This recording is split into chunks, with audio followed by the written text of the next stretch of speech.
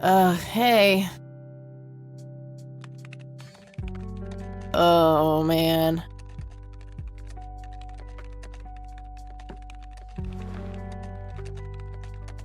Oh, God, this is so comfy.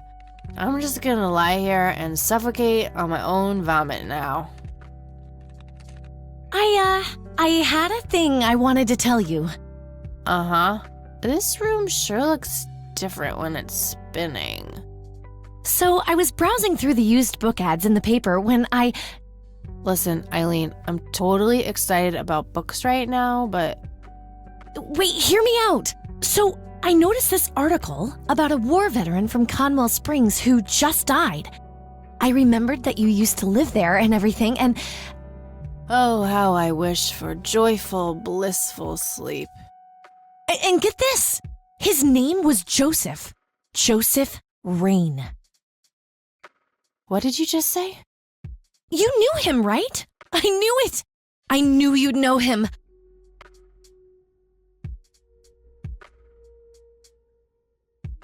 Yeah, was my grandfather. Hey, wait a minute, I never told you where I grew up. Oh, well, I might have sort of looked you up. That is not cool, Eileen, seriously. I just couldn't help myself. Well, one of these days you're gonna help yourself to a restraining order. I'm just telling you this as a friend. I know. Well, anyway, you should know that the funeral is tomorrow. Okay. Are you gonna go? I don't know. Good night, Eileen. Good night, Kathy.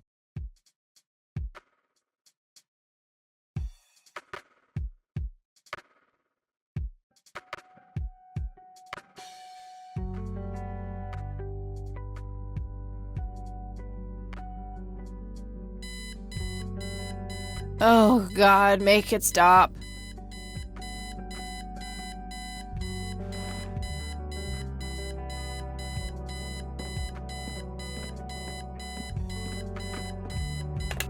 Looks like Eileen left a note for me here.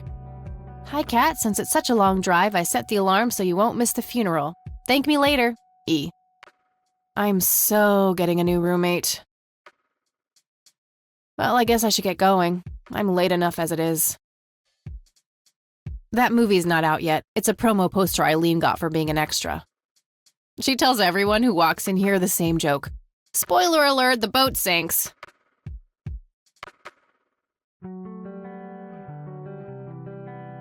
I'm fairly sure it's about some guy who falls in love with his golden retriever. I think that movie is about a girl and a boy who hate each other at first and then they fall in love for no reason at all. Oh, wait, that's every romantic comedy ever.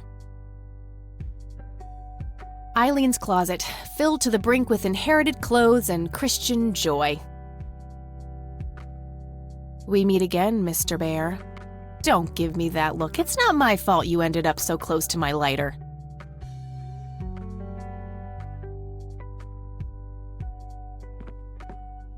Makeup check, hair check, horrible mood and contempt for humanity check. Honestly, she can believe in what she wants as long as she doesn't try to shove it down my throat. Eileen's schedule. There's a note for today.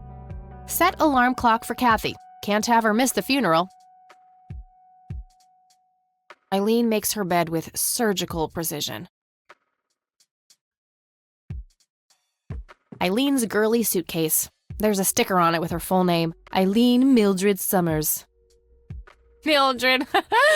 Oh my God, I'm gonna get her for that. I wish I could wrap up that fact and save it for Christmas.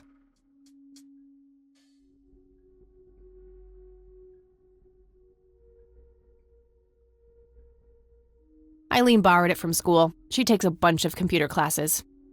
I'm no geek, but I know how to use one. A computer, that is, not a geek. Color printer. Super fancy, apparently. A fact which Eileen loves to remind me of. Our room phone. It's got an external line. I don't need to make any calls right now. The Thing, one of my favorite horror movies. My electric guitar. Got it cheap from a lesbian I met at a concert. Helped me get rid of my last 2 roommates. Pulp Fiction. Love that flick. Just some random band poster. Messy. Just the way I like it.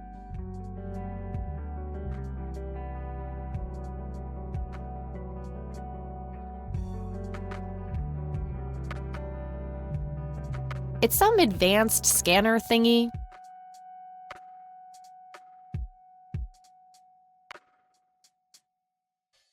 Eileen's obnoxious alarm clock. The noise makes me want to stab myself with something dull.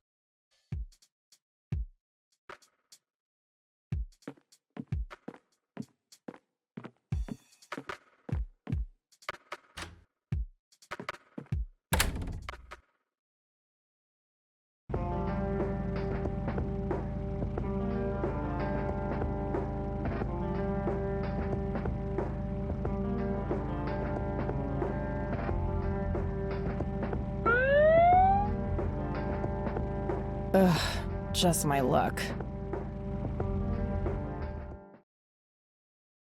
Do you know why I pulled you over, ma'am?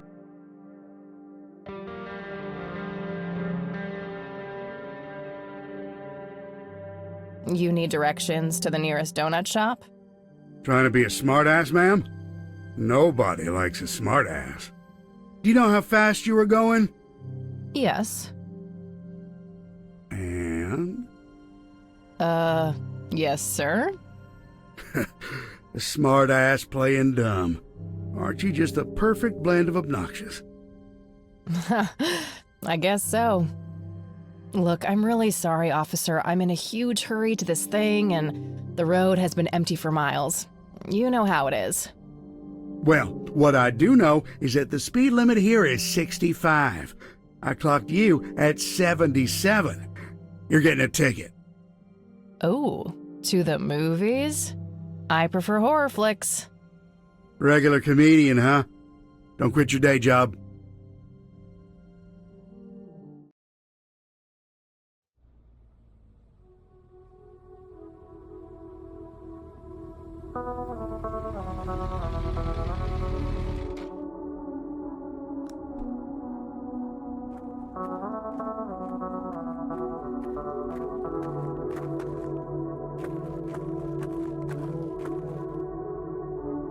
Well, here we are after a 40-minute drive and a harebrained speeding ticket.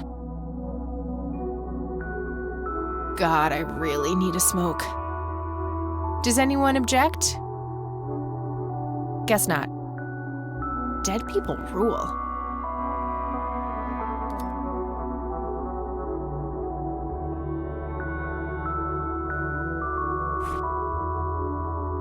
I'll write down clues in this as I find them. NZ 500 self-defense stun gun. My smoke's about a half a pack. Started when I was 12 and never looked back. Pretty much the only thing keeping me sane. My trusty Zippo, the only thing my deadbeat dad left me. There's a crude inscription, BH, which is a mystery to me.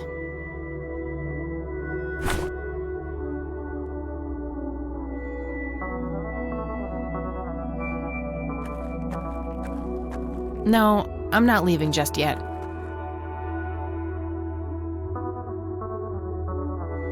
No time for that now. I'm late for the funeral. No time for that now. I'm late for the funeral.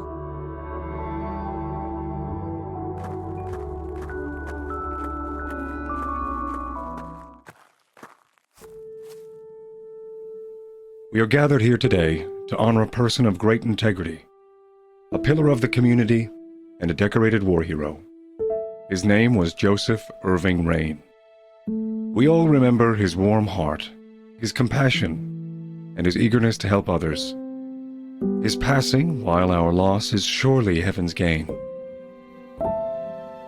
Now we entrust our brother Joseph to God's mercy. We commit his body to the ground, earth to earth, ashes to ashes, dust to dust. in sure and certain hope of the resurrection to eternal life through our Lord Jesus Christ, who will transform our frail bodies so that they may be conformed to his glorious body, who died, was buried, and rose again for us.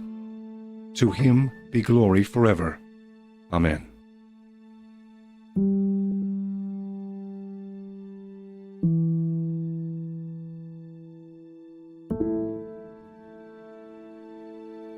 Oh, Kathy, you big baby, just talk to her.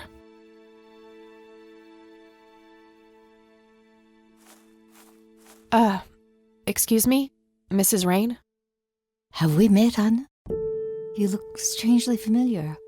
It's me. It's Catherine. Catherine who? You don't recognize me? I guess it's been a while. I might be a bit taller than you remember me. Kathy? Bless my soul. Look at you, all grown up. Oh, how I wish Joseph could see you now, finally coming home. Let's hope he can. Wherever he is. A comforting thought, dear. Lord, how long has it been? 10 years? 15? 15 sounds about right. I was 6 when Mom took me away. Goodness, we have some catching up to do then. I want to know everything. Listen, I'm not quite ready to leave yet, but why don't you join me at the house in half an hour? Sure, I'd love to. I passed it on my way here. It shouldn't be too hard to find. I'll see you soon then. I'm so glad you found your way back home. I can't wait for us to have a chance to talk. Same here. See you in a bit.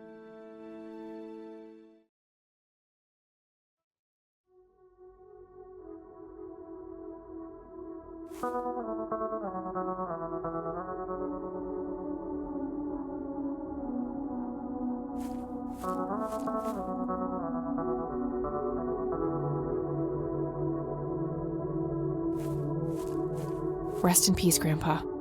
I wish things could have been different.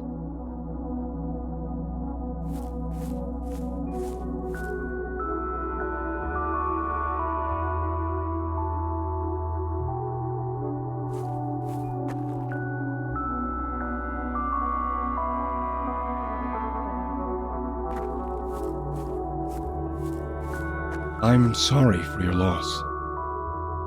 Thanks. If you wish to find God, the Church of the Holy Trinity is always open to you. Is that so? Here, have a brochure. It's never too late to turn away from a path of sin.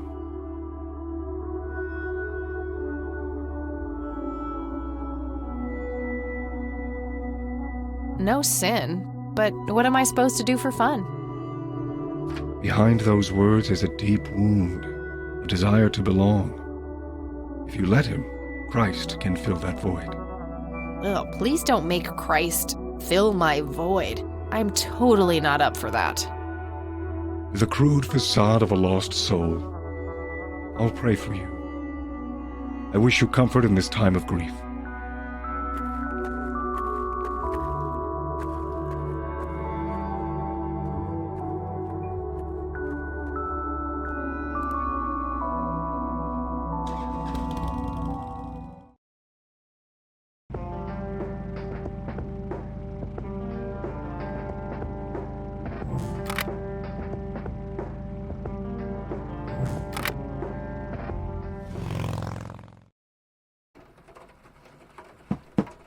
Grandma, anybody home?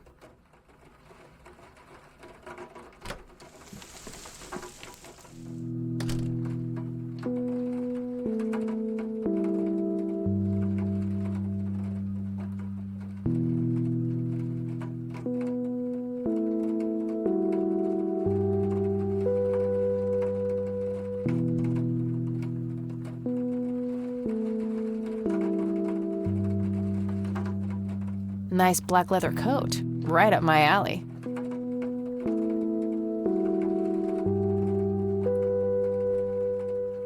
A mere single pair of boots on display. Boy, do we live in different worlds. Cute red horse. It's some old Swedish thing, I think. This paint looks fresh. Grandma must have had this restored recently. An old wheelchair. Not too dusty. Grandpa must have used it towards the end.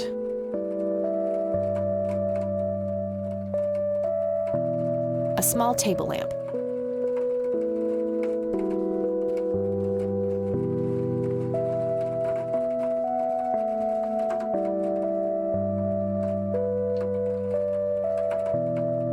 I don't have anything to search for yet.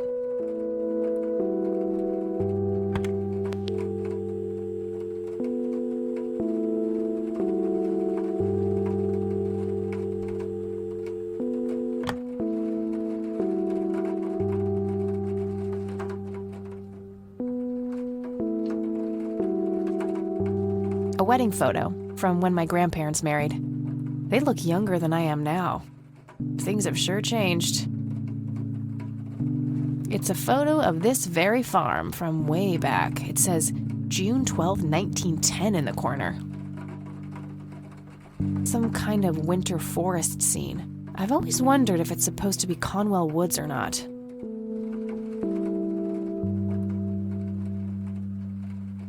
Dog fighting. Grandpa used to love that stuff.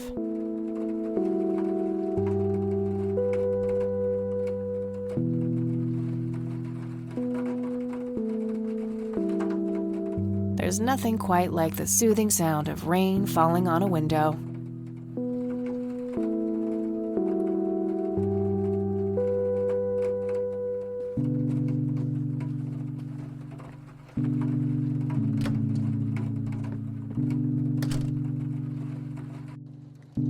Oh, hello, dear. I was just wondering what took you so long. Sorry, I couldn't resist taking that old wheelchair for a spin. Oh, don't give me that look. I put it back. You haven't changed one bit. Always kidding around, just like when you were little. Come, have a seat. We have so much to talk about.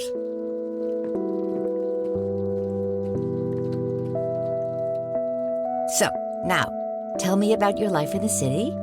Oh, there's not much to tell. I'm going to school for journalism. It's my second year.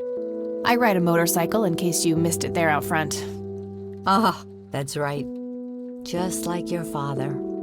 Yeah, I suppose. I must ask, have you heard anything from your father? Anything at all? No, nothing since he bailed way back then. I expected as much. He disappeared without a trace. No matter, that's ancient history. How's Sharon, then?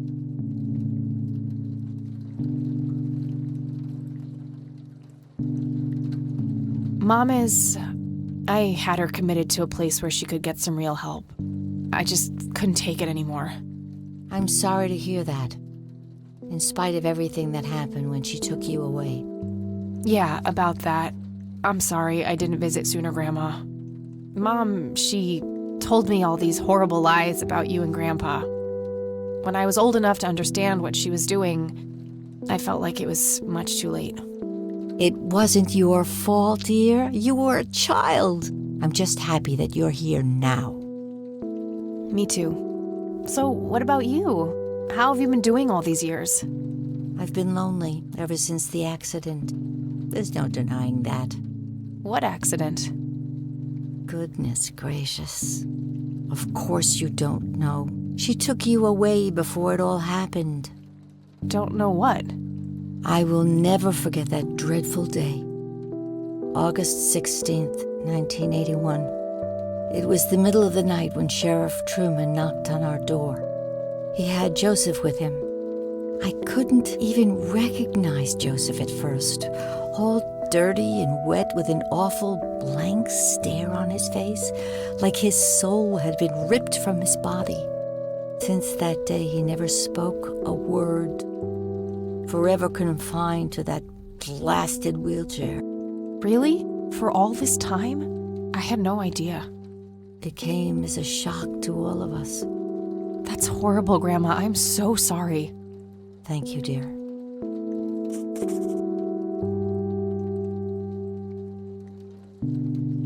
Why do you think Grandpa suddenly left that night in 81? I haven't the faintest idea. He acted very peculiar not long before it happened, disappearing for hours at a time. At first, I even suspected he was having an affair. When I asked him about it, he just said he was chasing old demons. Must have had something to do with the war. Maybe it was post-traumatic stress disorder? Grandpa always had a hard time showing weakness. I don't know, dear. I'm just speculating. I didn't think too much of it at the time. Joseph was a man of few words. I'm sure he just didn't wish to burden me with it, whatever it was. What did the doctors have to say about Grandpa's condition? Persistent vegetative state. That's what they call it. I've heard it all by now. One doctor said it was a stroke. Another claimed it was a seizure. The third hack tried to sell it off as a severe infection. It's all a load of tripe. I had an MRI performed on Joseph. It's one of those state-of-the-art head scans. Yeah, I've heard of them. Yes, well, according to the scan, his brain was completely intact. They thought it was a technical problem at the time, some kind of glitch, but the result was the same after 3 different scans on 3 different machines. Eventually, they had to confess that they simply had no credible explanation for the state he was in. And this injury just happened to occur on the very same night he mysteriously disappears? Indeed. I refuse to believe it was a coincidence. What did Sheriff Truman have to say about the matter? Not much. He said they simply found Joseph in that condition on the outskirts of town. The sheriff was convinced there was some kind of foul play involved, but the investigation turned up nothing. He later said that he was sorry, but that he was forced to close the case. You know, I could try to find out more about this. You're welcome to try, dear. Some kind of closure would mean the world to me. Okay, I think I'll head over to the sheriff's station for a little chat then. Would be nice to witness police doing some actual police service for once. Sure, you go ahead. Let me know if I can be of any more help.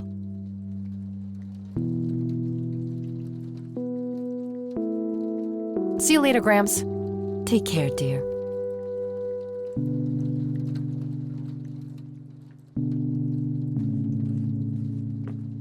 That's my great-grandfather, Eric Wren. I never met him. They changed the spelling to Rain after he died, I think. Some woman dressed fancy.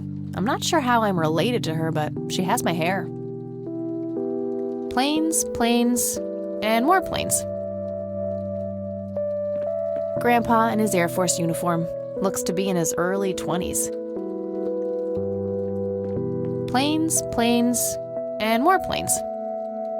Planes, planes, and more planes.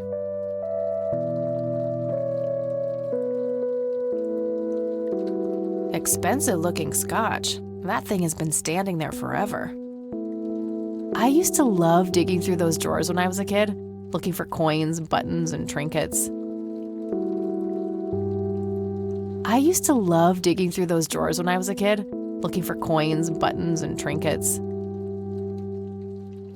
Nice leather chair. Freckles, the old farm cat, used to love that thing. There are a few things I need to ask you, Grandma. Very well, dear. Bye, Grandma. I'll be back later. So long.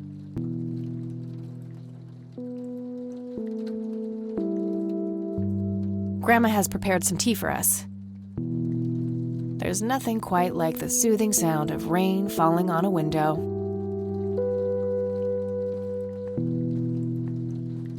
A decent-sized book collection, most of them science or history-related from the looks of it.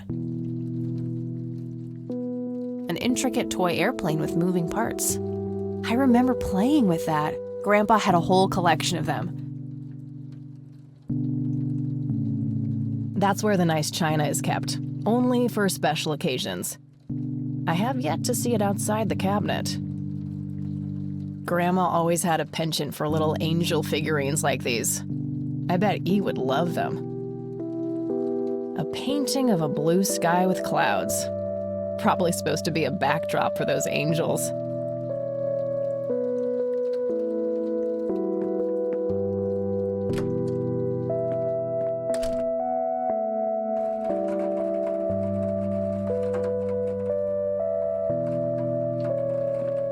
I shouldn't overstay my welcome.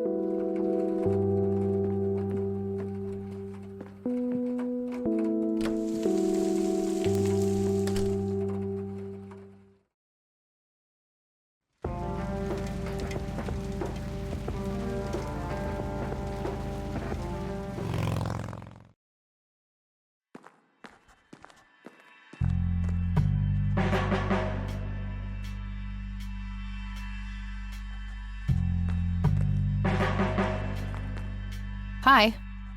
Hello. Do I have to commit a crime to get your attention? Because I seriously will. Ma'am, I'm really quite busy at the moment.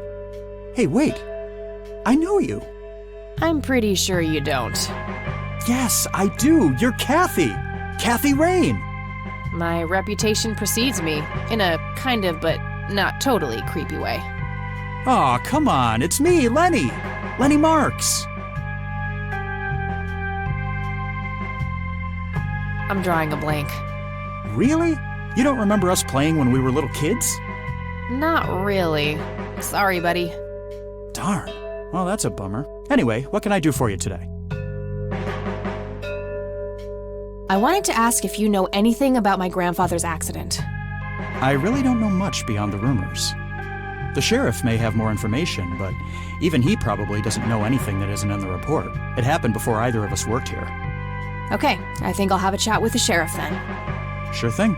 His office is to your right. Well, gotta go. Good luck. Oh, and have a complimentary cup of joe if you want. Ah, maybe later. Thanks. Sure thing. See ya.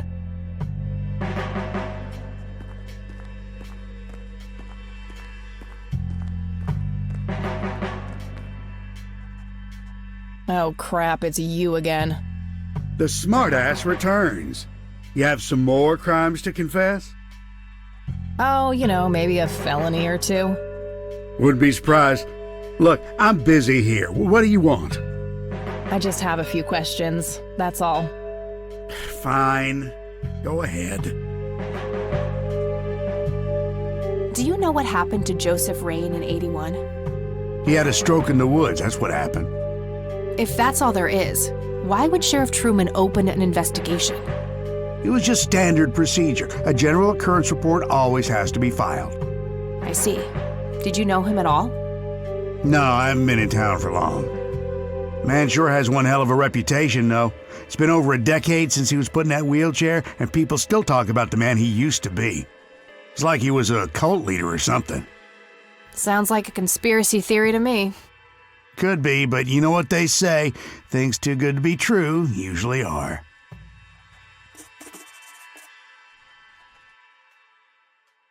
Could I have a look at that report? Absolutely not. They're official police documents. Why not? I thought filed police reports are public record. Not in this state, they ain't.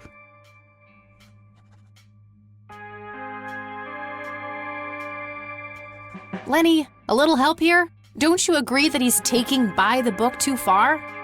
Well, boss, she is his granddaughter, really. I don't think it's any... Don't you think I know that? There are rules. Am I the only one in here who cares about the law? Too much coffee? Try not to pop a vein. Do you want to see the inside of a cell? Oh, cuff me, officer. Spare me the torment of your rhetorical questions and veiled threats. Just follow the rules like everyone else. I've had enough of this nonsense. Fine.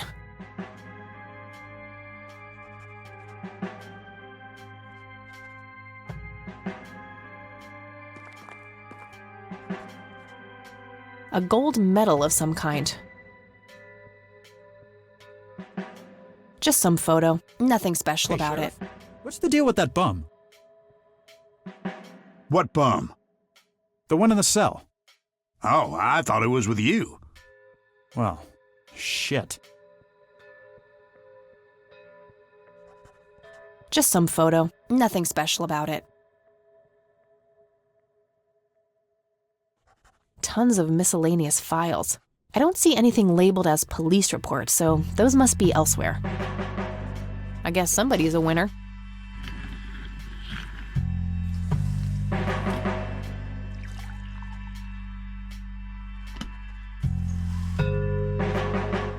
plant. Looks a bit thirsty. Coffee cups, both used and unused.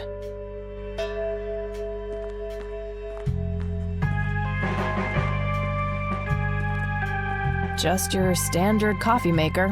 What should I do with it? How's the paperwork coming along, Lenny? Okay, I guess. Maybe halfway through. That's no good. We're gonna have to cancel lunch today. Again? Oh, man. Your motivation shouldn't be limited by your growling stomach, Lenny. If you say so, boss. Not a big fan of that idea. Nah, I'm good. Had a cup this morning. Lots of police reports. They all look fairly recent, though. Nothing older than 1990.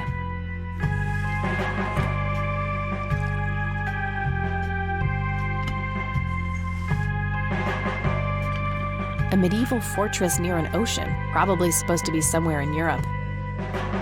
A medieval fortress near an ocean, probably supposed to be somewhere in Europe.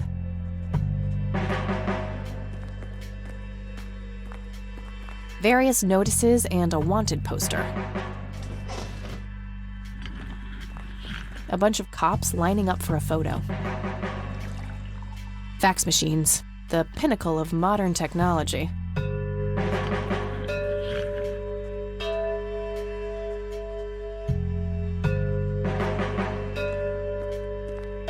Hey, Lenny. Hello, Kathy. What's up? Hey, I need to see the police report from '81 when my grandfather was found by the old sheriff. We only keep reports filed after 1990 in here, so I'd have to go check the archives in the other room. If it was up to me, I'd be happy to go take a look, but you heard the sheriff before. I'm sorry, but I can't help you unless he approves it. Ugh, fine. Well, gotta go. See ya. Looks like talking isn't gonna help me get that report. I'll have to take matters into my own hands. Lenny mentioned that the older police reports are kept in the room behind those doors. Land of the free. Not their peak hours, it seems. Hey, that's a restricted area. Oh, okay. Sorry.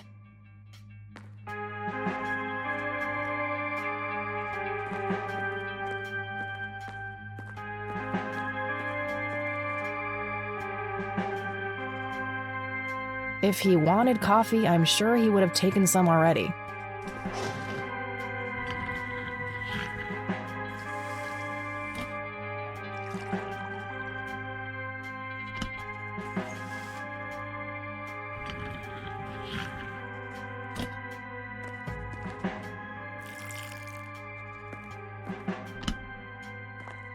All right, let's see how this plays out.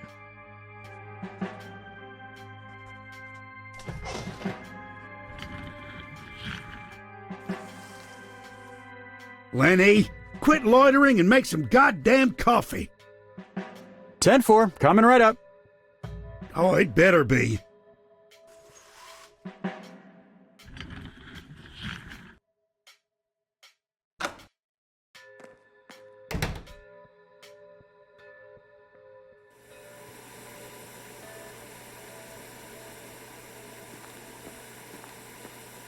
Hey, What? I can't hear you. hey, What? I can't hear you. if I ever feel the urge to clean, I'll know where to go. A jail cell. Looks cramped.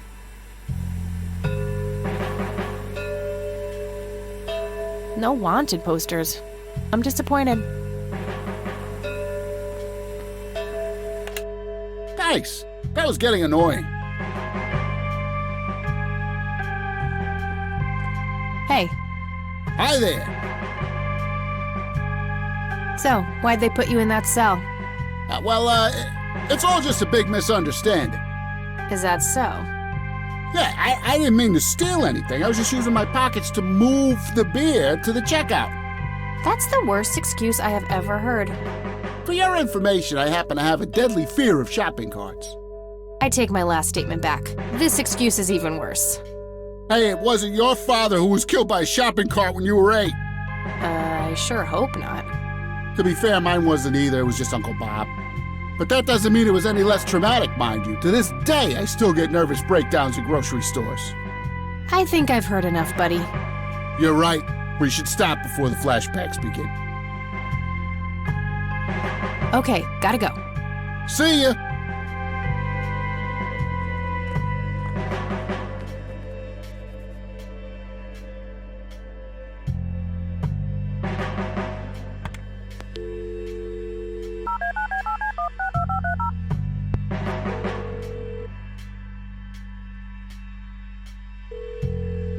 Hi, this is Eileen speaking. Hey, it's me, Kat. Oh, hi, what's up? Too complicated to explain over the phone. I'll fill her in about it later. I'm trying to get a hold of a police report concerning Grandpa, but the cops refuse to give it to me. Yep, the state laws are really strict about that sort of thing. Ugh, there must be some way to get my hands on it. Sure, but probably not within the boundaries of the law, Kathy. Am I hearing this right? Are you encouraging criminal behavior, E? Oh, I would never! Okay, gotta go. Talk to you later. Bye, Kathy.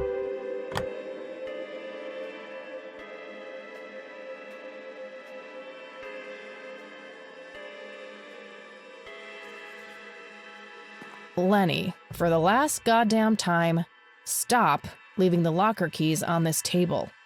Always put them back in your desk when you're done. This phone is not here for your personal calls either. The county shouldn't have to pay for your giggly shenanigans. Sheriff.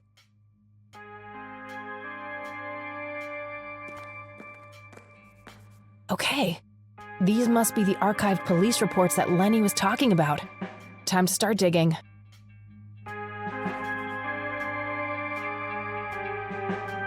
Yes, found it. August 16th, 1981. Let's have a look.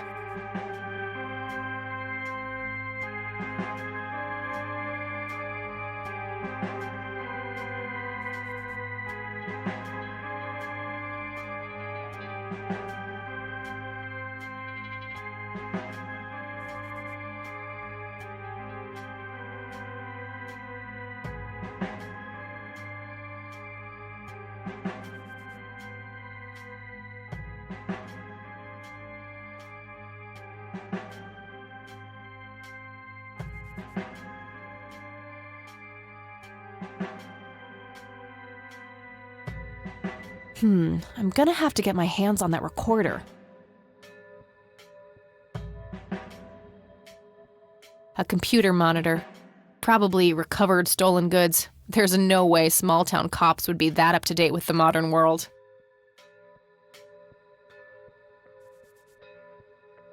A big red gas can with a hose. Somebody probably used that to siphon gas. An axe, a sledgehammer, and some other heavy tools. Brilliant idea to leave those lying around next to evidence lockers and locked cells.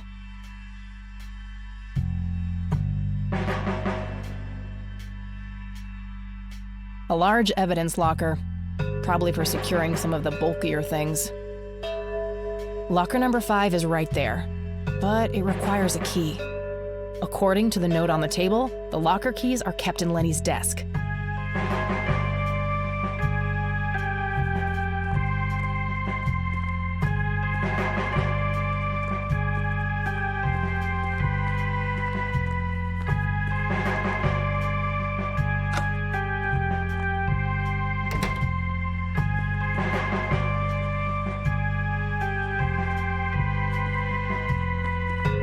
Hey, Lenny.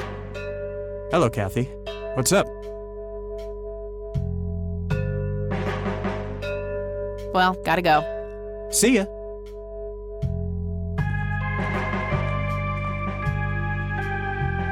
Time to waste more coffee, I guess.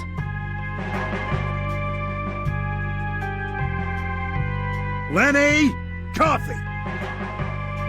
Jeez Louise, already? I'll take care of it, boss.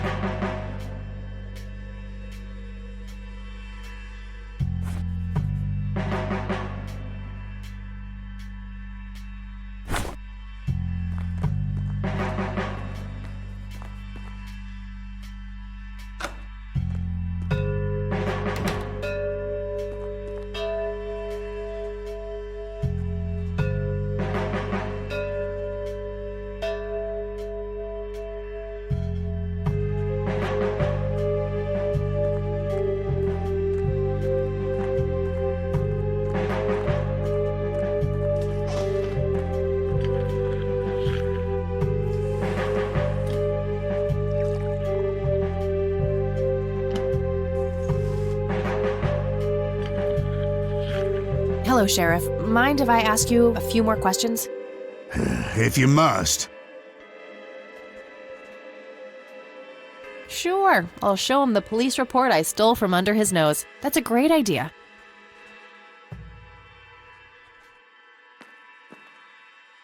What's your opinion on this church? It's a fine church. I go there myself every Sunday.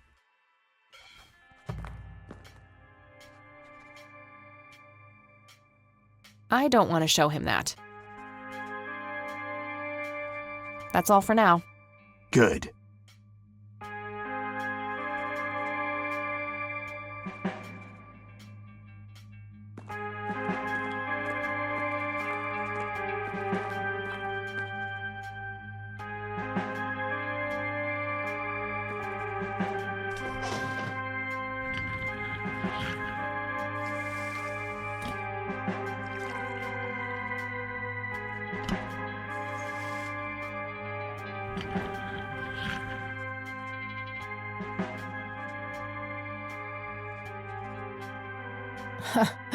Wouldn't that be the day? He can get his own coffee. Thank you very much.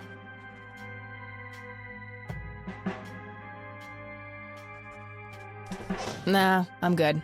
Had a cup this morning.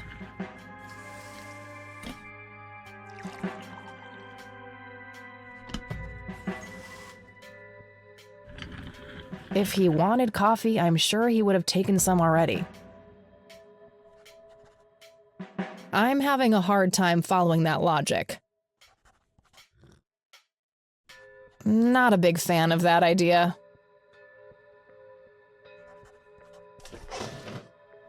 Not a big fan of that idea.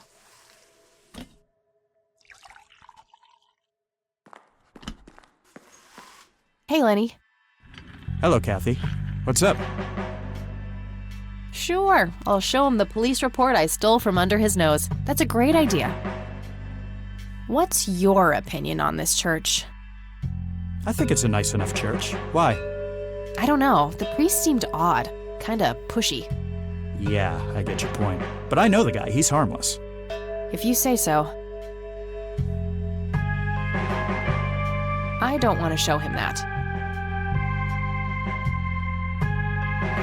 Well, gotta go. See ya.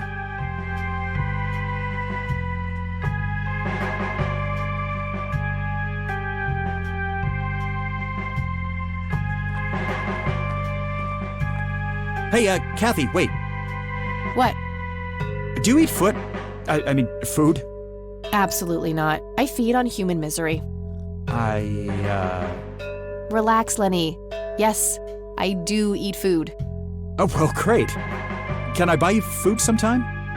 And also buy food for me? And then maybe we can eat the food together?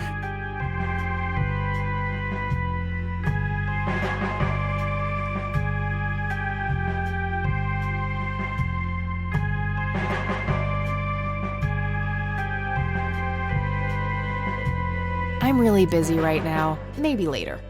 Oh, okay. See ya.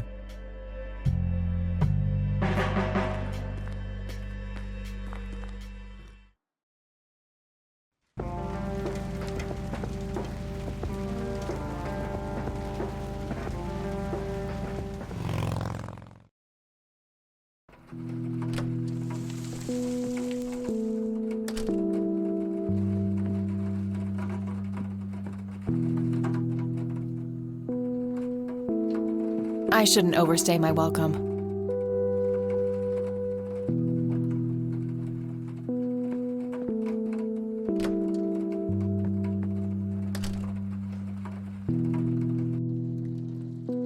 Oh, hello, dear.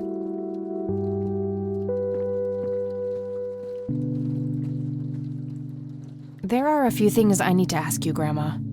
Very well, dear. I got Truman's police report from when Grandpa was found in 81.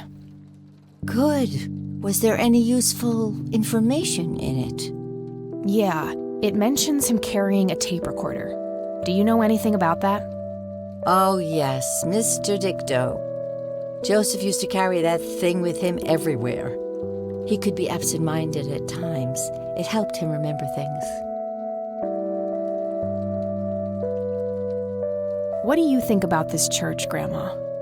They seem harmless to me, but they can be a bit pushy at times. Huh, you could say that. Handing out pamphlets at funerals is in pretty bad taste. Awfully strange behavior for a priest, I'll give you that. I don't want to show her that. See you later, Gramps. Take care, dear.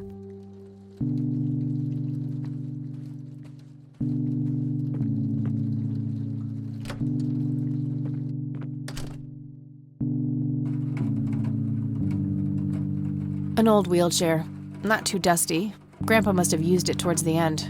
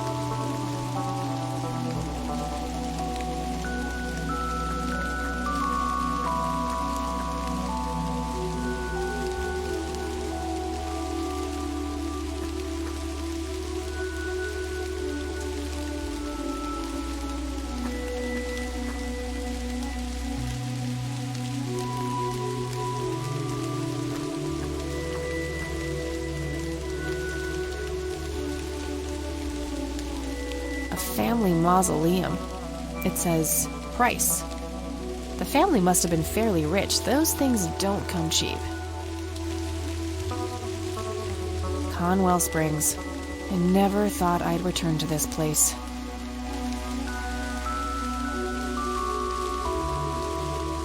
Conwell Springs. I never thought I'd return to this place.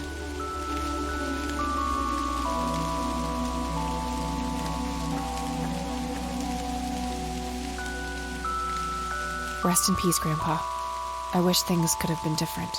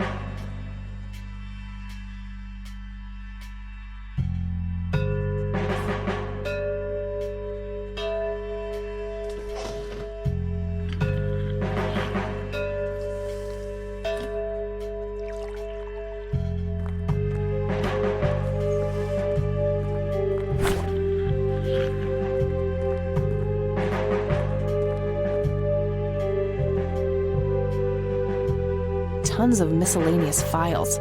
I don't see anything labeled as police reports, so those must be elsewhere.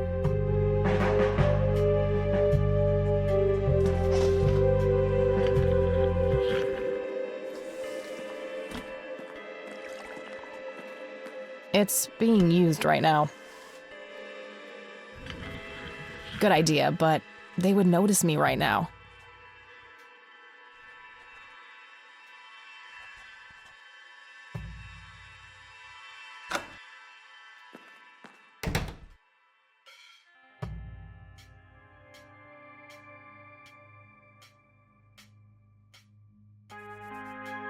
An axe, a sledgehammer, and some other heavy tools.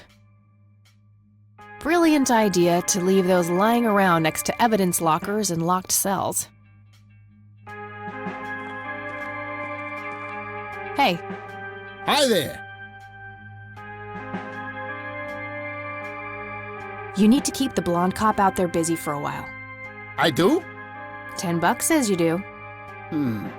I'd say my services in this matter are worth at least $20. 9. 15. 8. Fine, 10. 7. Deal. Good. So, what am I doing again? Distract that young cop in the lobby. I don't care how you do it, as long as you keep him occupied for a while. Okay then, let me know when. Will do. Okay, gotta go. See ya. Hey. Hi there. Okay, gotta go. See ya.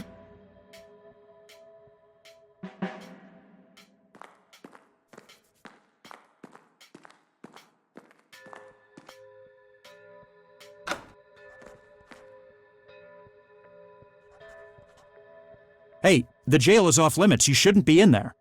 Oh, sorry. I just heard someone yelling. I think that guy in the cell needs some help. Ah, what now?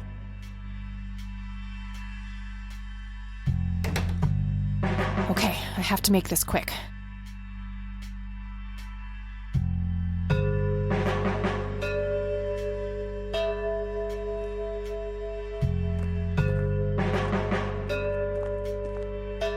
Okay, let's find the key to locker number 5.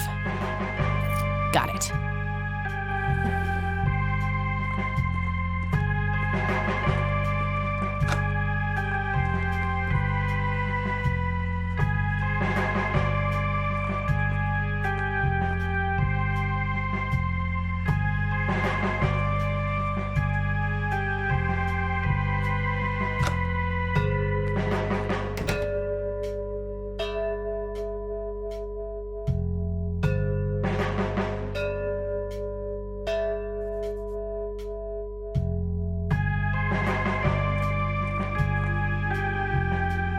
Locker number 5 is right there, but it requires a key.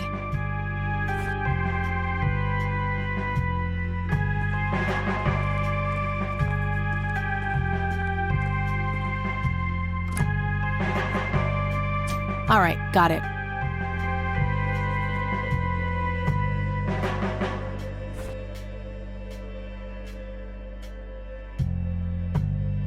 Note to self. Remember, the perfect bouquet consists of 3 red roses, a blue violet, and 2 yellow tulips. I've been working on my research in the attic at night. I just don't want her to worry. She has enough to think about with everything that's been going on lately. With Sharon and Kathy. Anyway, I'm getting close to finding the source. I have a promising new theory. It should be ready for a test soon.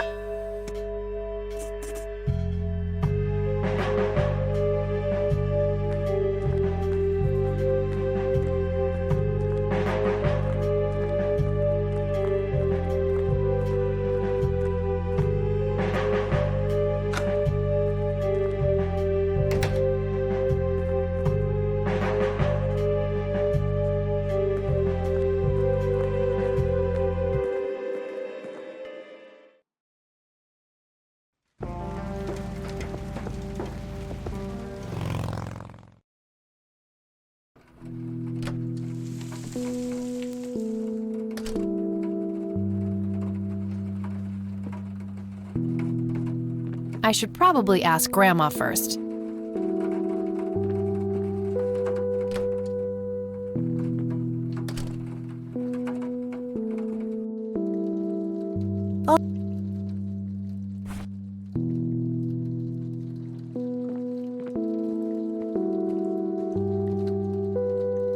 Hey, Grandma, do you recognize this tape recorder? Oh, yes, Mr. Dicto. Joseph used to carry that thing with him everywhere. He could be absent-minded at times. It helped him remember things. Would you mind if I took a look in the attic? I suppose it would do no harm. Come with me. Thanks, Grandma. You're welcome, dear. Be careful now.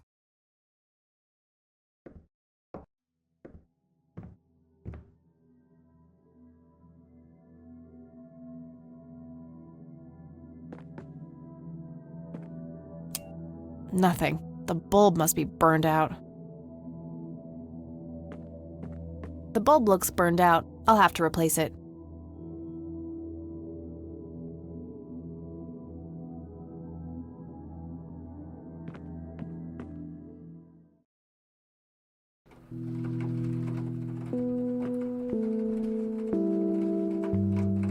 Free light bulb. Score!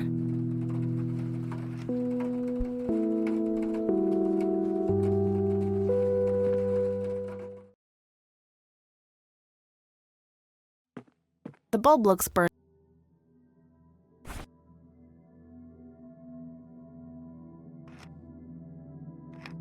There we go.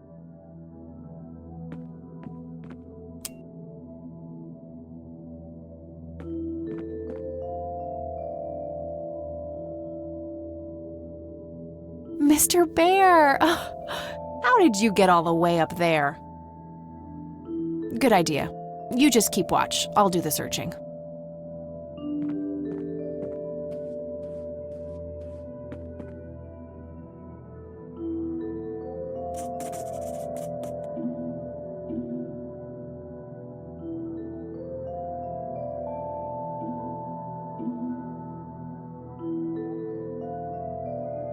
A worn office chair on wheels. I'm feeling a sudden urge to do a race.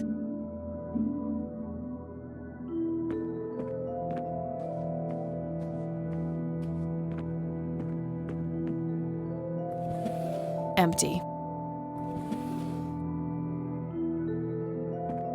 Just some old bills. Nothing interesting. An old typewriter covered in cobwebs. A thick book about math.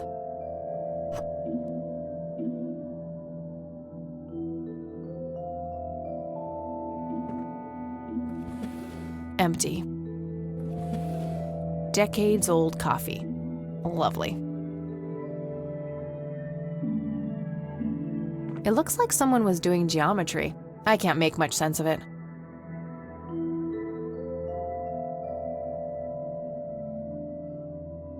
Various books and office supplies. Nothing in particular catches the eye.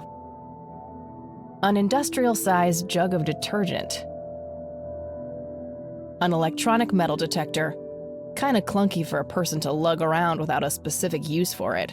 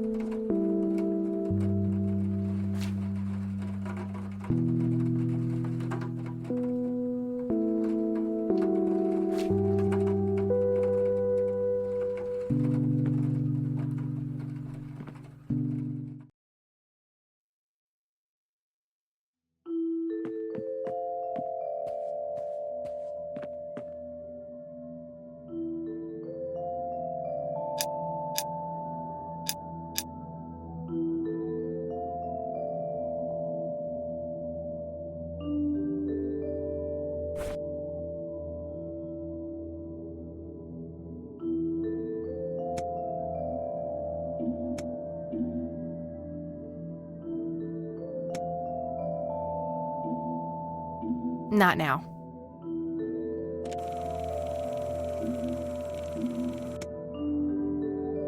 Note to self. Remember, the perfect bouquet consists of 3 red roses, a blue violet, and 2 yellow tulips. I've been working on my research in the attic at night. I just don't want her to worry. She has enough to think about with everything that's been going on lately. With Sharon and Kathy. Anyway, I'm getting close to finding the source. I have a promising new theory. It should be ready for a test soon.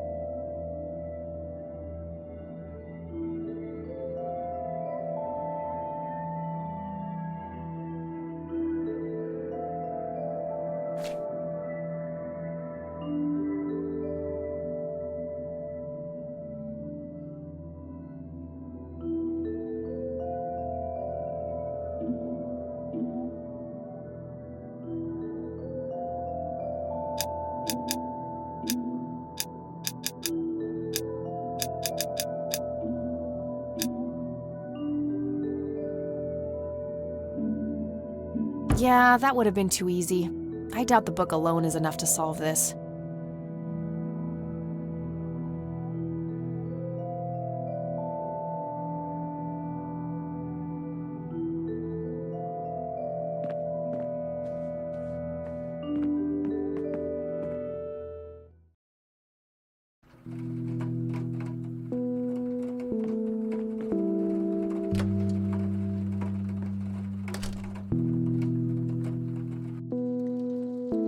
Oh, hello, dear.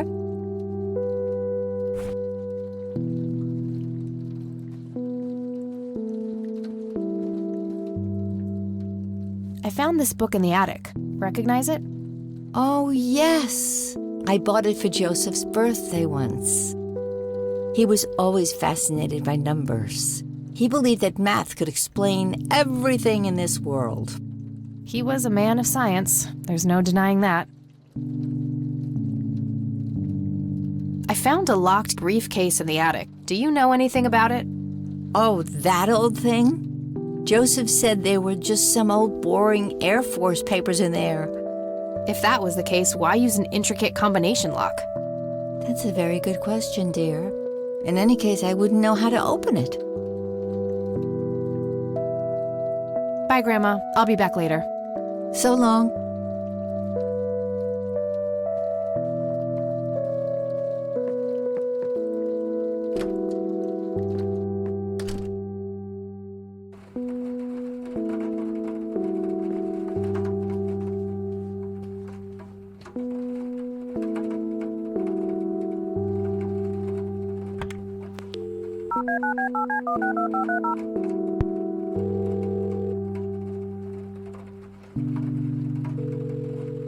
Hi, this is Eileen speaking. Hey, it's me, Kat.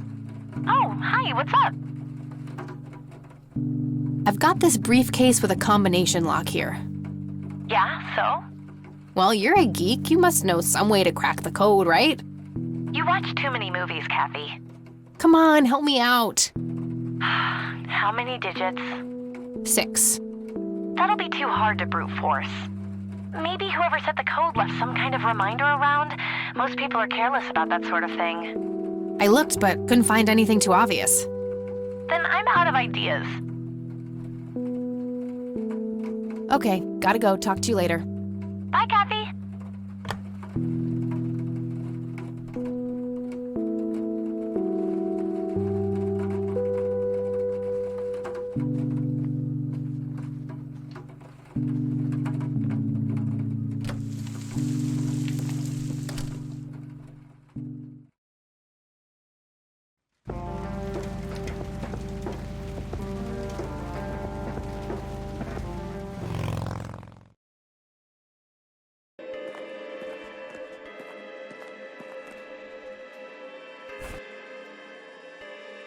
I don't want to show him that.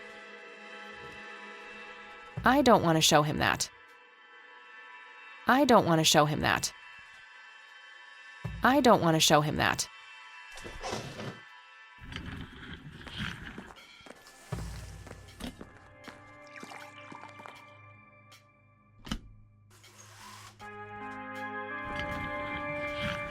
Good idea, but they would notice.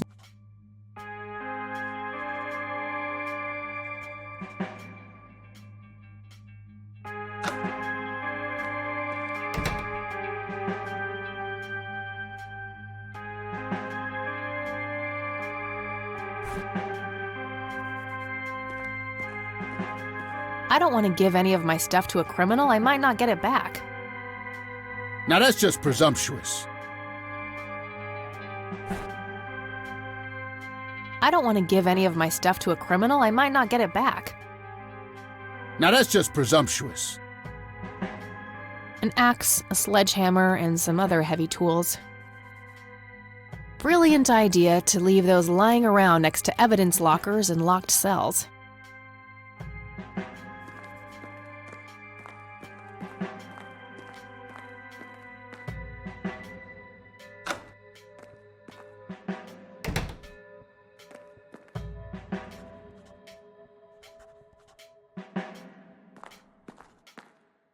Hey, Lenny. Hello, Kathy. What's up? Nah, I don't want to ask him about that. Well, gotta go. See ya.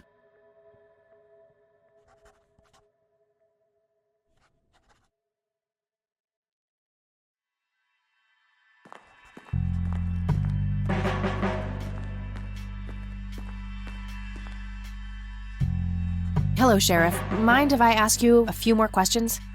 If you must. I don't need to ask him that.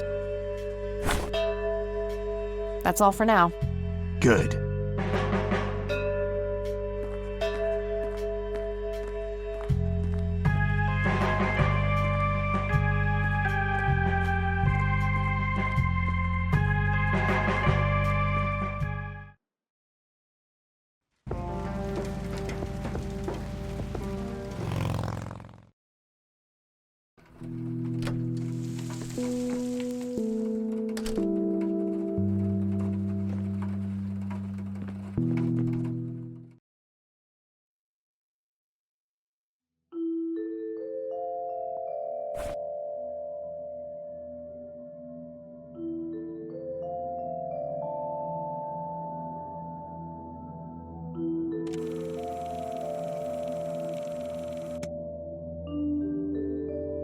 Note to self. Remember, the perfect bouquet consists of 3 red roses, a blue violet, and 2 yellow tulips. I've been working on my research in the attic at night. I just don't want her to worry. She has enough to think about with everything that's been going on lately. With Sharon and Kathy. Anyway, I'm getting close to finding the source. I have a promising new theory. It should be ready for a test soon.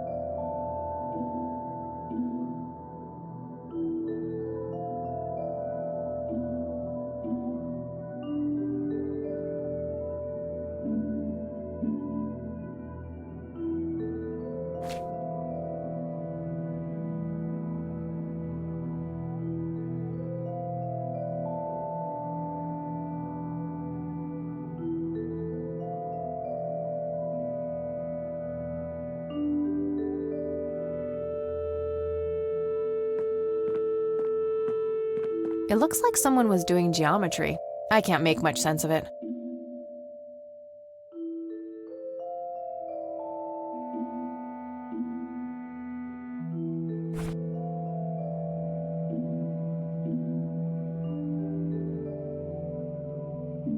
It's the brochure that priest gave me at the funeral.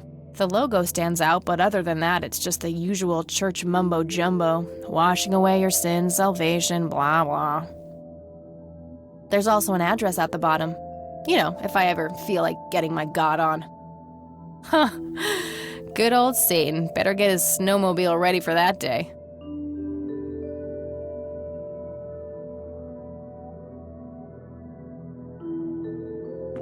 Just some old bills. Nothing interesting.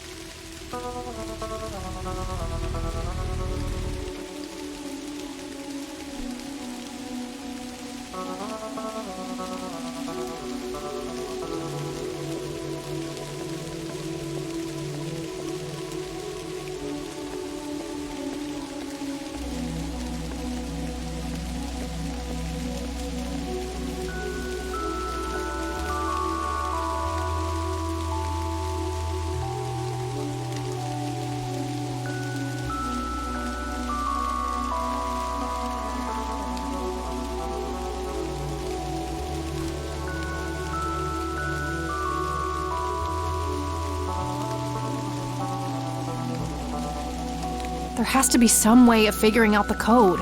I'm sure both the math book and the first message on the tape have something to do with it. Not now.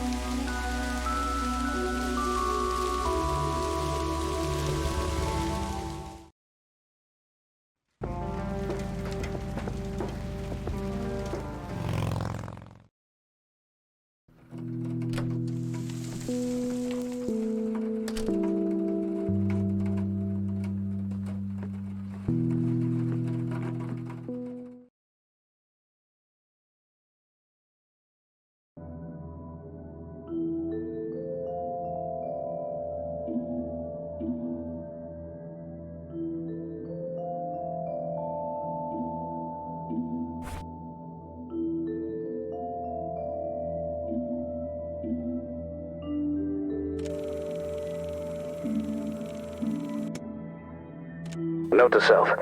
Remember, the perfect bouquet consists of 3 red roses, a blue violet, and 2 yellow tulips. I've been working on my research in the attic at night. I just don't want her to worry. She has enough to think about with everything that's been going on lately. With Sharon and Kathy. Anyway, I'm getting close to finding the source. I have a promising new theory. It should be ready for a test soon.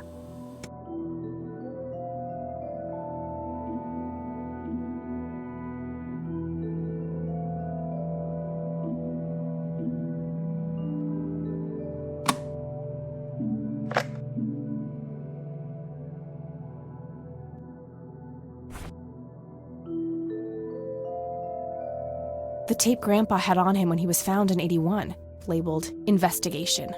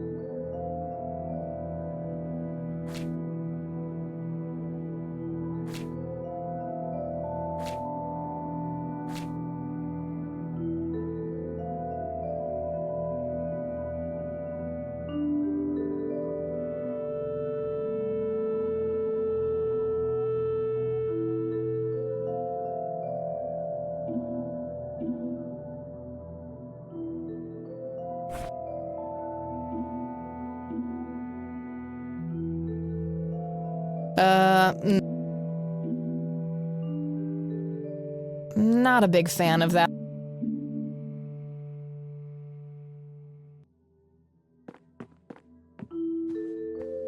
The tape Grandpa had on him when he was found in 81.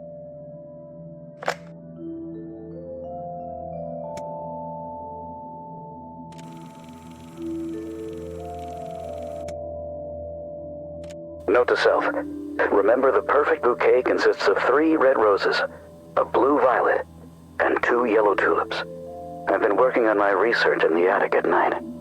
I just don't want her to worry. She has enough to think about with everything that's been going on lately. With Sharon and Kathy. Anyway, I'm getting close to finding the source. I have a promising new theory. It should be ready for a test soon.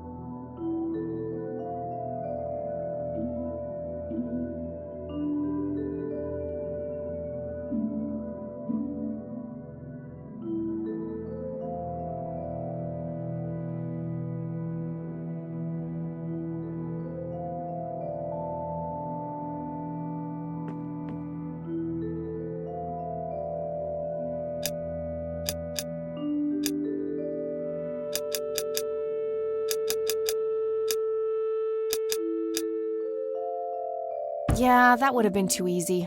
I doubt the book alone is enough to solve this.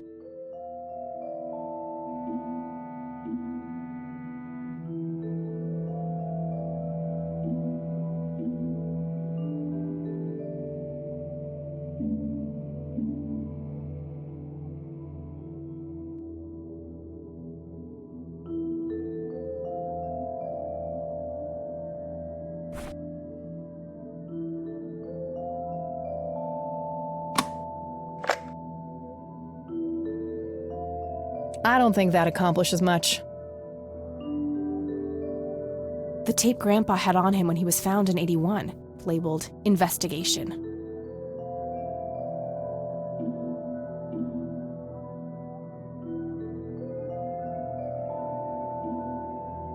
Not now.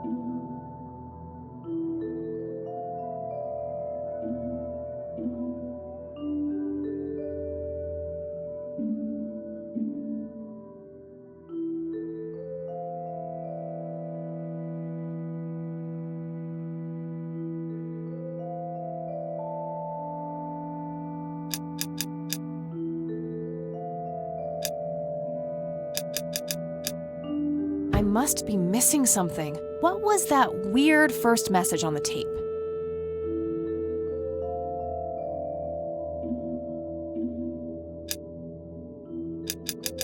Yes!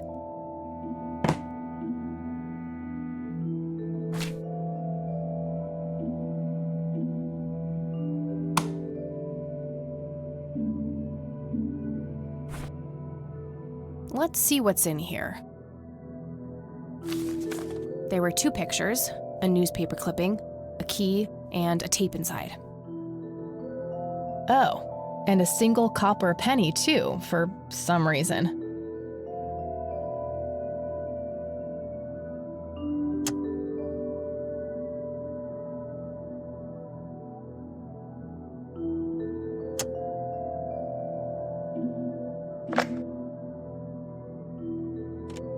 You've reached the Rain residence. Leave a message after the beep. Hello, Joseph, Mrs. Rain. It's me, Charles. I thought I'd give you a call. Erica just had her firstborn. It's a boy. Thankfully, he looks nothing like his father. Listen, I was thinking maybe you'd like to come and visit. And what about your little Kathy? Maybe she wants to see the baby. Well, anyways, I hope to see you soon. All the best. Bye. You people make me sick. We're never coming back. Don't call, don't write. If you ever try to contact us, I will call the police.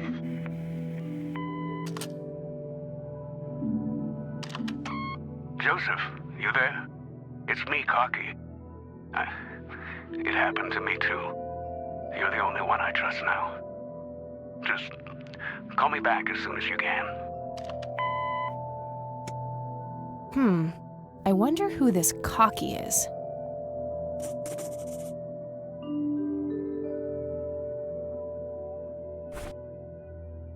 Looks overexposed. I can't make much out. I think I see trees in the background, but most of the picture is just bright white. There's probably some way to enhance this back at school. I'll figure it out tomorrow when I'm back. Grandpa in uniform with 2 other men. Something is handwritten on the back. Flight training, McConnell Air Force Base, 1941. Tragic drowning in Conwell Springs. In early morning on Sunday the 14th, a teenage girl found dead near Conwell Lake. The girl is survived by her mother, father, and younger brother. The funeral service will be held at Conwell Cemetery on the 21st of July. The notice is dated July 15th, 1975. Tragic story. I wonder why Grandpa saved this.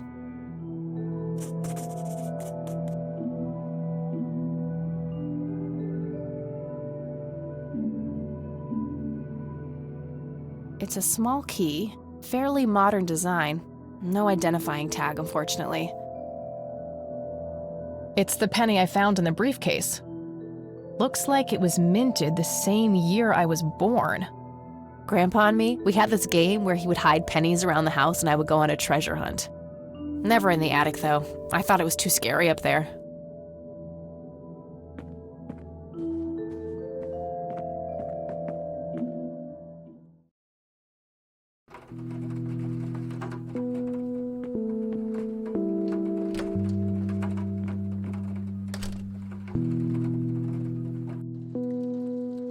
Oh, hello, dear.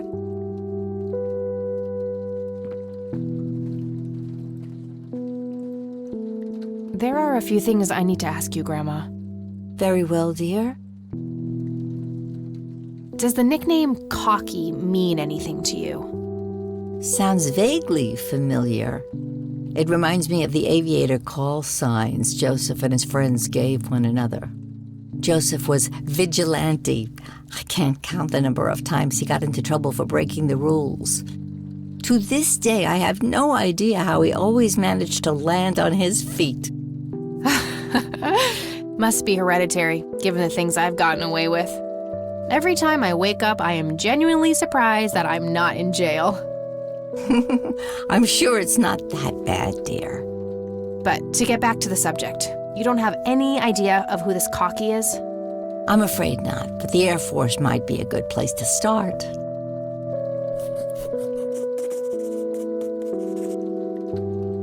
Can you tell me anything about McConnell Air Force Base? It's not very far from Conwell Springs. Joseph was stationed there for some time during the war. I believe they're still training young pilots there today. So when did Grandpa enlist in the Air Force? Oh, it was barely past the honeymoon when Joseph left to fight in that terrible war, together with his best friend Charles and my brother Andrew. Those were nerve-wracking years. I was so worried I thought I would burst. Every short visit from Joseph was a joy, but he kept going back to the front, to my great dismay. When I told Joseph about being pregnant with your father, he finally realized that enough was enough. He had done his duty. Shortly thereafter, he returned to a quiet farmer's life in this very house, helping your great-grandfather with the crops until he passed. Do you know anything about a young girl drowning around here? Oh, yes. It was the saddest thing. She was only 16. We never really knew the family. They preferred to keep to themselves. Do you remember the name of the girl or her family? I'm awfully sorry, dear. I just can't recall. That's okay, Grandma. I was just wondering why Grandpa would have wanted to save this. Joseph was always affected by the tragedy of others. Perhaps he wanted to do something for the family. In any case, he didn't speak to me about it. Bye, Grandma. I'll be back later. So long.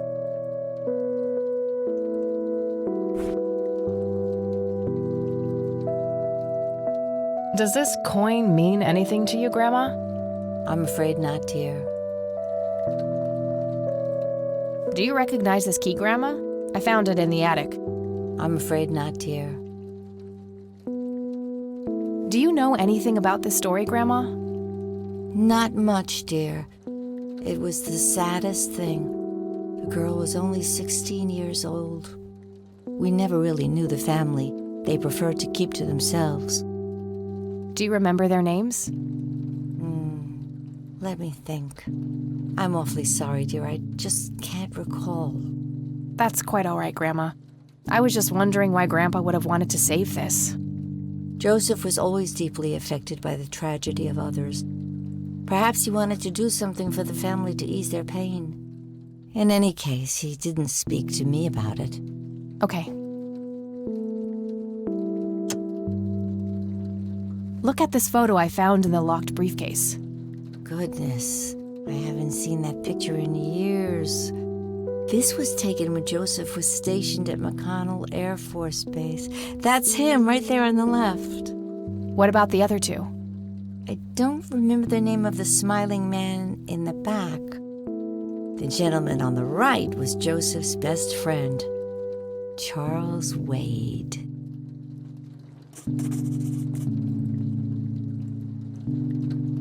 What can you tell me about Charles Wade?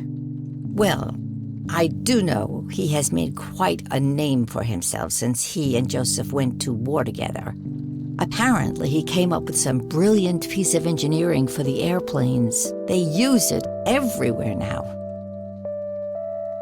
Any idea how to get in touch with him? I'm afraid not, dear. I haven't seen him for years. He and Joseph grew apart before you were born. Any particular reason for that? Not that I know of.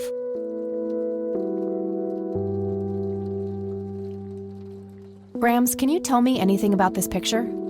It looks awfully bright. Perhaps something was wrong with the camera.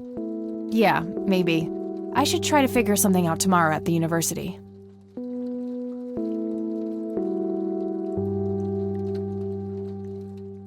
Hey, Grandma, do you recognize this tape recorder? Oh, yes, Mr. Dicto. He could be absent-minded at times. It helped him remember things. Well, gotta go, Grams. Talk to you later. Bye, Kathy.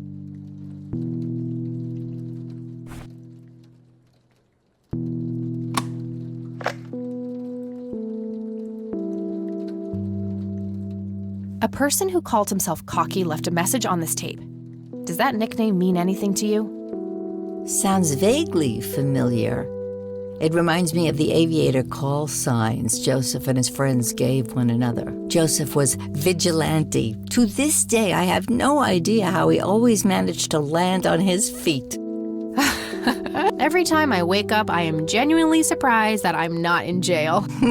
But to get back to the subject, you don't have any idea of who this Cocky is? I'm afraid not, but the Air Force might be a good place to start. See you later, Grams. Take care, dear.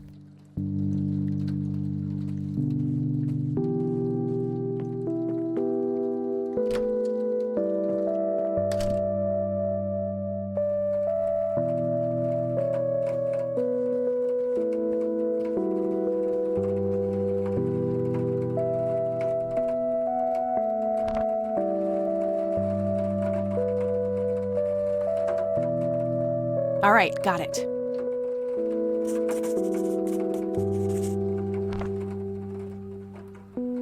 Damn, no Charles Wade in here. Was worth a shot, but being rich and famous and all, I guess he's got a hidden number. No hit for Wade Industries either, but it was kind of a long shot for them to have an office in this small county anyway. I should try to get a hold of him some other way. No result for that. Nope, couldn't find it. No result for that.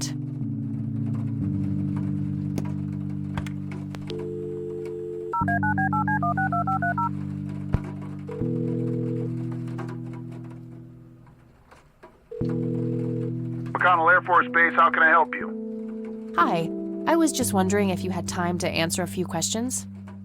Sure thing, ma'am. Ask away.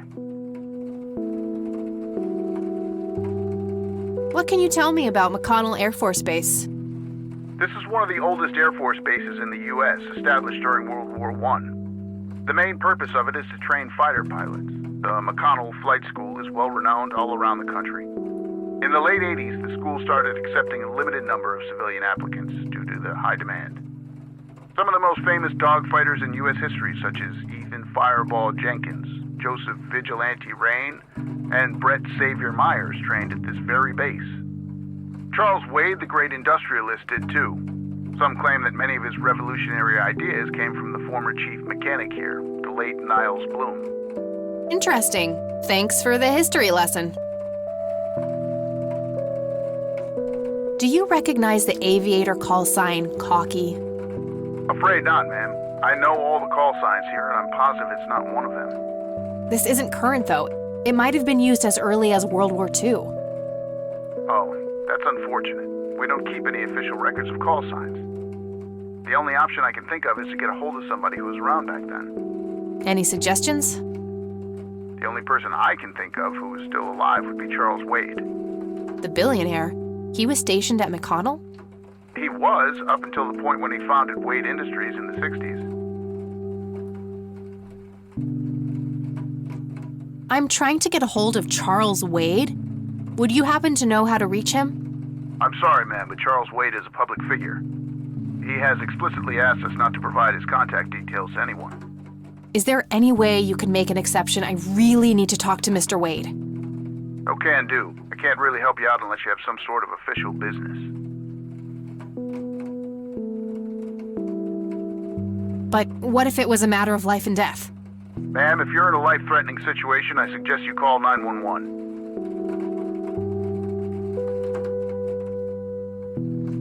I do have official business. I'm Deputy Reagan. I'm calling from Conwell Springs Sheriff's Department. Nice try. Do you know what caller ID is? Can clearly see that you're not calling from the station. Goodbye. Damn, I can't pull that off if I call from here.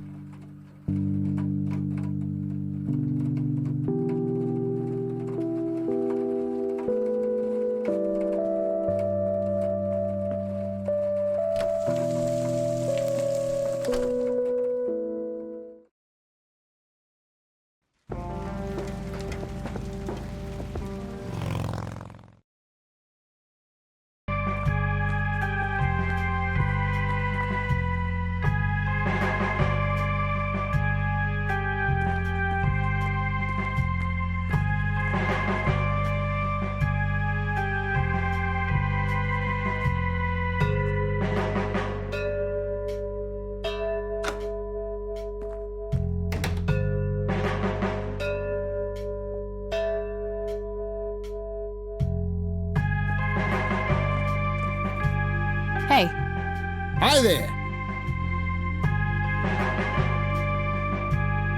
Okay, gotta go. See ya.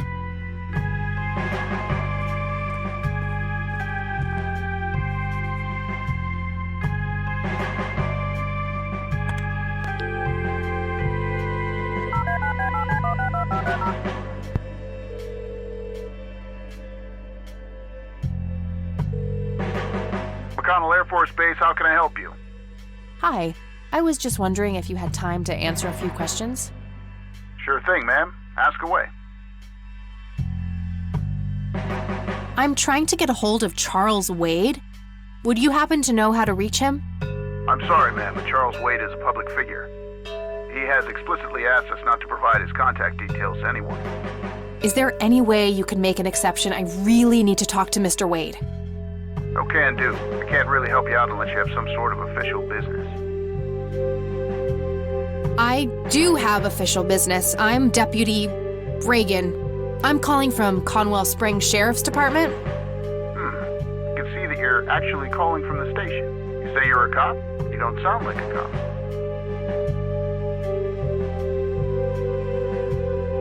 What the hell is that supposed to mean?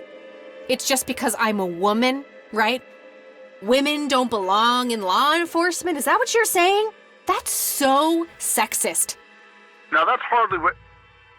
Do you have any idea what I have to go through every day? Nobody takes me seriously. The dirty looks, the sexual innuendos, Relax, okay?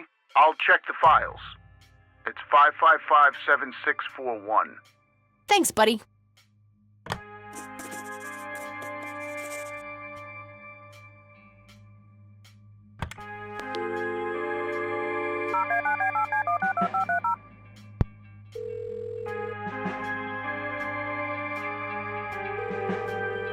Wade residence? Hi, this is Kathy Rain. I'm calling for Charles Wade. He doesn't live here anymore. What's this about? What do you want with my father? I'd just like to have a quick word with Mr. Wade. It's about my grandfather, Joseph Rain. You're 20 years late, girl. My father has neither time nor energy to deal with you people. But this conversation is over. Unless my father explicitly says he wants to talk to you, it's not going to happen. what a stuck-up, overclass witch. Well, she hasn't heard the last from me. I'm going to talk to that old man one way or another.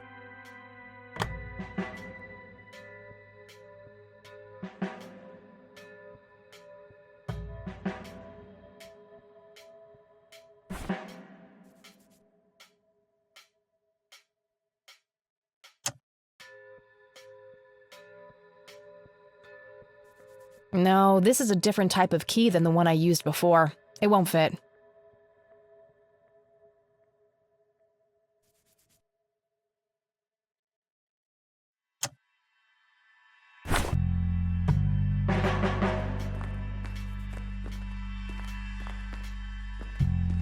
Hey. Hi there. Okay, gotta go. See ya.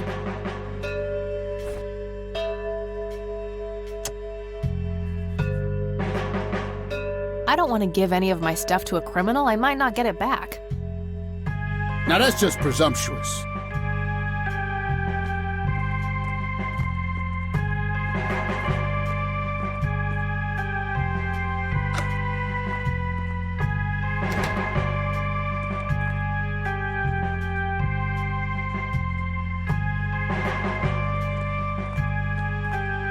Hey, Lenny.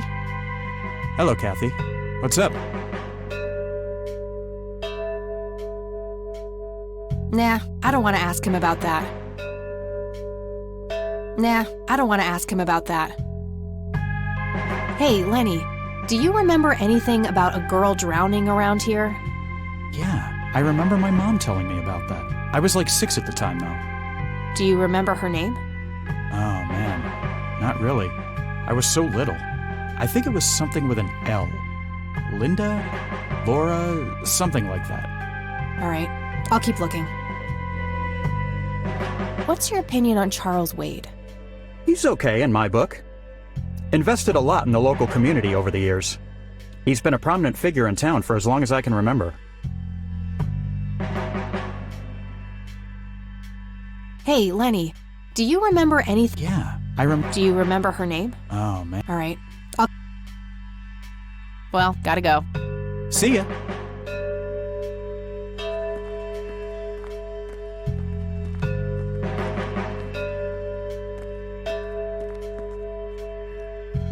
Hello, Sheriff. Mind if I ask you a few more questions? If you must. I don't need to ask him that. I don't need to ask him that. Do you know anything about the drowning here in 1975? 16-year-old girl? You have a memory problem? I told you I haven't been working here that long. Besides, even if I did, I wouldn't tell you. Juvenile cases are a sensitive matter. What's your opinion on Charles Wade? There's a lot of people in town with their noses up that man's ass, that's for sure. That's so? Care to elaborate? Just another rich bastard doing what he does. They even renamed Main Street to Wade Street a few months back. What a goddamn joke. That's all for now. Good. Uh-oh. I think it's time to...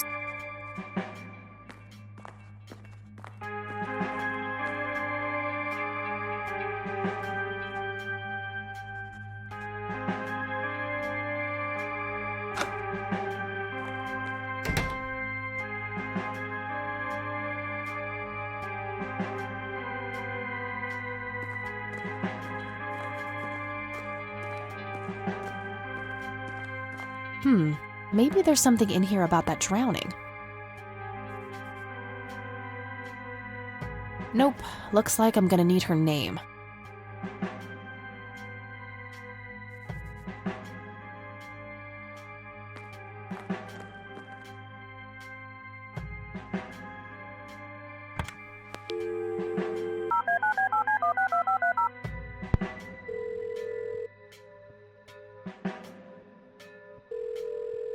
Hi, this is Eileen speaking. Hey, it's me, Kat. Oh, hi, what's up? I'm trying to track down this young girl who drowned in the lake here. Okay. How hard can a dead person be to track down? They tend to stay in one place, you know. Ha, very funny, E. I don't even know her name, just when she died. Oh, well, there must be some way to connect a name to that date. Yeah, maybe. I'm trying to find this guy, but all I have is his nickname, Cocky. Well, what do you know about the guy? Not much. I think he was in the Air Force and served with Grandpa. Maybe you could try to find somebody in the Air Force who knew him then? Yeah, that might be worth a shot.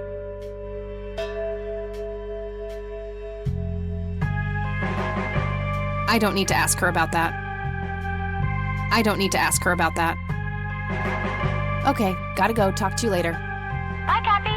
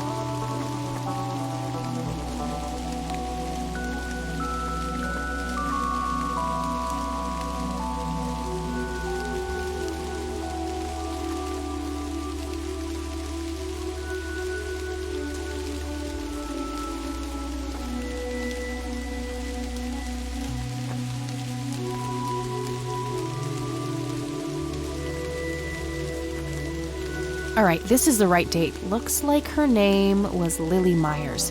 I should try to get a hold of her family.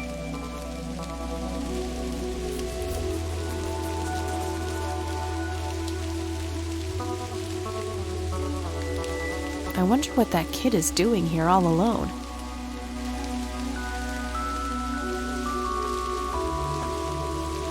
Hey, kid. Hi, yourself. What are you doing? None of your business. Huh, I like you, kid. You're not here alone, right? Where's your mom? Oh, she's around. I don't see her. You must be blind or something. I'll go look for your mom, okay? Don't go anywhere. Whatever.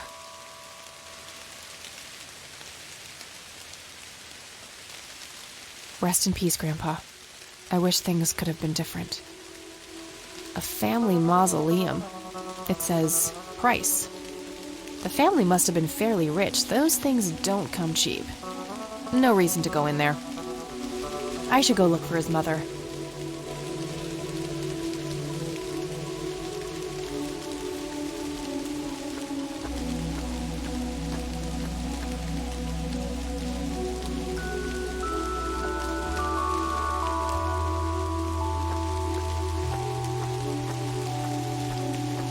I shouldn't leave while that kid is alone.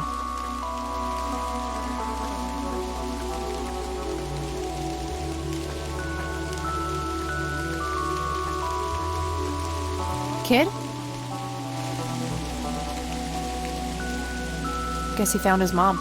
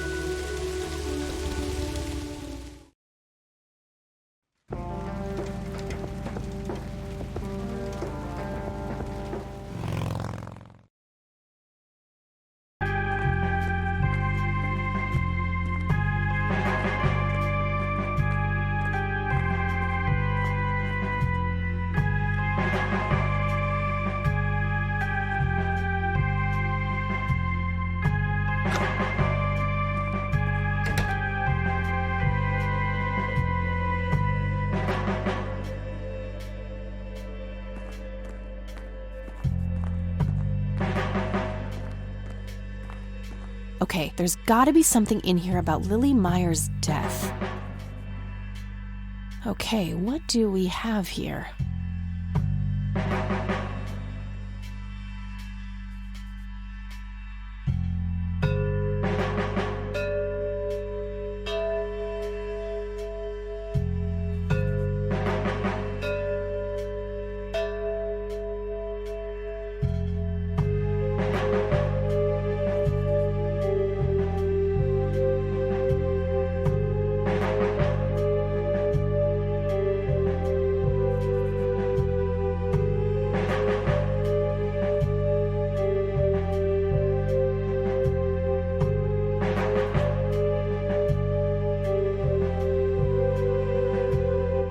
Looks like somebody did a Virginia Woolf. I wonder if there's more to it.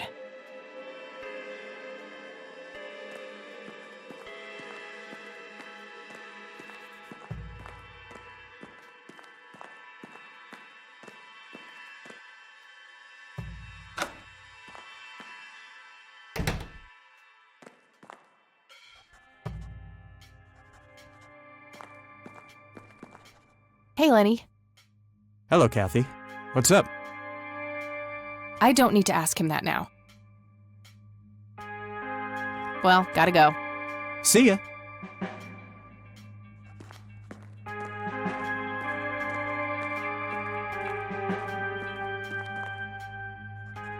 Hello, Sheriff. Mind if I ask you a few more questions? If you must. I don't need to ask him that. That's all for now. Good.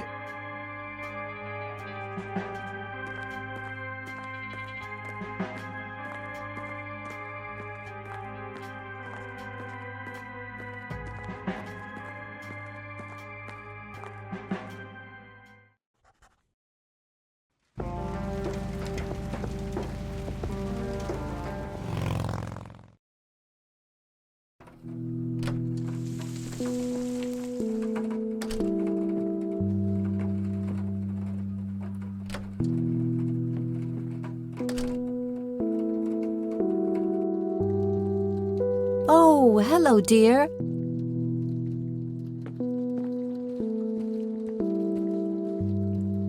There are a few things I need to ask you, Grandma. Very well, dear.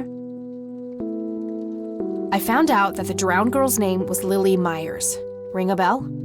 Oh, yes. Oh, how could I forget? Sue, Jack, and their children, Lily and Nathan. Do they still live around here? Mother and son do. I see them in town from time to time.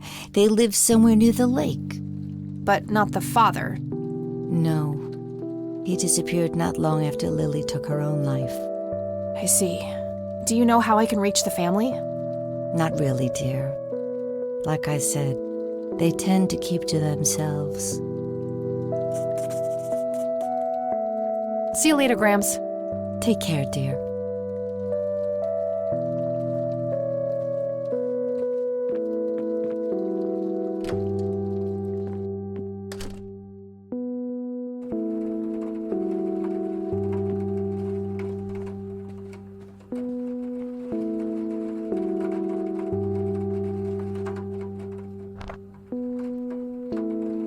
All right, found an address.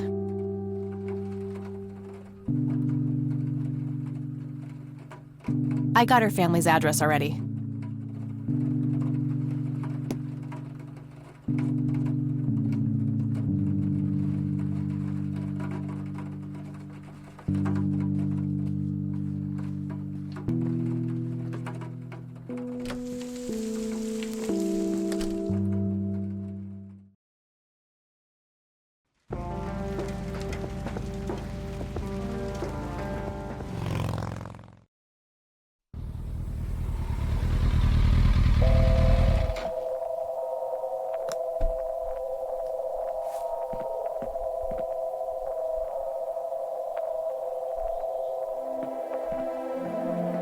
$55. Not too chilly, thankfully.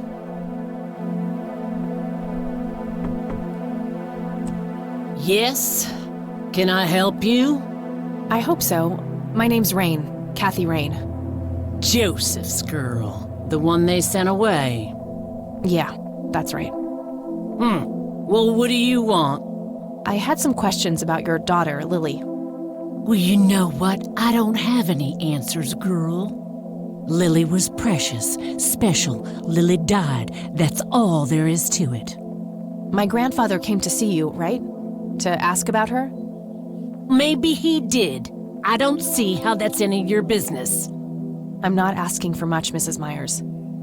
Then clearly you have no idea what it's like losing a child. Goodbye.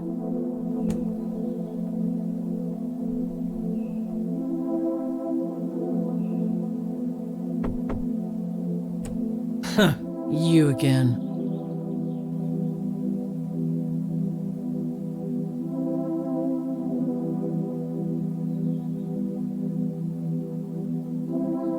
I'm still here and will be until you agree to talk to me. Enjoy a night curled up in the leaves, then.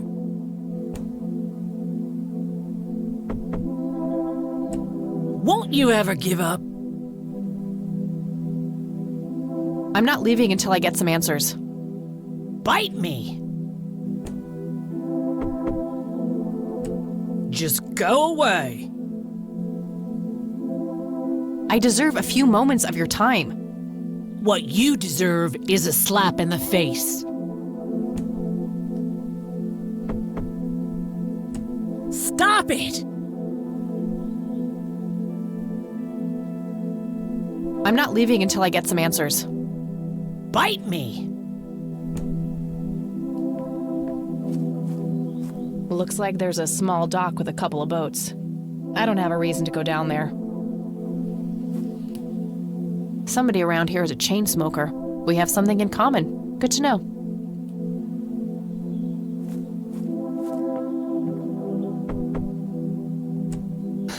You again.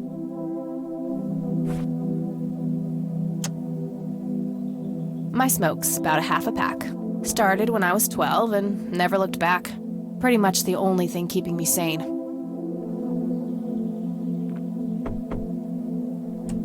Won't you ever give up? Care to join me for a smoke, Mrs. Myers? Well, I'm gonna have to think about it. Well, I suppose one smoke can't hurt. And that's when he realized it was his own bong. Oh, now that was a good one. You know what, Kathy? You're okay. Sorry for being such a cranky old bag before. I get a short fuse when I run out of smokes. Now, that's an understatement. Good thing I had my morning smoke, otherwise we would have had a fist fight on our hands. Oh, it's getting chilly. Why don't we head inside?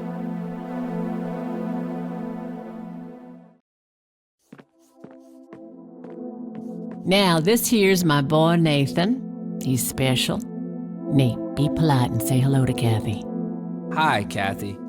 Hi there, big guy.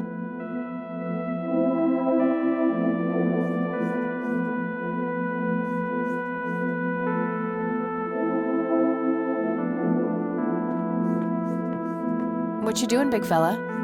Drawing. Oh yeah? What are you drawing? The nice red man. You mean Santa? No, the nice red man. Now, what did I say about raising your voice at strangers? Sorry, Mama. I'll be nice. The red man is nice. Don't mind him. He gets so absorbed in his drawings thanks to that wild imagination of his, just like his sister. Nah, he's stuck in his own little world. Very lifelike. Contrary to popular belief, I don't believe the owls are more than what they seem. Yet another burial ground for those sweet, addictive, not to mention cancer-inducing sticks of tobacco. I'm a huge fan. Nice view of the lake from here.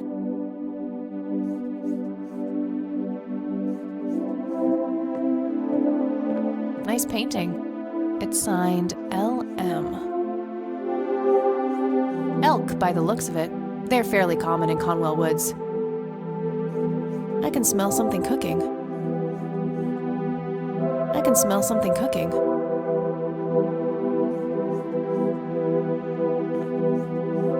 So you wanted to ask me about Lily? Yeah. Do you mind telling me what happened when my grandfather came to see you? Well, he knocked on my door a few years after Lily had passed away. I didn't know Joseph too well myself, but I'd heard of him and the good he'd done for the other people around here. So I let him in. He started asking a bunch of questions about Lily, like if I was absolutely sure that it was suicide. And what did you say? The truth. That she was depressed and had been for a long time. I had no doubts about what happened. All right. Anything else?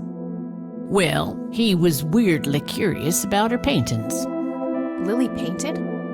Yep, that's one of hers right there on the wall. I see, it's beautiful. So, in what way was he curious? He asked if Lily had painted anything odd or strange. I didn't really get what he was after, but I let him have a look at her work. He spent some time browsing through them, and then he wrote something down on a piece of paper, thanked me, and left. Huh. Any idea of what he could have seen? Not really. I had the paintings all lined up. Could have been any of them. Would you mind showing them to me? Well, I would if I could, but this is the only one I have left. I sold the rest many years ago to this weirdo art collector.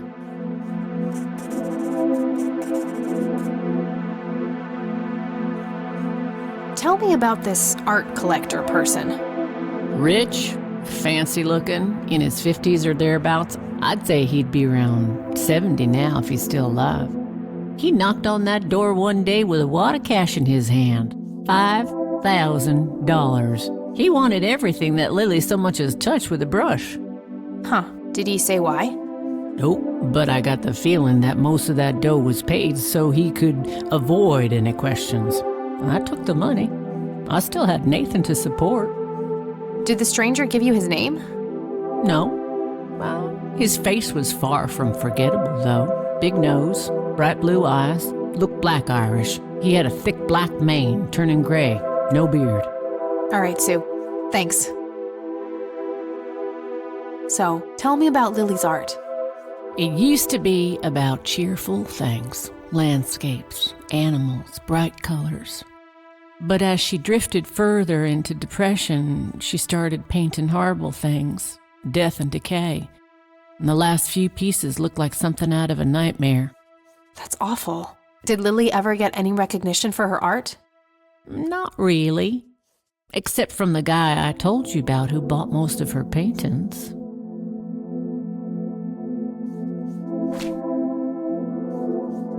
Do you know anything about what happened to my grandfather? How he ended up in a wheelchair? Stroke, wasn't it? At least that's what I heard. Not necessarily. There are some divided opinions about it. Now that I think about it, that whole ordeal happened to him not long after he came here. How long? A week, maybe, at the most. I don't need to ask her about that. Mind telling me what Lily was like, Sue?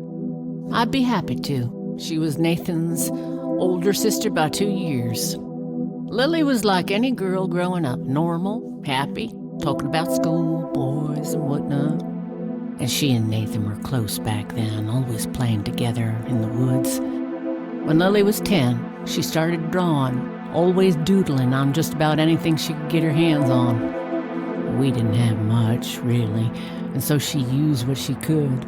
Once I even caught her scribbling on toilet paper. On her 12th birthday, we gave Lily a thick sketchbook with an assortment of pencils. She was ecstatic. That was the happiest I'd ever seen her. From that day, drawing became her life. Eventually, her art teacher at school helped her to get started with oil painting. When Lily was 15, something changed. At first, I thought it was just usual teen angst, but no, this was something different. She started going out, disappearing for long periods of time. She locked herself in when painting. She never used to do that. I tried everything. Counseling, support groups, antidepressants. Nothing worked. About a year later, she just gave up. And, well, you know the rest. I'm sorry, Sue. That must have been unimaginable. Thanks, darling, but it's been a while now. I've learned to live with it. You know, I've been through something similar. My mom. She never killed herself, but, well, she came close. That's a damn shame. Yeah, I heard about her problems. Is she doing any better now? Better isn't the word I'd use. I had to put her in a place where she couldn't hurt anyone, including herself. Yeah, life ain't easy for any of us. Flip a few coins along the way, and I could have ended up somewhere like that myself. I'm awfully sorry things went that way for you, Ma. Anyhow. Thanks, Sue. Taking it one step at a time. Does the name Charles Wade mean anything to you? Oh, he's some big-time businessman, ain't he? Yeah, he owns a large company. That about sums up what I know about the fella. What do you do to support the two of you? A little bit of this and that. Got me some cash saved up, too. Nathan helps out when he can. What happened to your husband, if you don't mind me asking? You could say he didn't quite cope as well as I did with what happened to Lily. He got himself a death wish after what happened to her, started drinking and getting into all sorts of trouble. 5 years left for him in the joint now. Been there for 15. Man, that must be rough for you. Oh, we're doing just fine without him, aren't we, Nate? Mama takes good care of us. Mama sure does.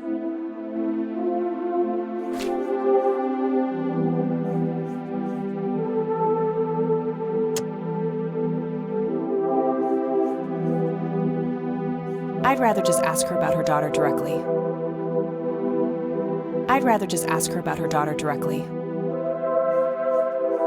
Hey, Sue, do you recognize any of these men? Well, there's Joseph Rain.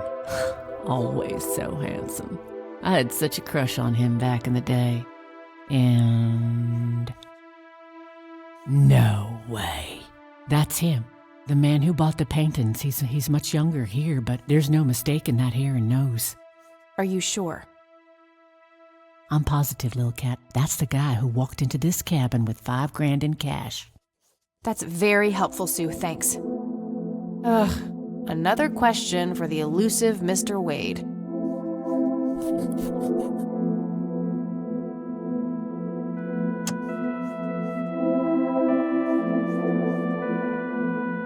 No reason to show her that. No reason to show her that. No reason to show her that. What do you think about this church? It's a good church. I go there from time to time. I bring Nate, too, when that boy needs the fear of God put into him. No reason to show her that. It was fun the last time, but nah. I think I'm gonna head off now. Sure thing, little cat. Come back anytime. It's getting late. I should head back to the city.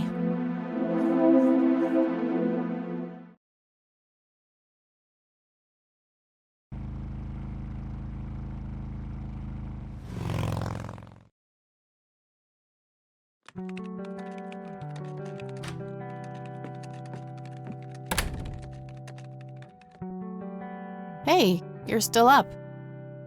I was wondering when you'd show up. How did it go? Long story. I found out about some stuff that happened when I was a kid. Wow, what a mystery. So what's the plan now?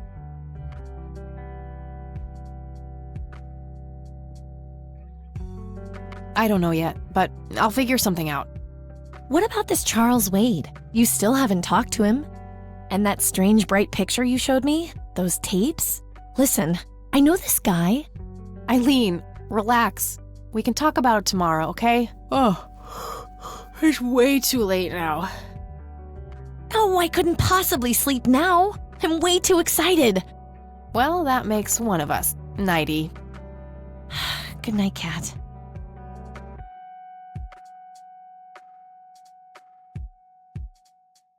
Hey, Kathy, wake up! Ugh, you are so lucky there are no sharp objects near this bed. Guess what? I got an idea. Please tell me it involves you taking a sabbatical. Haha, so you found all this evidence, right? Pictures, tapes, and stuff? I guess. Why? Well, as you know, I have a computer. And I know this hacker guy, Dave, and... Oh, never mind. I'll just write you a note. You go back to sleep. Seriously, Eileen, sometimes I just marvel at how your brain works. I know, right?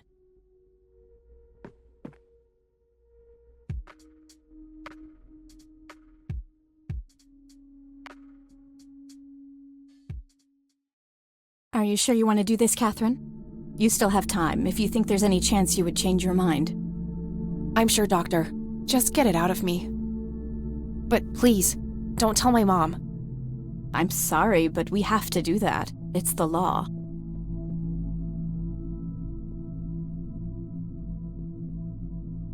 Nobody has to know. Just pretend it slipped your mind. I have enough shit going on with her already. This would just add fuel to the fire. I'm afraid there's nothing I can do. Fine. Let's just get this over with then. Right this way.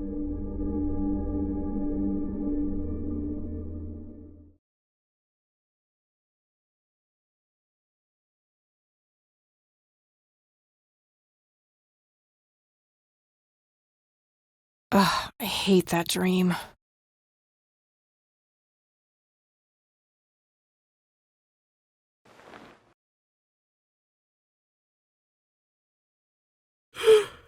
I guess Eileen went to class. I probably should too.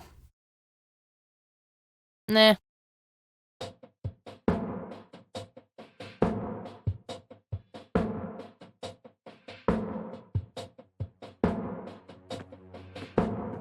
Oh, what's this? Hi, Kat. Feel free to use my computer while I'm away. My password is AngelLove, without the quotes. If you call my friend Dave at 555-2492, he can set you up with some software. I'll be back in a few hours, super psyched about the investigation. E. P.S. No gum on the keyboard, please. Remember the last time? Oh, please, like she actually uses a spacebar. Shit, looks like she forgot to write down the username. Oh well, shouldn't be too hard to guess. I think it's just some combination of her first and last name.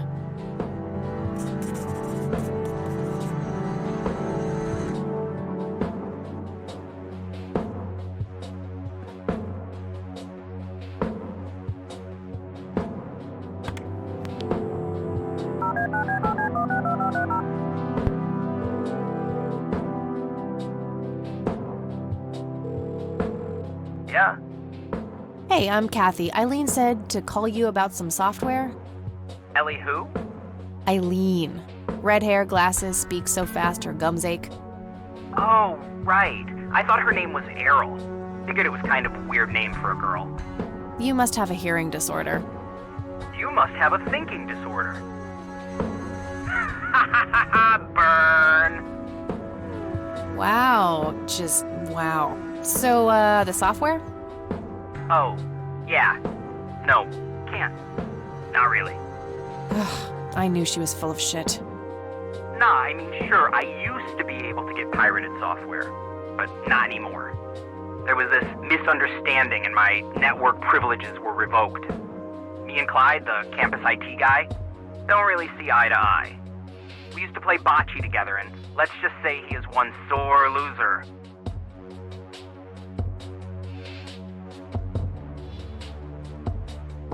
Can't you just hack your way back in somehow? Isn't that what you do? He blocked the Ethernet port in my room. I don't even have physical access. Don't you ever leave your room? Use a computer in the library or something. Aren't they connected to the network? No, there are cameras in there. Clyde is just waiting for me to make a move so he can get me expelled. Can't you just patch things up with the guy? No way. He's such an ass. He even thinks TNG is better than the original series. He thinks the what is better than the what? I know, right? Can you believe that guy? You call yourself a hacker? Just use your brain, for Christ's sake. Let's figure this out. Wow, you're so sassy, Nancy Drew. Well, okay, only an admin account can change the access ports. The only way to even theoretically crack one would be if Clyde logged onto a machine to which we have unrestricted physical access. And... Ooh, I got an idea. I'm not gonna like this. Well, what you could do is intentionally crash your PC. That sounds especially stupid. Well, not crash it, just crash it a little, then call Clyde. Clyde will come over to fix it. If you're lucky, then he'll log onto the network using his admin account. Afterwards, you can use some of my tools to find and crack the password locally. Worth a shot, I guess. Okay, you can come over and set it up. No way. I have severe IBS, it just wouldn't work. IBS? What the hell is that? You seriously don't want to know. I'll have my buddy drop off everything you need. It's not rocket science. You do what I ask, and I'll get you some juicy software. Quid pro quo, Clarice. Whatever, weirdo. We'll see.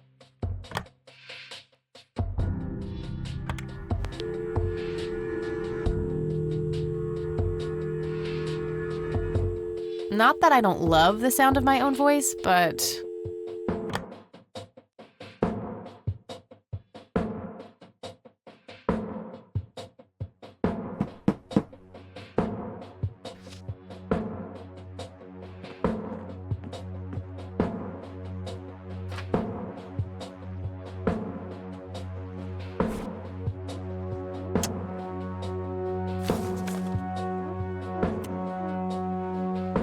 labeled boot. 1. Boot your computer using the blue floppy. 2. Use the corrupt MBR utility to crash the file system of the computer. Take the floppy out and reboot. 3. Call Clyde at 555-8181. Tell him your computer crashed and give him the error code on the screen.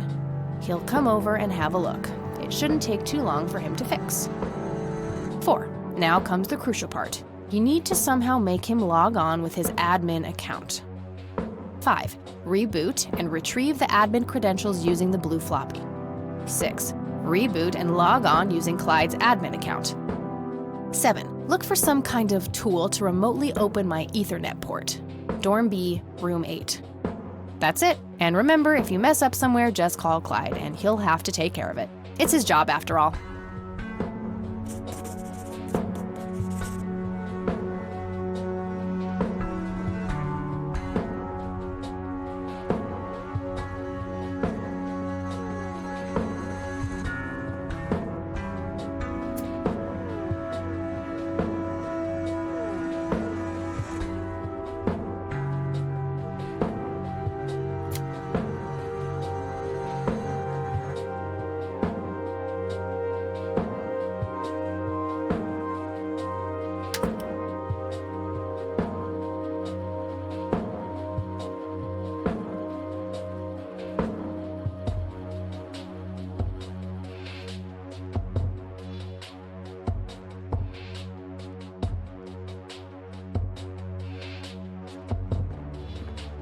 Eileen's schedule.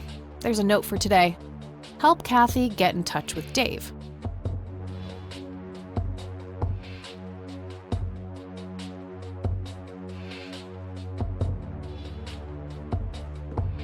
Eileen's girly suitcase. There's a sticker on it with her full name, Eileen Mildred Summers.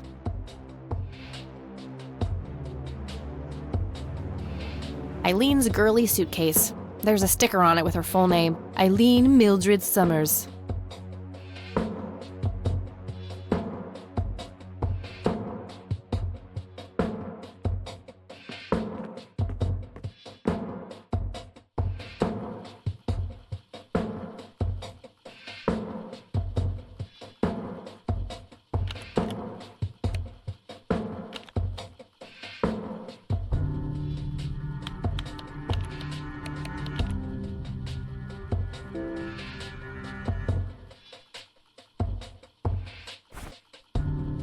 Hi, Kat. Feel free to use my computer while I'm away. My password is AngelLove, without the quotes. If you call my friend Dave at 555-2492, he can set you up with some software. Super psyched, blah blah. That missing username is a bit annoying, but I think I can guess it based off her names.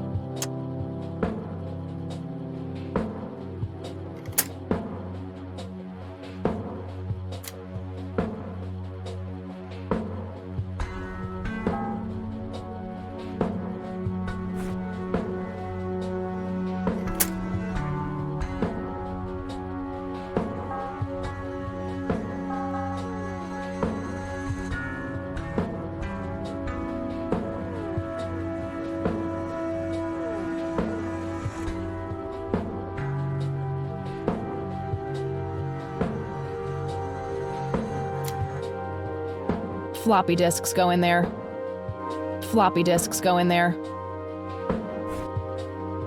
Hi, Kat. Feel free. My pass. If you call my friend, super psyched. Blah. That missing username is a bit annoying.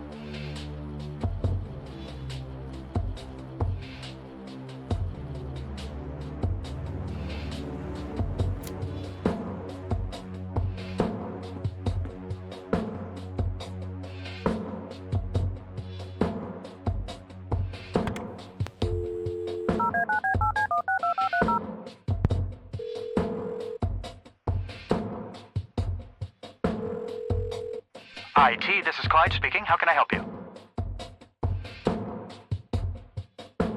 So, I hear you and Dave had some kind of fight? That's really none of your business. Never mind. Suit yourself.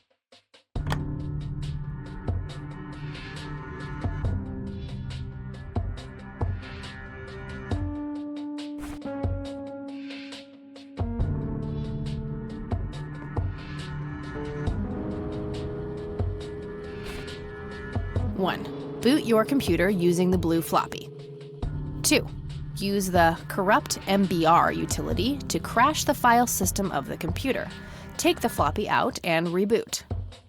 3, call Clyde at 555-814. Now 5, 6, 7. That's it.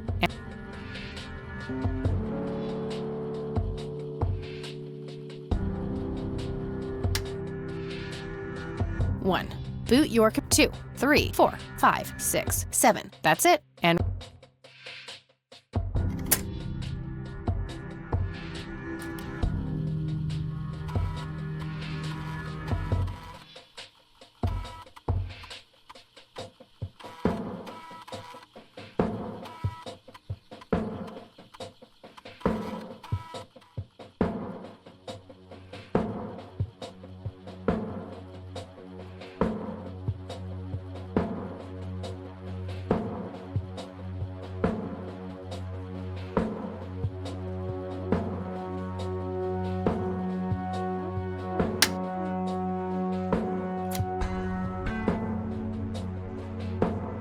all right, time for some expert help.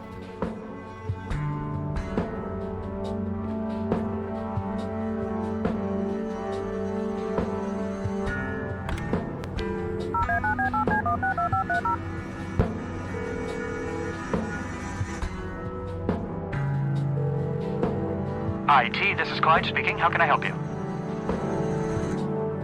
Hi, I need you to come and fix my roommate's computer. What seems to be the problem?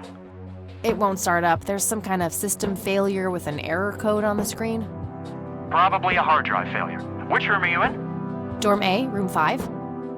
I'll be there in a few minutes. Thanks.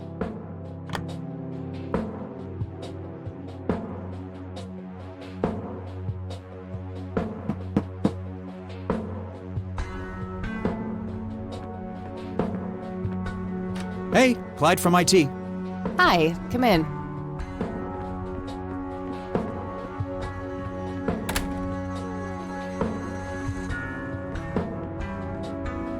My, oh my, now how did this happen?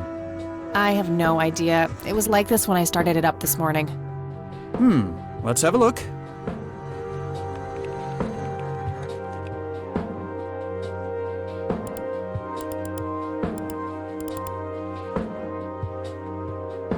And presto, good as new. That's perfect. Could you try logging on real quick just to make sure it works? You go ahead, I'll wait.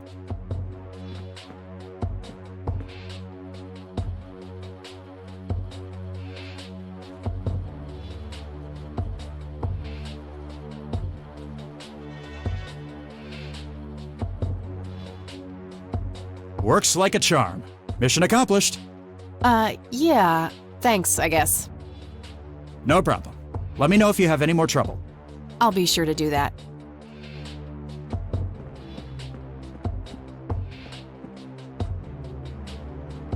Shit. I have to come up with a way to force him to log on.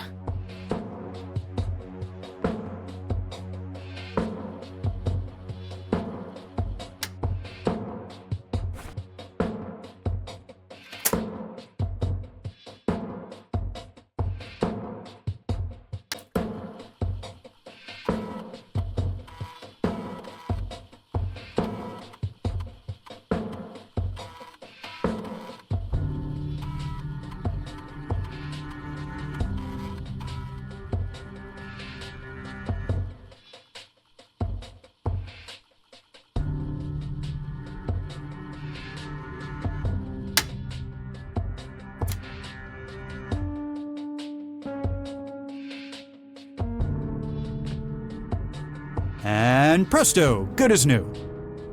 That's perfect. Could you try logging on real quick just to make sure it works? You go ahead. I'll wait.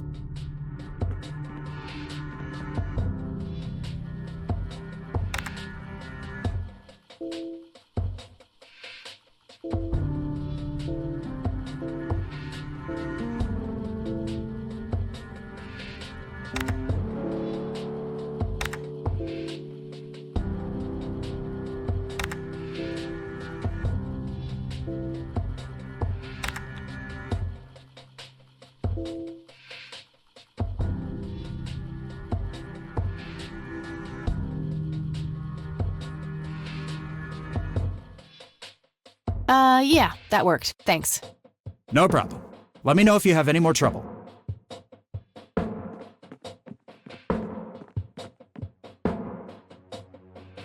Shit. I have to come up with a way to force him to log on.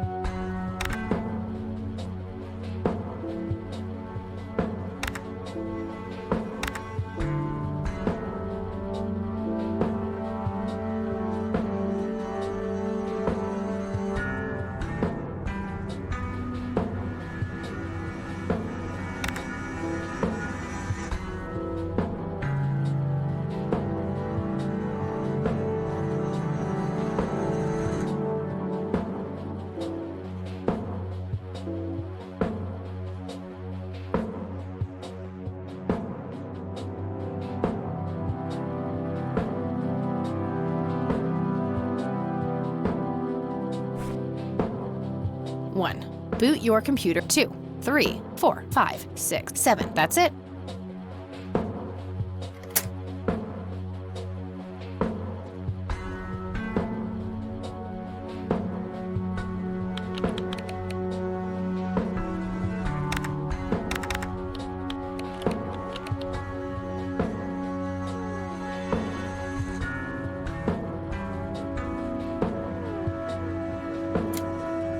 Floppy disks go in there.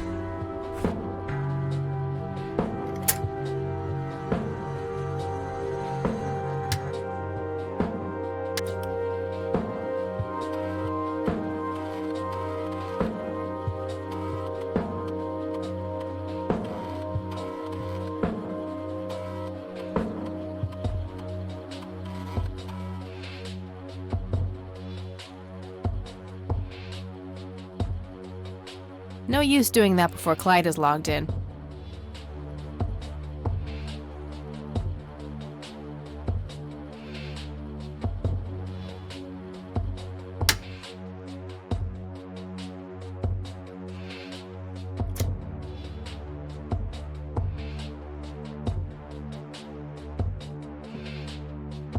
And presto, good as new. That's perfect. Could you try logging on real quick just to make sure it works? You go ahead. I'll wait.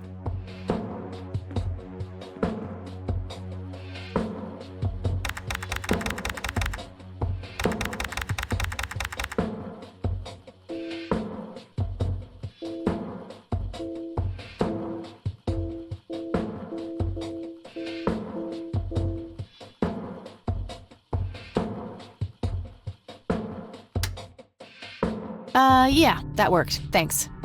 No problem. Let me know if you have any more trouble.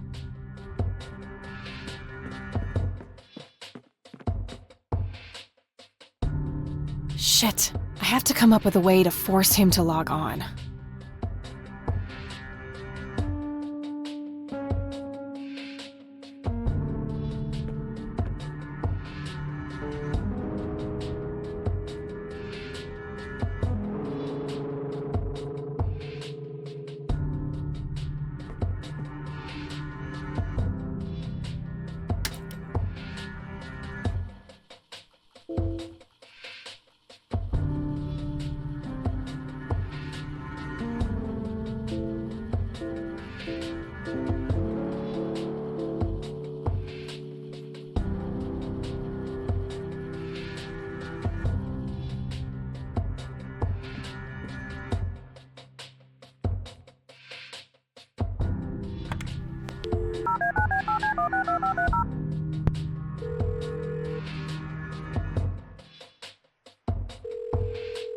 IT, this is Clyde speaking. How can I help you?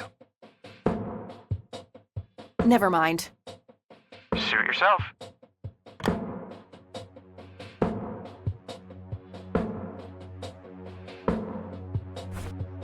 One, boot your computer. 2, use the corrupt MBR utility to crash the file. 3, call Clyde at 555-8181. 4, now comes the crucial part. You need to somehow make him log on with his admin account. 5, reboot and retrieve the admin credentials used. 6, 7, look for some kind of tool that's it, and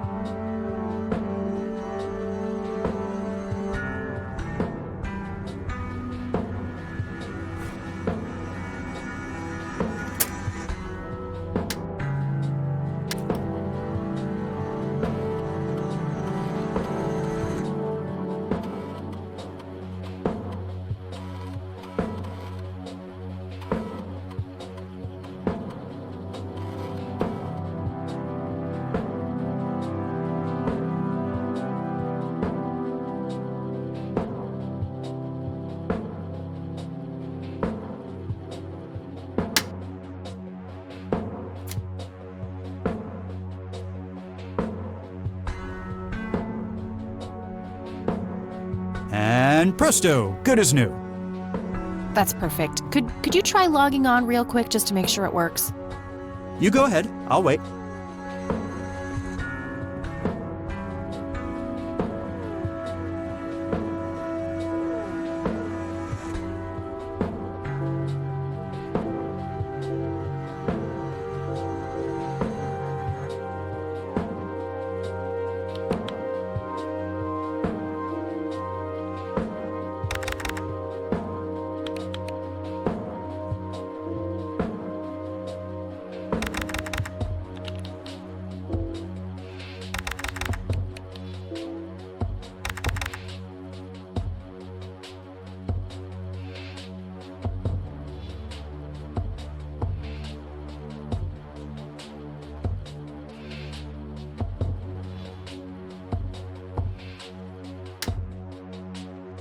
Yeah, that worked. Thanks. No problem. Let me know if you have any more trouble.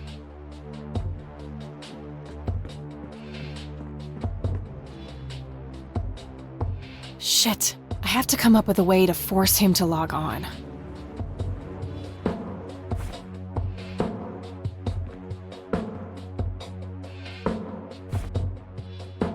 I've learned the hard way that those things only go in computers.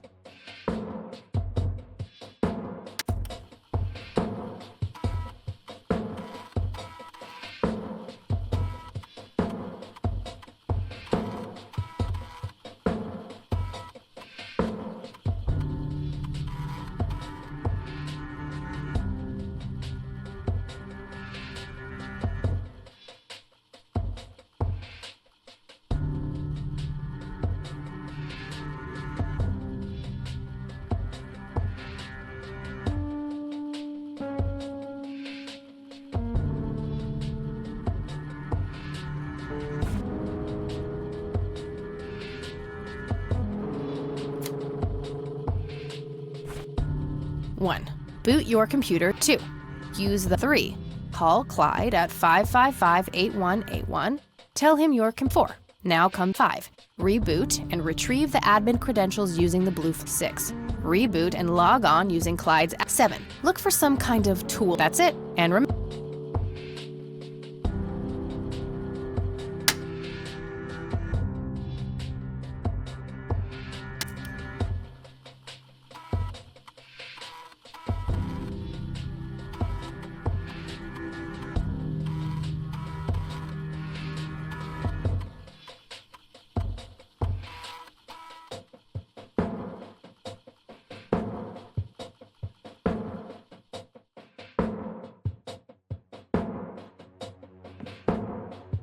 And presto, good as new. That's perfect. Could you try logging on real quick just to make sure it works? You go ahead, I'll wait.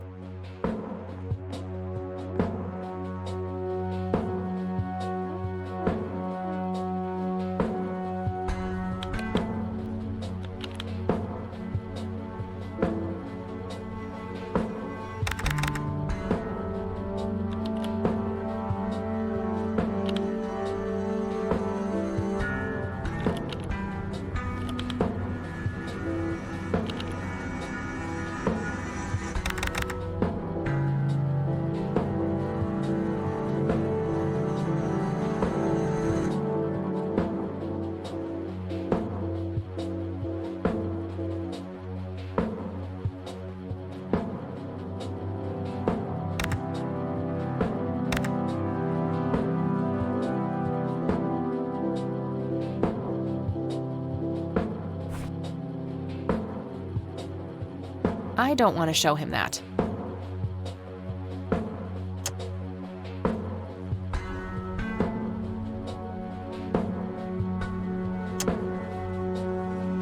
Hi, Cat. Feel free to use my computer while I'm away. My password is Angel Love, without the quotes. If you call my friend Dave at 555-249 super psych, that missing username.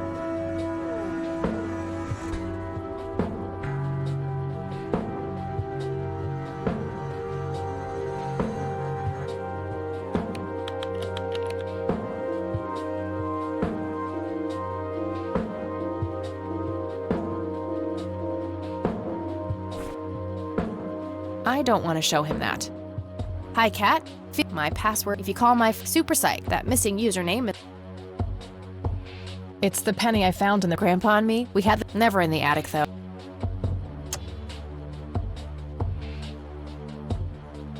Not now. My smoke's about a half a pack.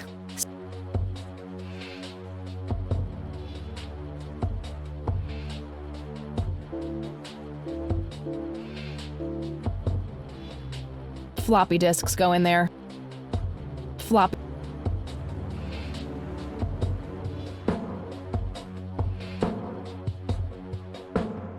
Yeah, that worked. Thanks. No problem. Let me know if you have any more trouble.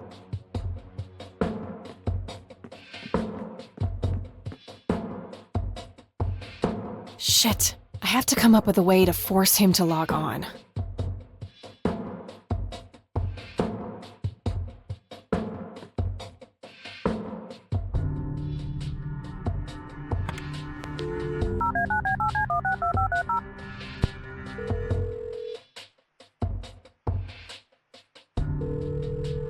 Yeah.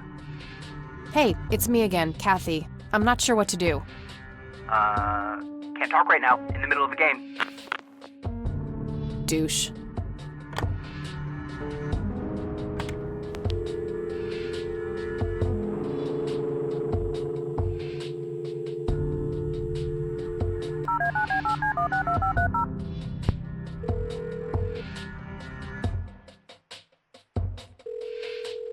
Yeah.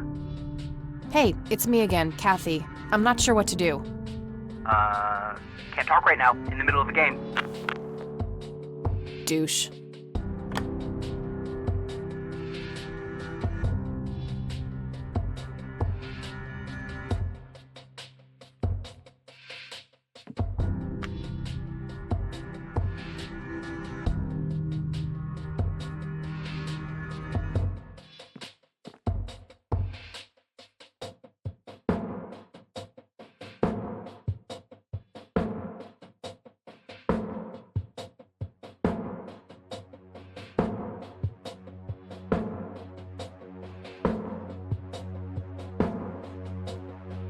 Color printer.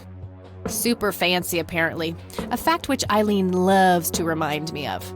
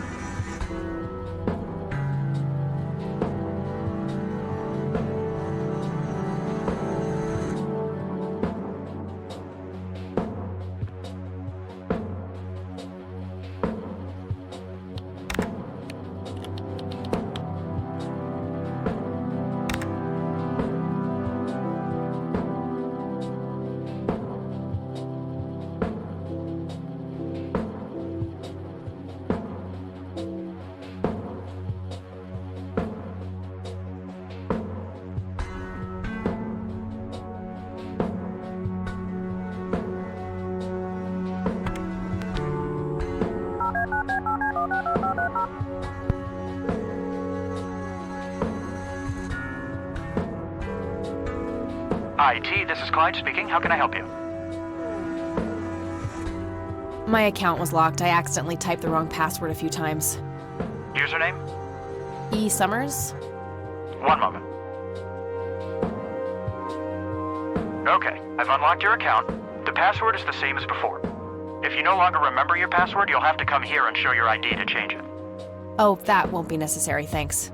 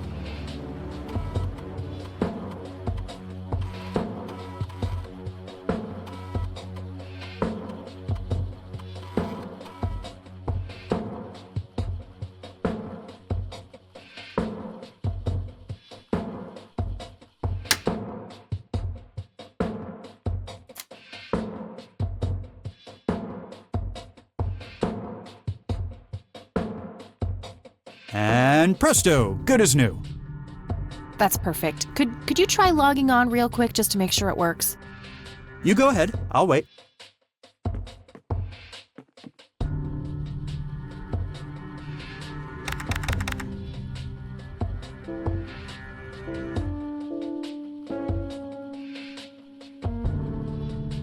Oh, now look what I did.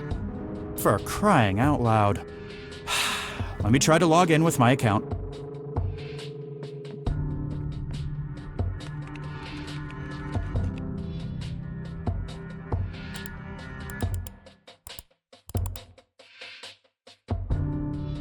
Okay, everything seems to be in order. I've unlocked your account. Please, try not to break anything else. Oh, I'll try.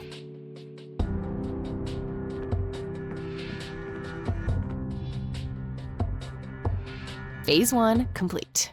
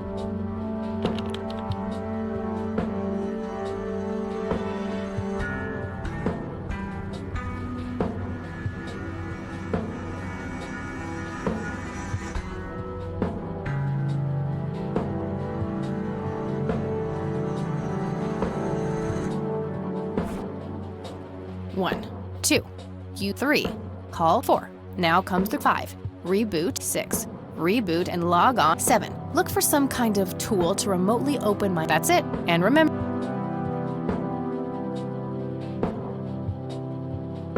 All right, that should do it.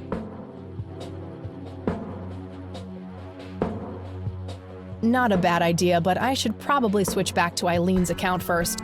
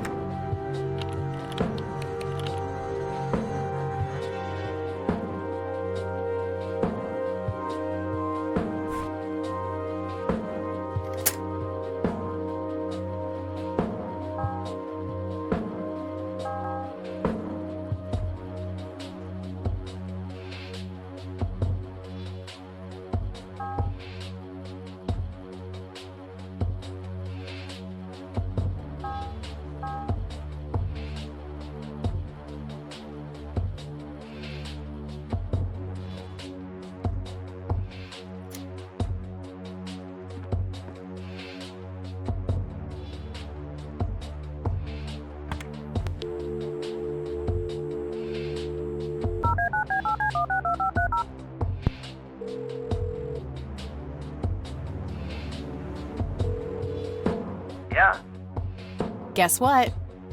You got it? Hang on. Oh man, I could kiss you! Figuratively, that is. I am so gonna get back at Clyde now. What are those admin credentials, by the way? Not telling, buddy. Saving those for a rainy day. Huh. I suppose this nice floppy I've prepared for you stays in my room then. Sure, then I'll just have to log back on and click that pretty little lock icon again. Now this is just emotional blackmail. Quid pro quo, Dave. Fine. I'll have it dropped off at your room. God damn, you're like a she-Clyde. A Clyde-ette.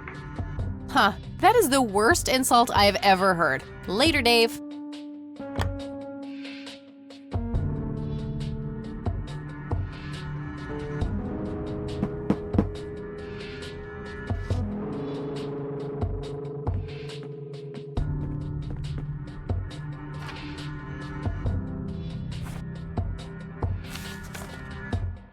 There was a floppy disk inside.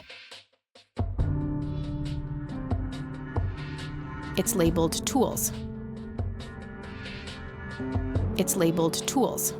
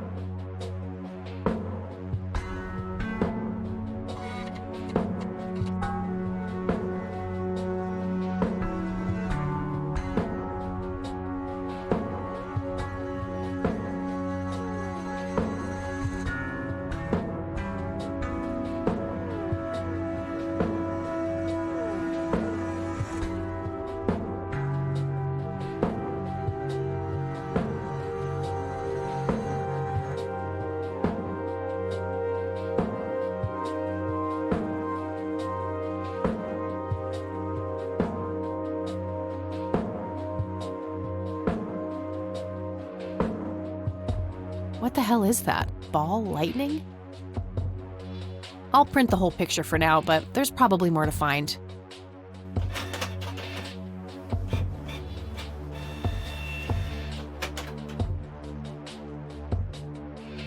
No, not quite yet. I think there's more to find in this picture.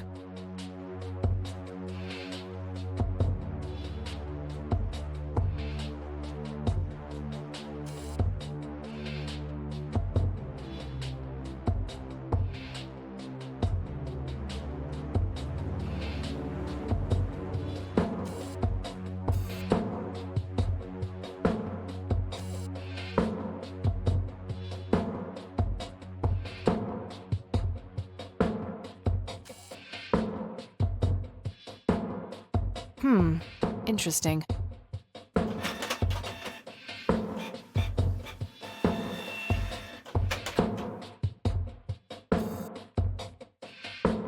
No, not quite yet.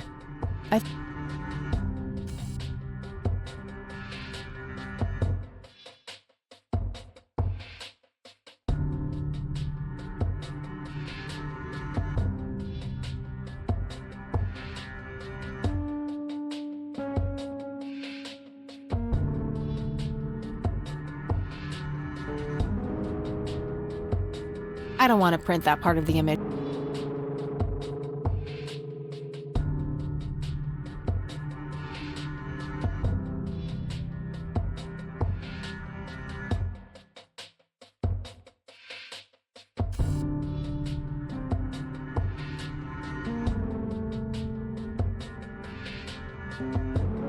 I don't want to print.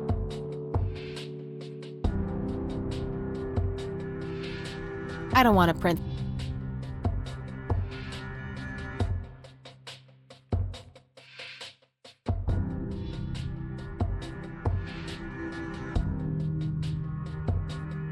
I don't want to. No.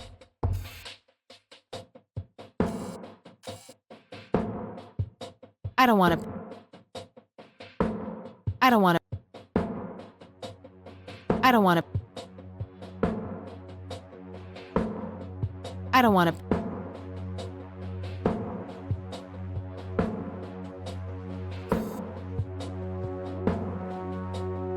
I already have a copy.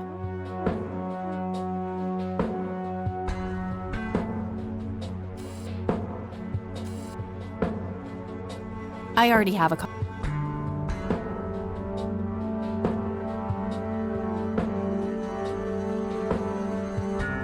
I don't want to. I don't want to. I don't want to. I don't want to. I don't want to. I don't want to.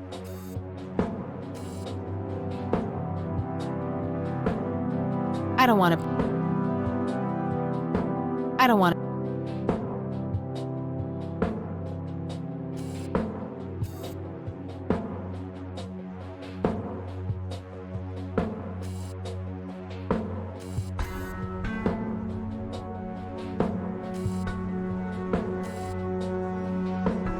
I don't want to print.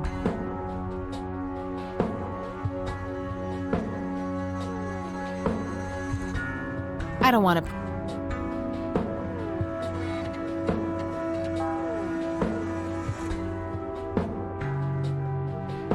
I don't want to.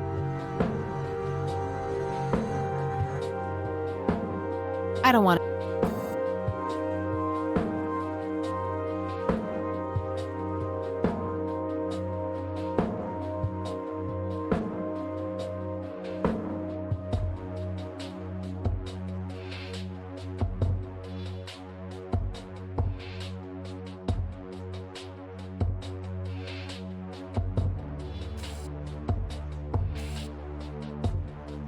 I don't want to.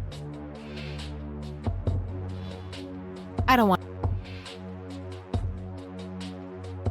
I don't want to.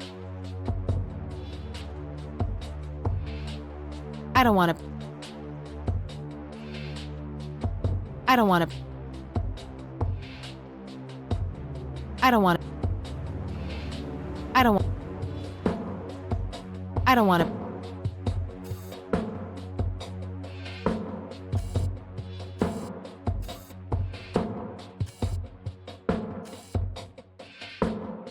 I already have a copy.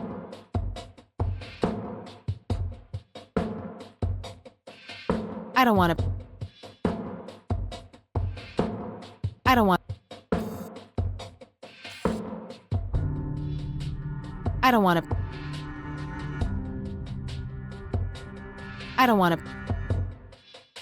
I don't want. I don't want to print. I don't want to.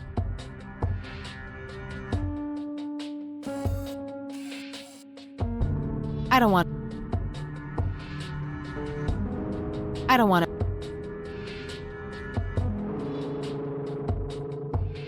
I don't want to. I don't want to. I don't want to. I don't want to.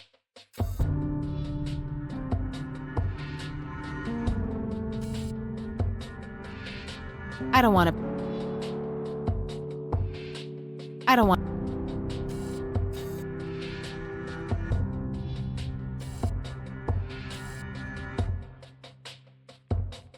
I don't want to.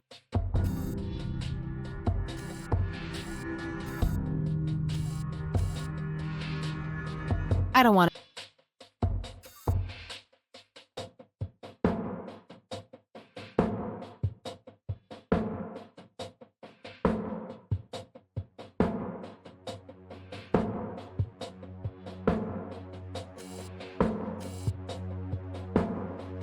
I don't want to print.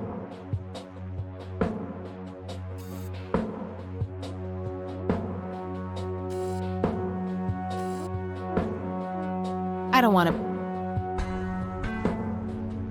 I don't want to.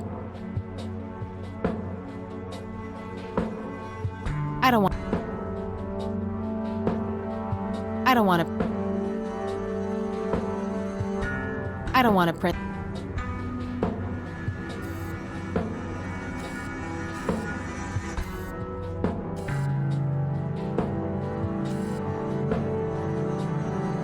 I don't want to print.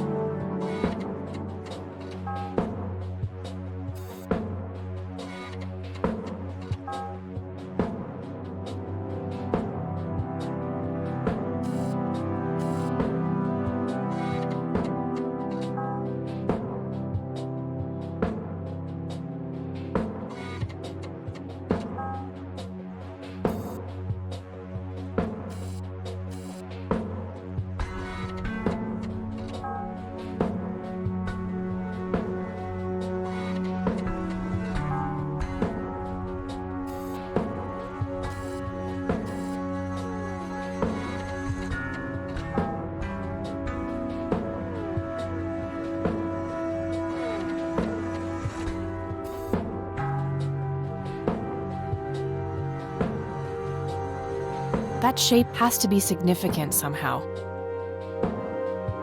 Okay, I'm pretty sure that's all there is to find in this picture.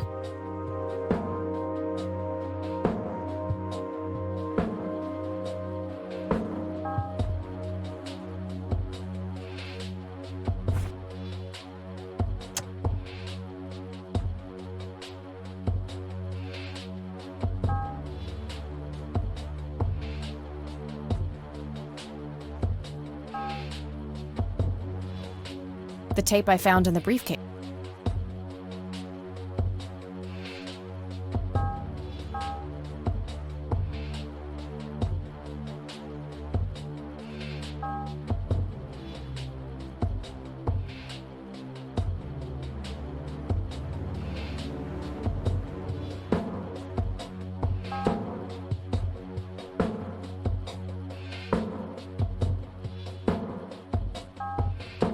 The tape I found.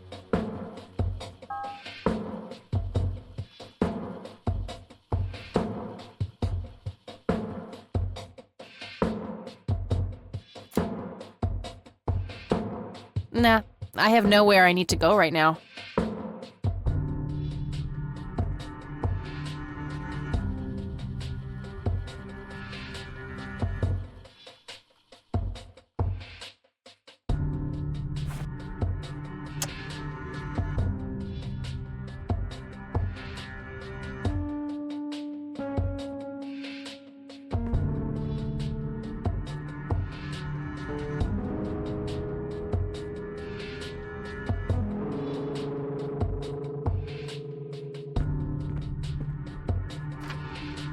I'll just get rid of the original picture now, since I have the restored version anyway. Strange. Now that I look at them, the lights remind me of something I picked up yesterday.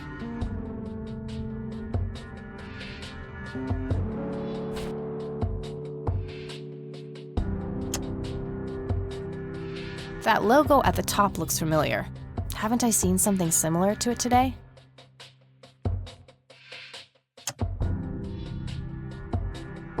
Wow, the church logo looks pretty similar to the smoky lights. I might have to visit them after all.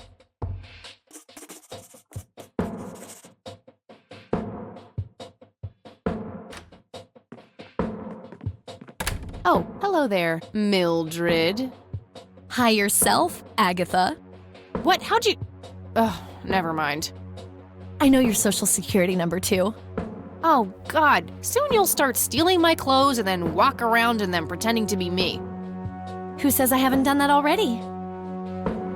Okay, I admit that's pretty funny. So anyway, how did things go with Dave? Pretty good. I had to sabotage your computer. You had to what? Oh, chill outie. It was just a tiny little thing. I just needed an excuse for the IT guy to come by so I could steal his password. Clyde? But he's so nice. Why'd you want to steal his password? It's a long story. Wow, they're hypnotic. Looks like a will-o'-the-wisp. You know, the spirit of the forest. Now, that's just silly, Eileen. There has to be a more reasonable explanation for them. Hey, there's nothing silly about forest spirits. You should talk to Meadow, my Wiccan friend. She's really opened my eyes about these sort of things.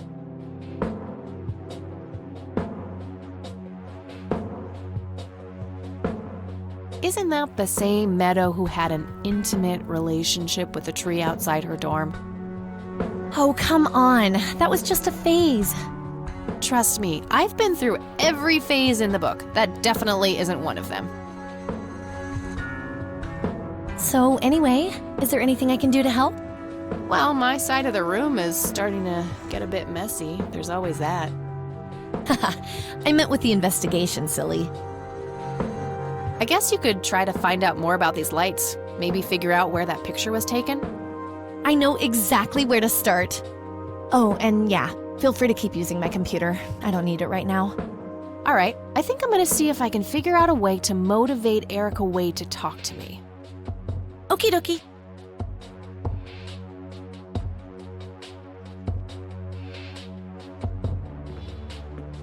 Hey, E, got a sec?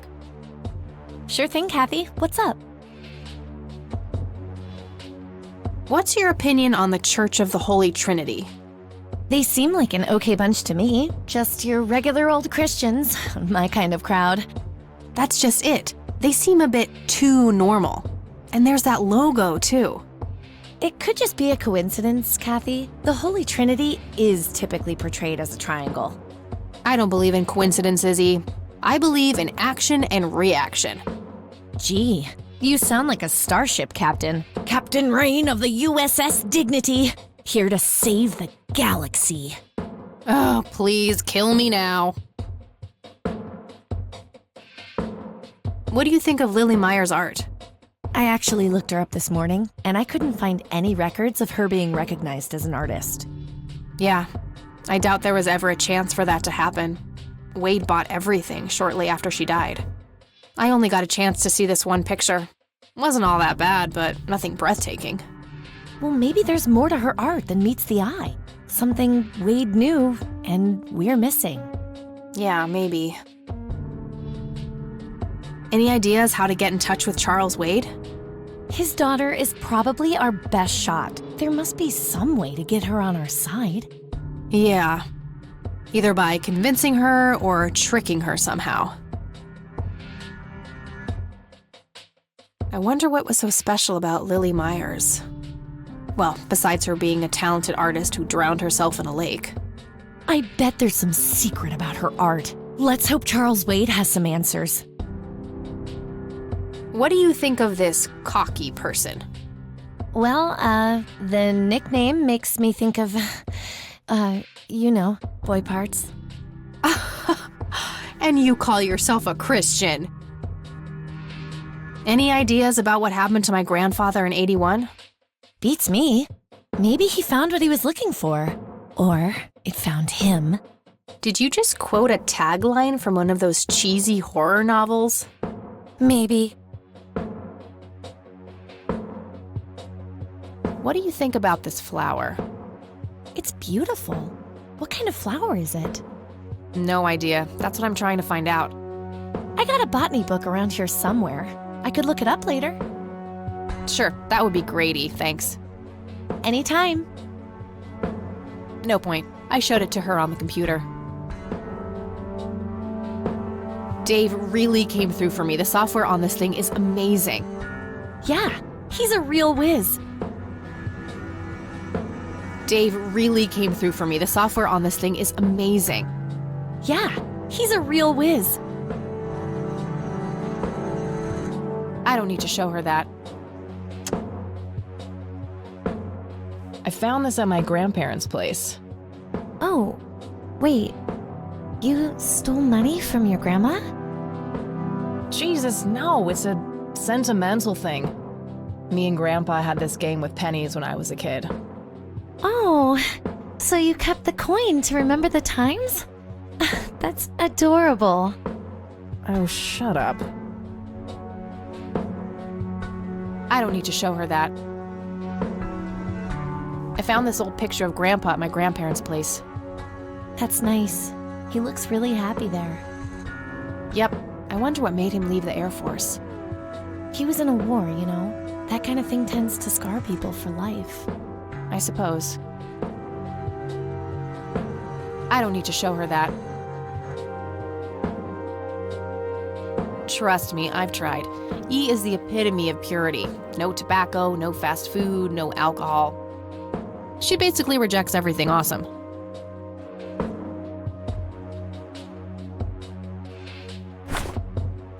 I should get back to the investigation. Okie dokie.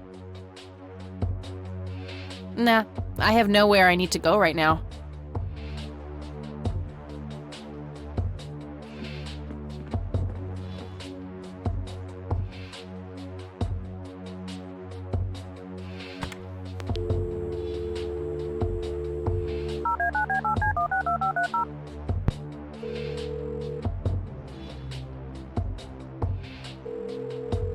You've reached Erica Wade. Leave a message after the beep. Sure, I could just leave a message for that harpy, but I doubt anything I will say will change her mind about helping me. I think I need a more indirect approach. Maybe there's a way to get creative with that answering machine tape.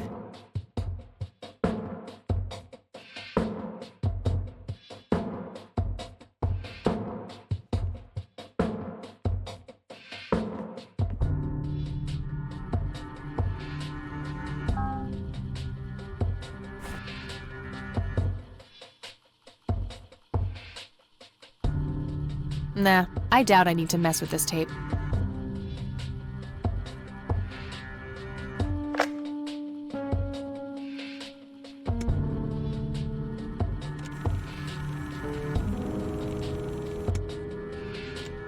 You've reached the Rain residence. Leave a message after the beep. You're the only one I trust now. Just call me back as soon as you can.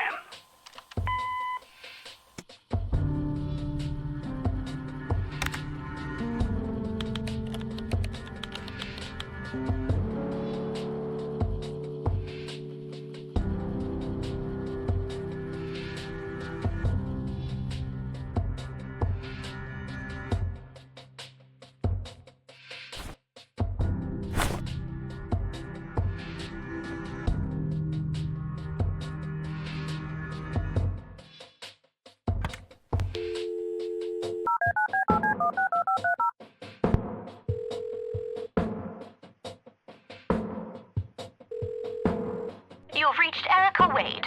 Leave a message after the beep. Sure, I could just leave a message for that harpy, but I think I need a more indirect approach. Maybe there's a...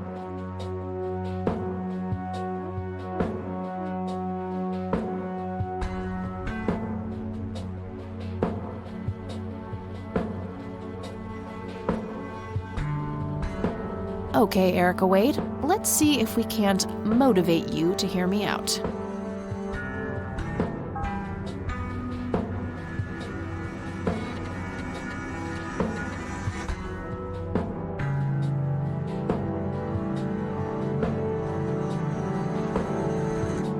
You've reached the Rain residence. Leave a message after the beep.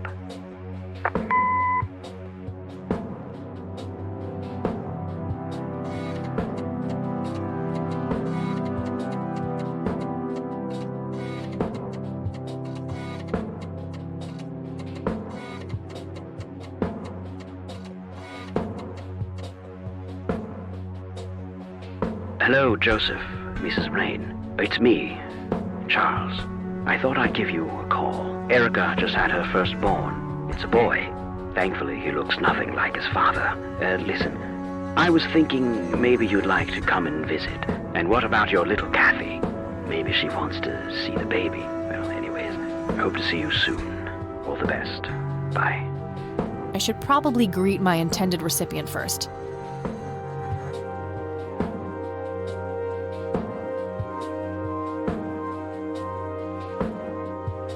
I don't think I need to manipulate this particular voice recording.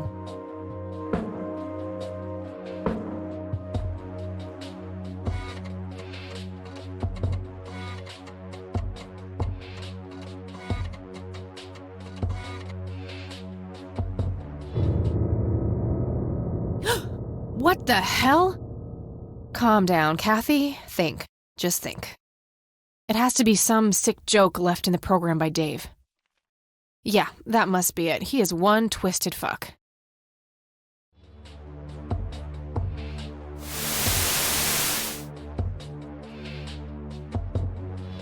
I don't think I need to manipulate this particular voice recording.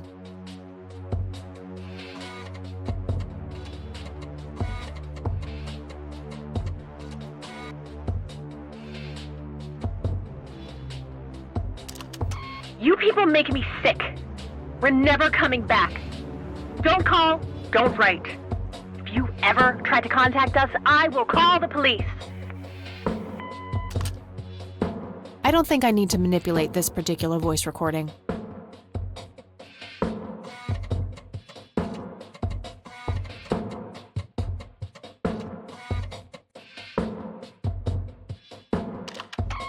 Joseph, you there? It's me, Cocky. It happened to me too. You're the only one I trust now. Just call me back as soon as you can. I don't think I need to manipulate this particular voice recording.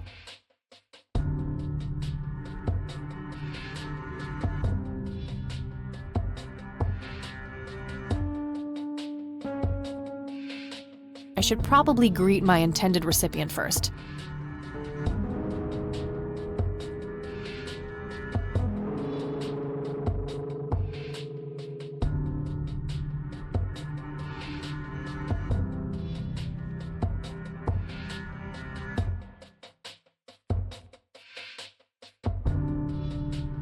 I should probably greet my intended recipient first.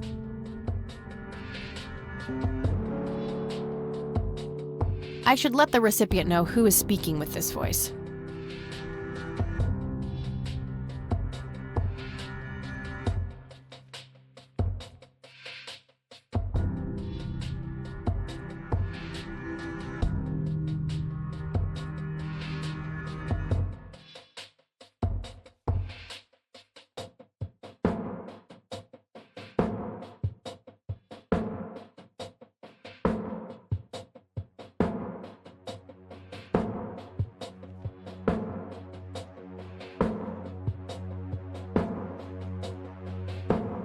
I should probably ask Erica to do something specific for Kathy Rain.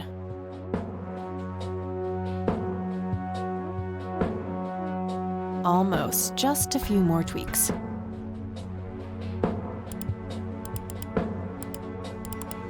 That should work.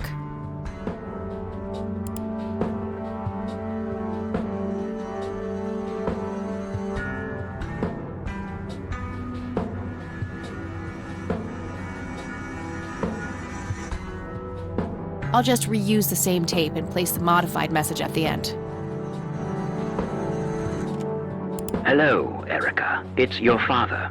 Call Kathy Rain and give her what she wants. Bye. Alright, the forged message should now be at the end of the original tape.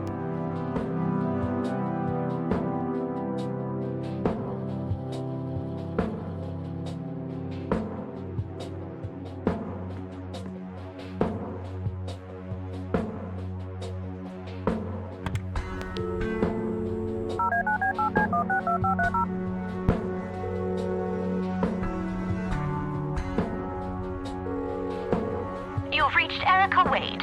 Leave a message after the beep.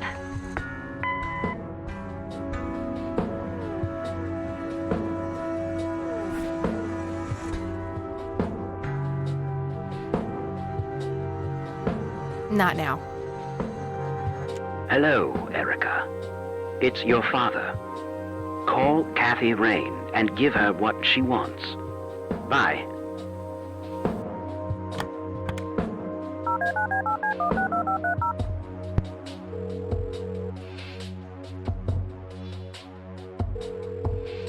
You've reached Erica Wade. Leave a message after the beep. Hi, Erica. This is Kathy Rain. I spoke to your father. He asked me to get in touch with you and said he would call ahead. You can reach me at 555-8352. Bye. Your move, Erica. Now that's some out-of-the-box thinking. Yep, just might be silly enough to work. Well, time for a break. Gotta eat something before I pass out. Okie dokie. I'll stay here and keep digging. All right, see you in a bit.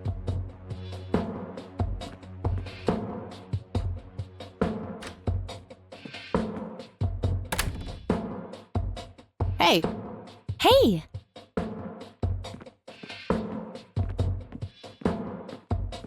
So, any progress with the search?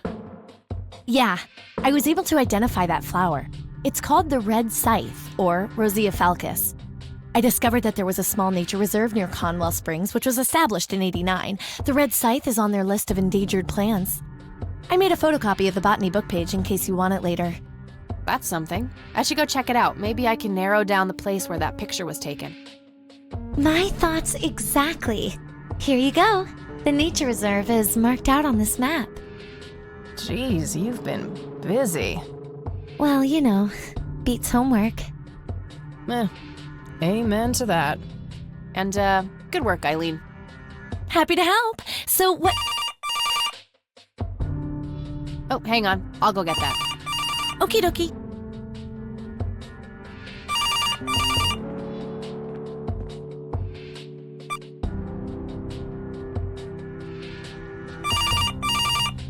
Hello? This is Erica Wade calling for Kathy Rain. Speaking. Miss Rain, this is terribly awkward. I realize now how rude I was before. I wanted to apologize and ask if there is anything I can do. Apology accepted. You can start by answering a few questions. Very well. Do you know anything about what happened to my grandfather that night in '81? Not really, no.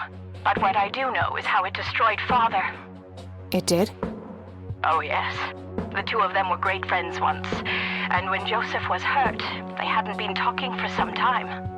Father always hoped they would be able to reconnect one day. He kept putting it off, believing they had time. But in the end, it never happened. So, what were things like back when they were still good friends? Oh, they were like peas in a pod. Always sharing their war stories and laughing together. In a way, Joseph became the uncle I never had. He was around a lot when Father went out on business trips. Later on, I even met you a few times, when you were just a baby. I don't remember any of that. Oh, no matter, you were so little then. Erica, I have to ask, why were you so defensive on the phone earlier when I tried to reach out? Oh, I don't know, Kathy. Our families haven't been in touch for a long time. I don't remember exactly when it happened, but we all started drifting apart. My guess is that it had to do with Father's growing wealth.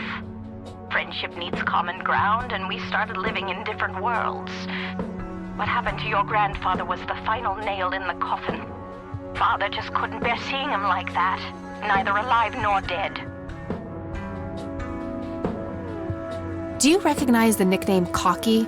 It may be an Air Force call sign. I can't say that I do. Father had many friends in the Air Force, but no one I can recall by that name.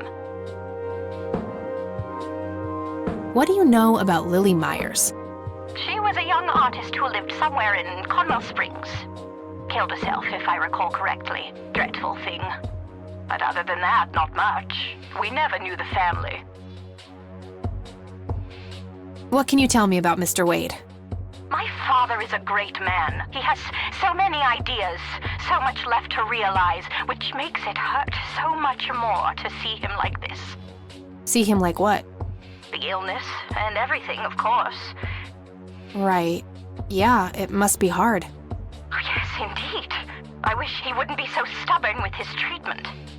He could go to any state-of-the-art hospital, but insists on being treated in that backwater clinic in Conwell Springs. The community clinic in the middle of town? Yes, it's like he's given up and is just waiting for the inevitable to happen. What do you know about Lily Meyer's art? Oh, that little girl had a twisted mind, let me tell you that. Oh, my father used to have a few pieces of hers in his collection. Horrible things. I couldn't understand why he ever decided to procure them in the first place. You say used to have. Did he get rid of the paintings? Oh, either that or he put them in storage somewhere. I haven't seen them for years. I never bothered to ask him why. Glad to be rid of them, quite frankly. Do you know anything about the Church of the Holy Trinity? It's the one and only church in Conwell Springs. I was baptized there, and I married my husband there. Anything out of the ordinary about them? Oh, not really. They seem like a typical church to me. Okay, that's all I needed. Very well. Feel free to call back if you have any more questions.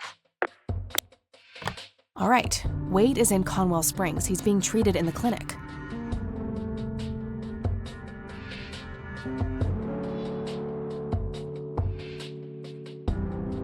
That was Erica Wade.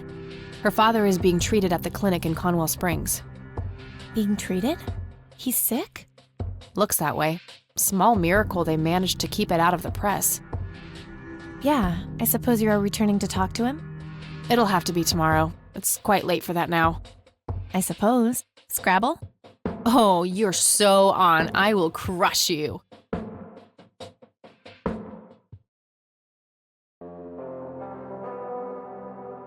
You're off your game today. Is everything all right? Oh, shut up. I didn't get a lot of sleep last night. Oh, up late, thinking about your grandpa and everything? Not just that, I keep having this bad dream.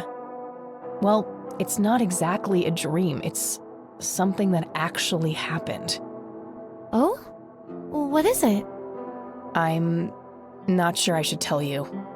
You can trust me. Whatever it is, I promise I won't judge. Well, it's your funeral. So, I used to be 16 and also pregnant.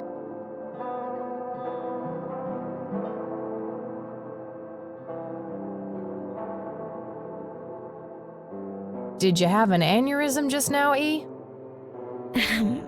Please, go on. Well, seeing as how I don't actually have a 5-year-old, you can probably put 2 and 2 together. You had an abortion? Sure did. Major pain in the ass too, but hey, couldn't let that pregnancy go untreated. I'm glad you're telling me, but I really wish you hadn't done that, Kathy. Who was the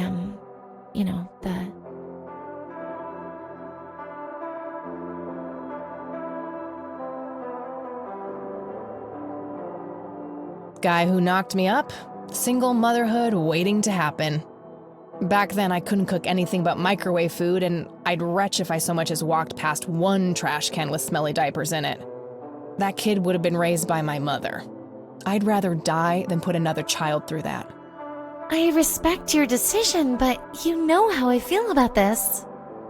That guy up there, he's pro-life, and I'm with him. I get that.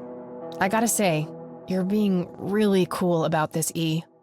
I was expecting you to clutch your cross, flip the table, and storm off or something. I'm not a walking stereotype, you know. Says the red-headed nerd with the glasses. Ha ha. But Kathy, if you keep having that nightmare, perhaps you should talk to somebody about it. Maybe. But I doubt obsessing over it is very healthy either. Your turn, E. Oh, fine.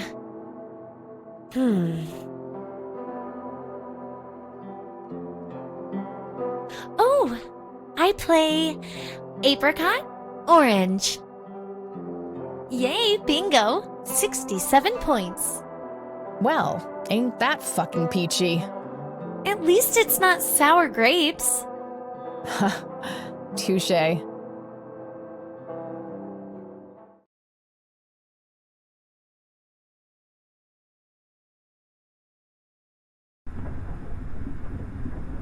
A tainted one approaches. Is it time?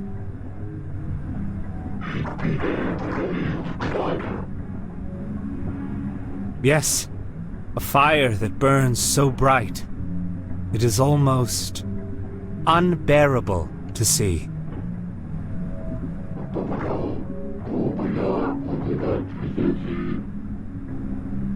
Indeed!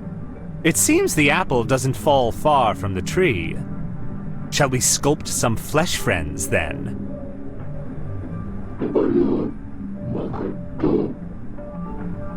Very well. I will attend to the threshold.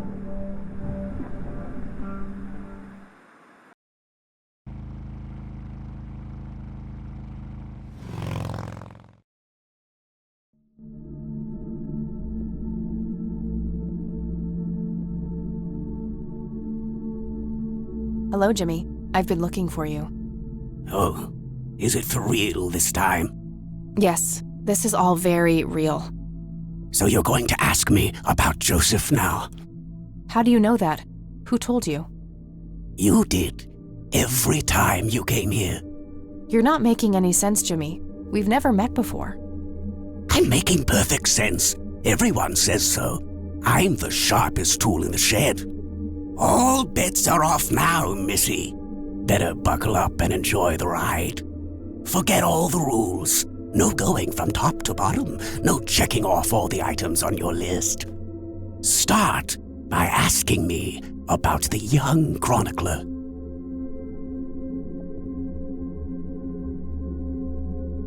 What do you know about the man in red? No, that's not the chronicler.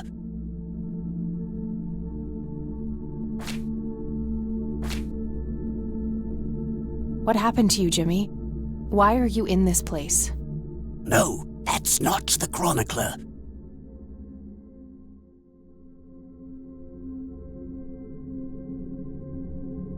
Do you know what happened to my grandfather in 81? No, that's not the chronicler. Was Lily Myers the chronicler? The drowned girl, yes. She saw the loops, the endless possibilities. She found that the branches had all been severed. Nothing but inevitability remained, staring her right in the eye. In the end, she was pulled across the great threshold, just like I was. I was next. Next for what? You're not listening. I'm next. What happened to you, Jimmy? Why are you in this place? I'm not. I'm 6 feet under, looking up, watching reruns without a care in the world. You know, Joseph was a beacon. His passing sent ripples traveling in all directions, touching all of us with burning intensity. In my case, resulting in immobilizing guilt. After all, I sent him out there. It was all my fault. What was? What did you ask him to do? Be patient. We'll get there eventually. We need to follow the rules. Let's continue, ironically, with the men who break the rules.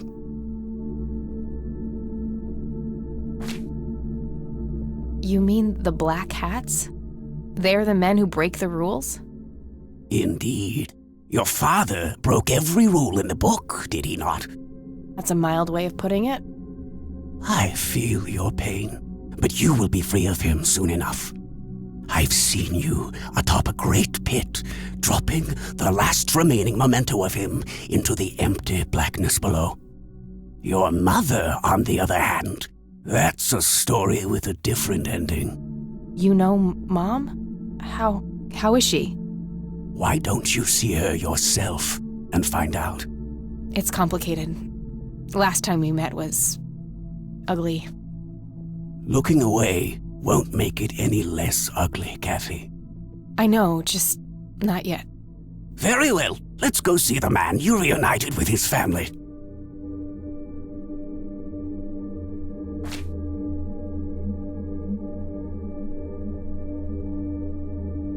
The man in red? Is that who you're talking about? Yes, indeed. Who is he really? The collector of souls, the one who beckons and prepares.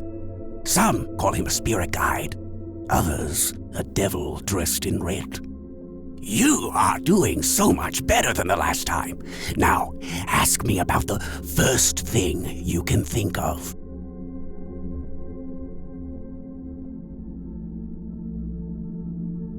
What happened to my grandfather in 81? Oh, poor Joseph. Wrong place, wrong time, wrong friends, wrong life.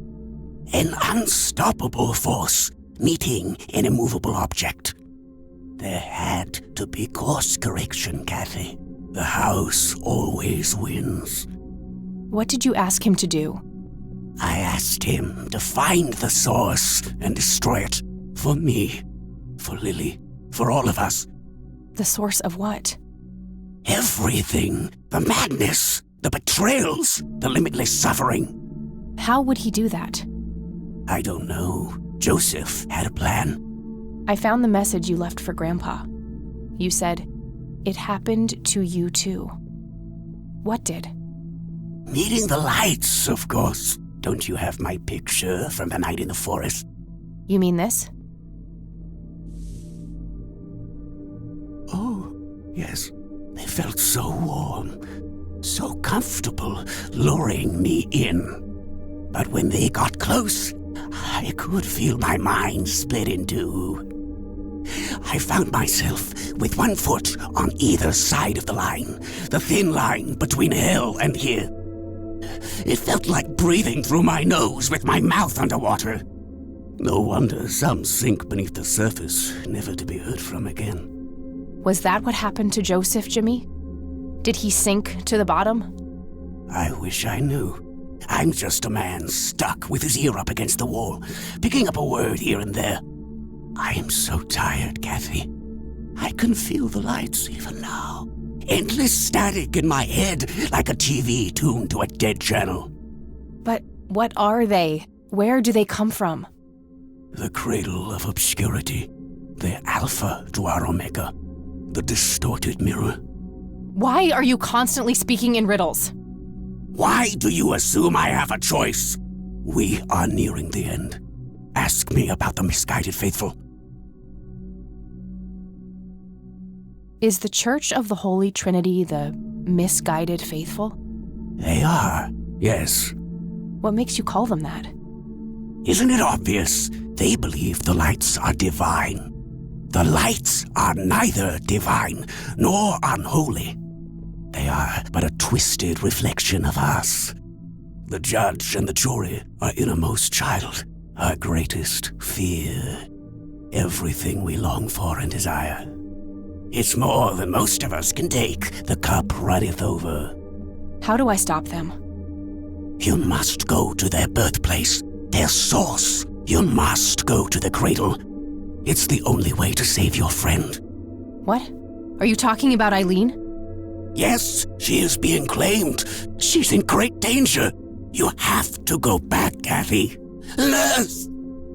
I need more than that, Jimmy. Nurse, help!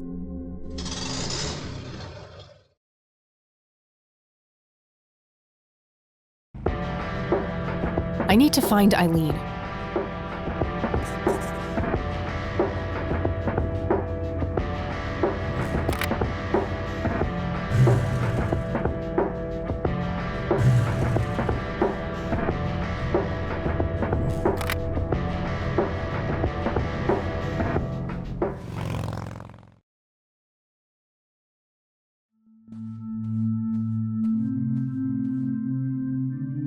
It's an altar.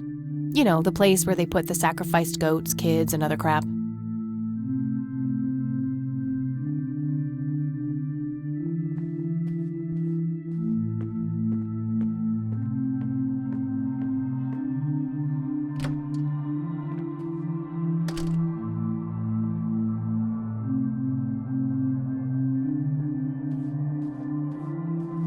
William T. Price.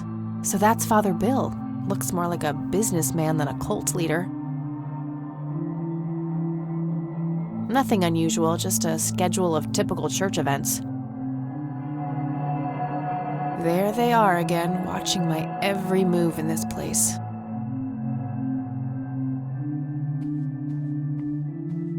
Isaac's desk. There might be something useful inside. Found a large old key in here. Hey! What are you doing in here?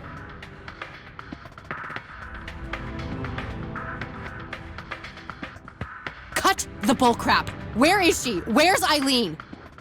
What in the Lord's name are you talking about?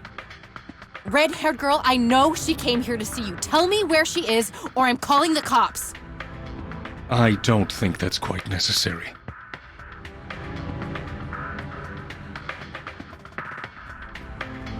Breaking and entering, are we?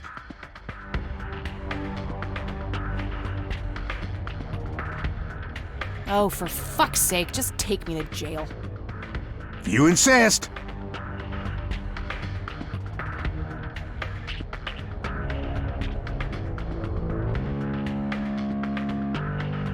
You better hope that Father Price doesn't press charges. I want my phone call. Can't hear you in there. You are such a fucking prick. Enjoy your little vacation. I know I will. Well, this blows. And I smell like goober. Fan-fucking-tastic. I need to get out of here. Who knows what that freak is doing to Eileen right now?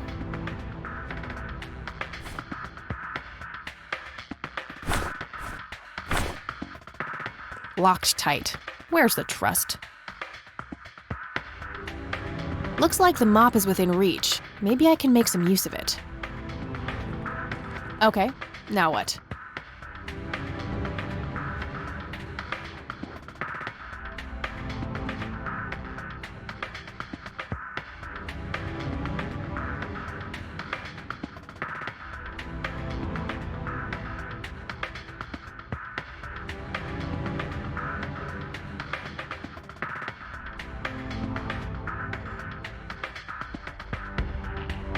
That seems like a goober move. Okay, now what? I'm having a hard time following that logic. Okay, now what?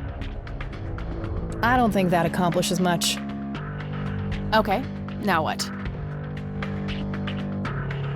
Worth a shot.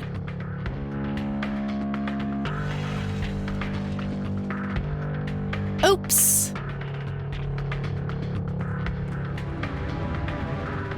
These paper clips might be useful. 2 large paper clips, nice and thick. These are probably robust enough to make a lockpick out of them. Okay, let's see if I still got it. Not perfect, but they should get the job done. Paper clips, prepared for lockpicking duty. They should be able to deal with a tumbler lock or two before breaking.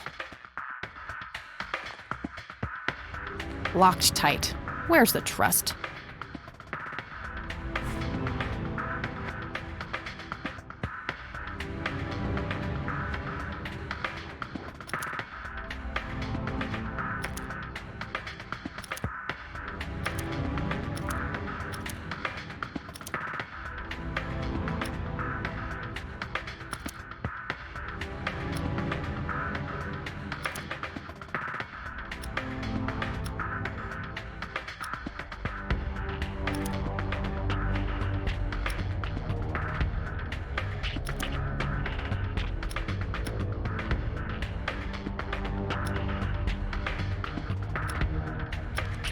I'm so good.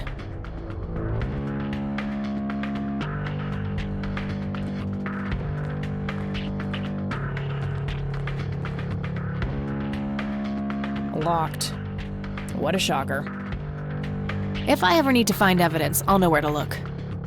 They look sturdy enough. Wouldn't be able to break them open without taking my time and making a lot of noise.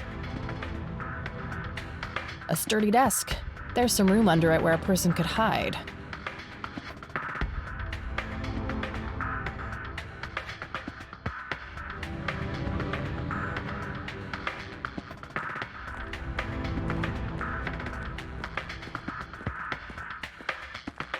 I'm not leaving without my things.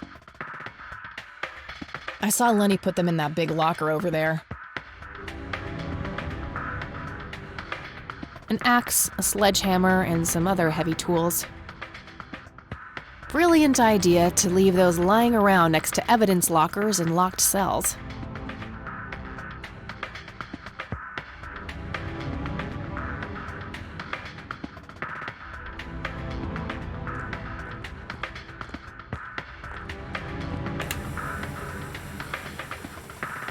An axe, a sledgehammer, and some other heavy tools.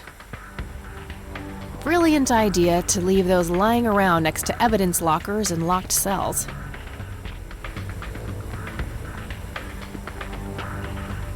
No use, it's locked.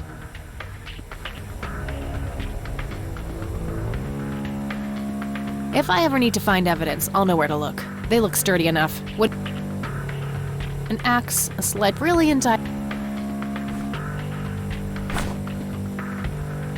A jail cell. That doesn't need unlocking.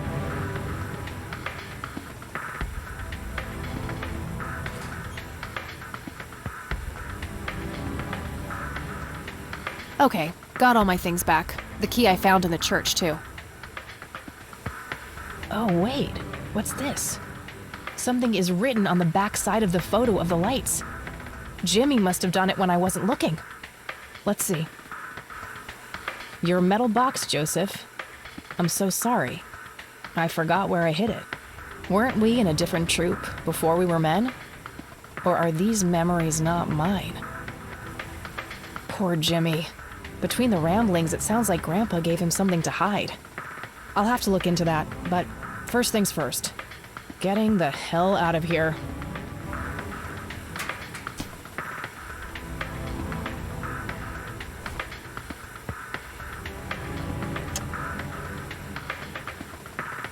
I have better things to do than trying to steal random evidence.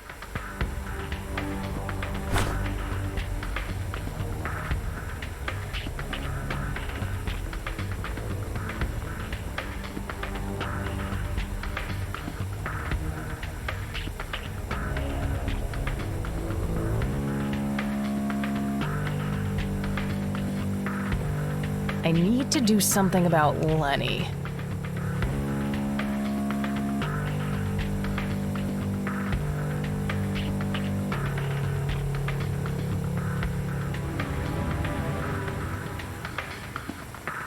An axe, a sledgehammer, and some other brilliant idea.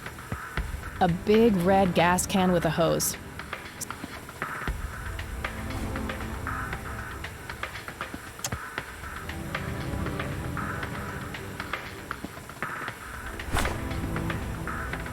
I need to handle Lenny somehow.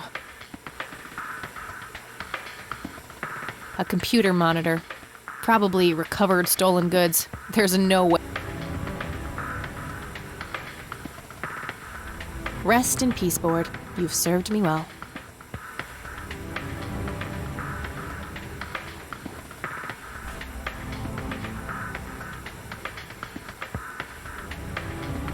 I'm trying to cut down on the pyromania.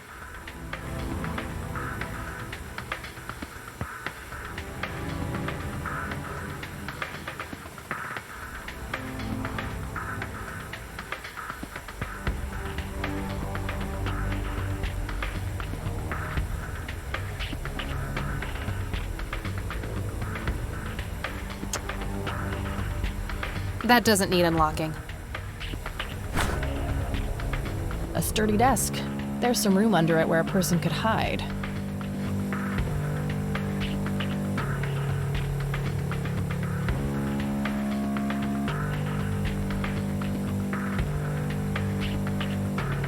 Oh, I must have missed this before. The public phone number to this police station is on a sticker here.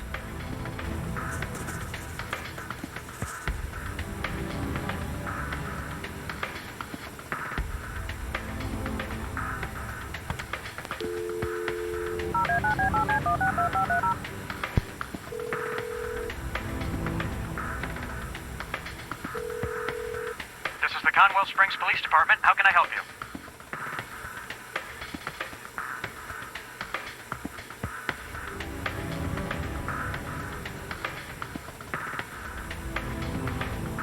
Guess what, Lenny? I escaped. What? Is that you, Kathy? In the flesh.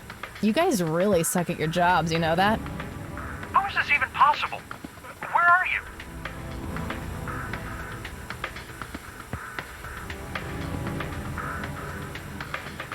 On my way to find my kidnapped friend, since you guys are totally useless. This has got to be some kind of trick. Go check the jail if you don't believe me. Bye now.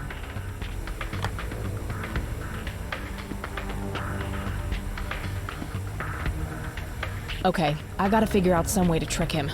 Fast.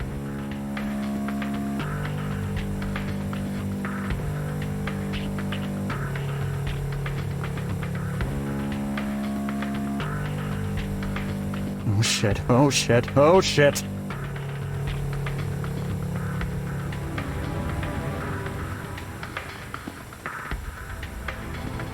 Okay, you've had your fun. Back in the cell, please. Oh, come on, Lenny. You know this is bullshit. The door to the church was open. I just walked in looking for my missing friend. I don't make the rules, Kathy. Get back in your cell, or I'll have to use force.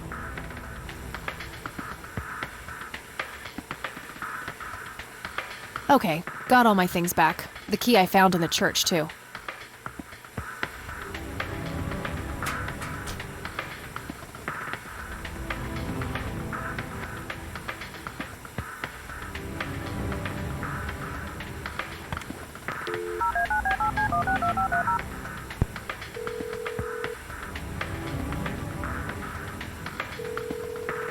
This is the Conwell Springs Police Department. How can I help you?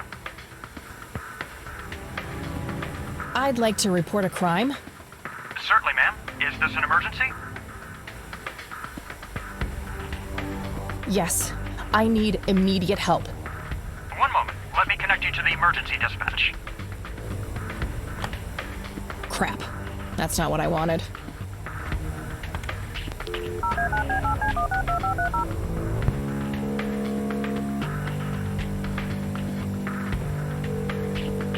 This is the Conwell Springs Police Department. How can I help you? I'd like to report a crime. Certainly, ma'am. Is this an emergency? No, it's not urgent. Understood. Please come to the station and we'll fill out all the necessary paperwork. Can't you come here and take my statement instead? I'm sorry, but we have to prioritize more urgent matters at this time. Is there a particular reason you're unable to come here in person? I can't think of one. Okay then, ma'am. Is there anything else I can assist you with? Guess what, Lenny? I escaped. What? Is that you, Kathy? In the flesh. You guys really suck at your jobs, you know that? How is this even possible? Where are you?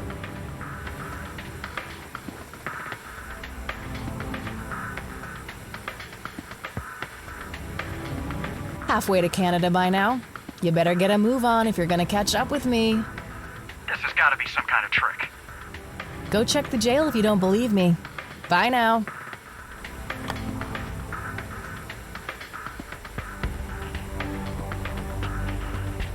Okay, I gotta figure out some way to trick him. Fast.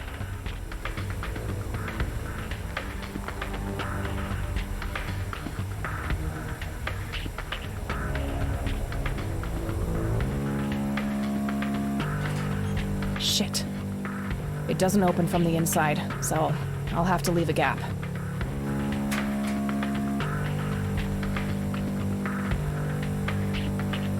Oh shit, oh shit, oh shit.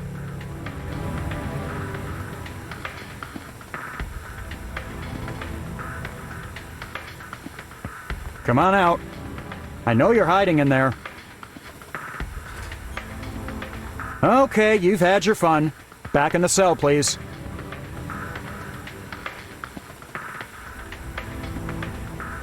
Okay, got all my things.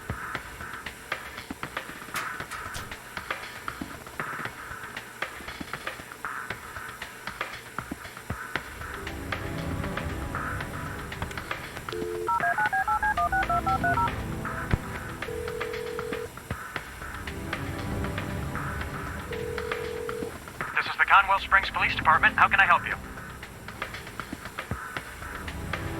Guess what, Lenny? I escaped. What? Is that you, Kathy? In the flesh. You guys really suck at your jobs, you know that? How is this even possible? Where are you? Now, why would I ruin that surprise? This has got to be some kind of trick. Go check the jail if you don't believe me. Bye now.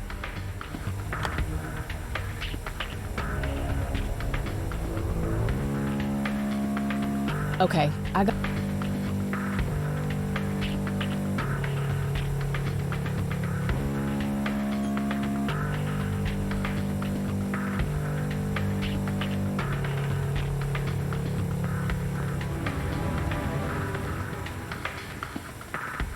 Oh shit, oh shit, oh shit.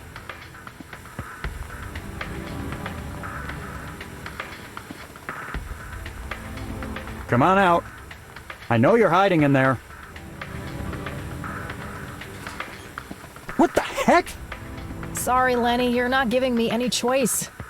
I'm going to find my friend. Open up, please! Somebody let me out of here! Please? Is anyone out there?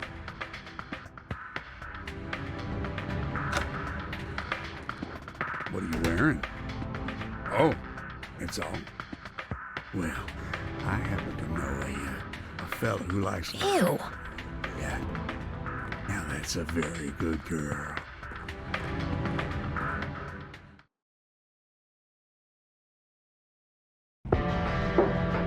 Good thing the bike was still where I left it.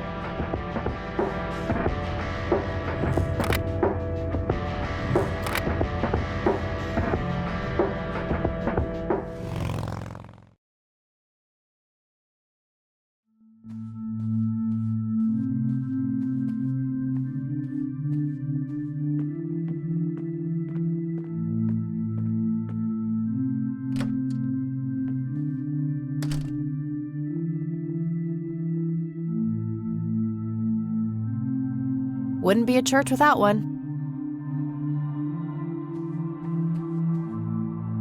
Oof, no corpses, just a bunch of priest outfits in there. Nothing interesting in the pockets either.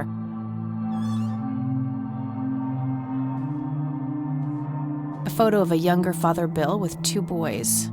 Probably Isaac and his brother. Books on spirituality and theology. Nothing unusual. A small cabinet with a lock on it. Locked.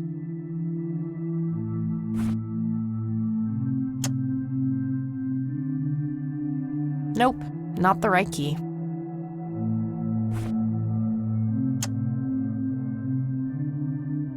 Nope, not the right key. Not a bad idea, but it's not a tumbler lock.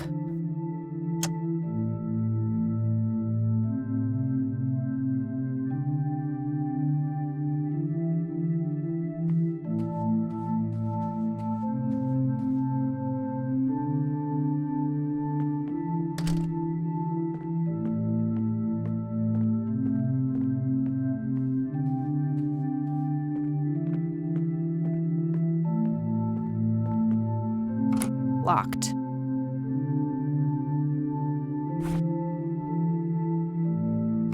Nope, not the right key.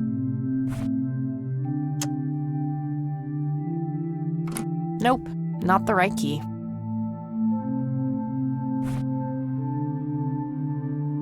I should search the office instead. I don't think there's anything useful in here.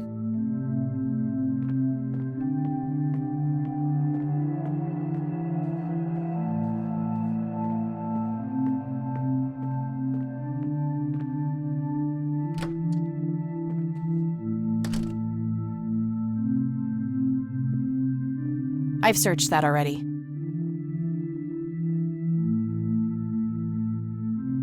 Nothing unusual, just a schedule of typical church events.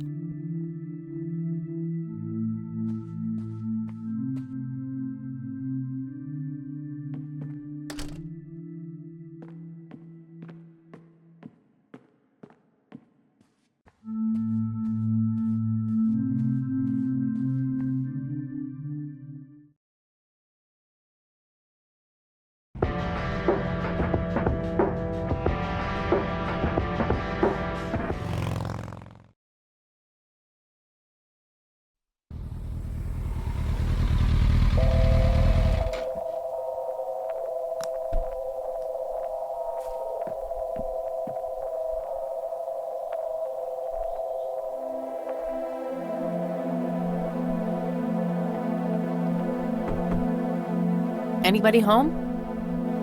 Guess not. Locked. It's a simple tumbler lock.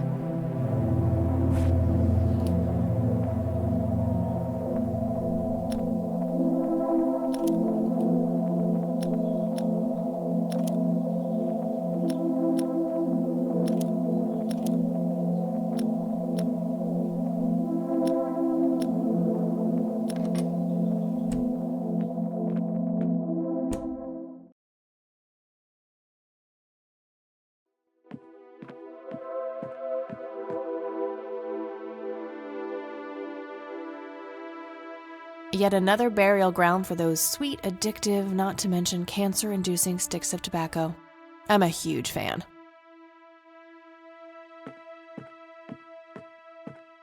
It's an early painting by Lily Myers. Elk, by the looks of it. They're fairly common in Conwell Woods.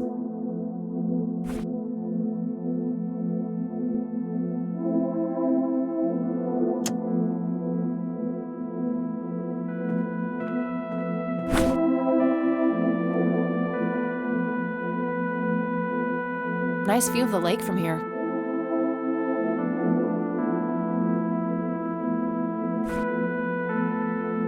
Oh, I do enjoy burning things, just not that.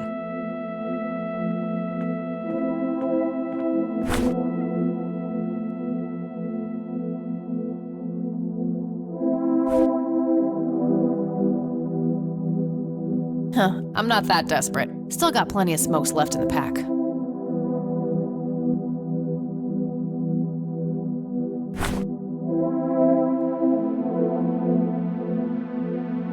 Looks like they barely touched the food. Looks like they barely touched the food.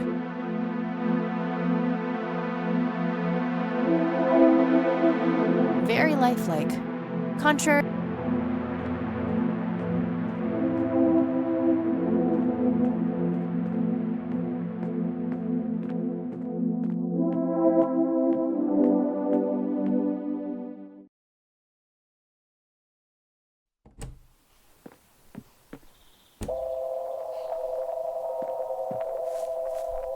Looks like there's a small dock with a couple of boats.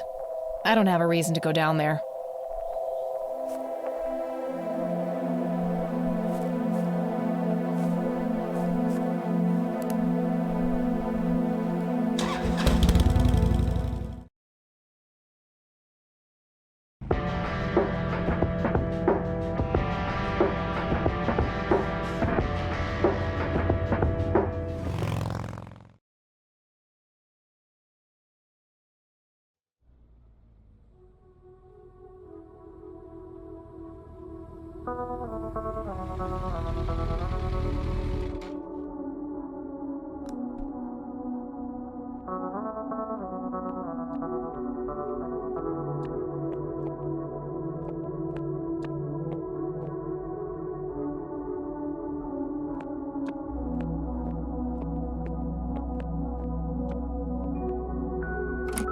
Locked.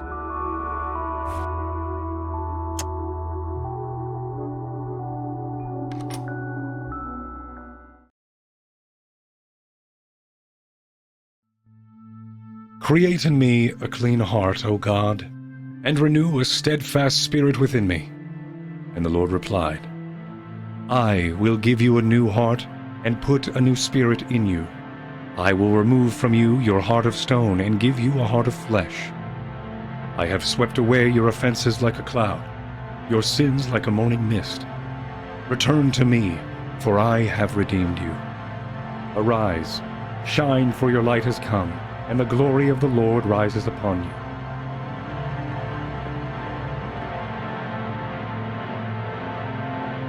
Hey, what's that? Eat this! Eileen? Snap out of it! No, God, it's happening again! Just like it did with Grandpa. What did he do to you?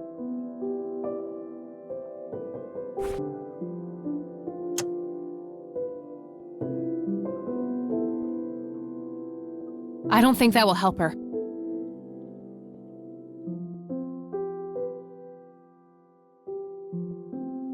I don't think that will help her. Let's get these ropes off of you.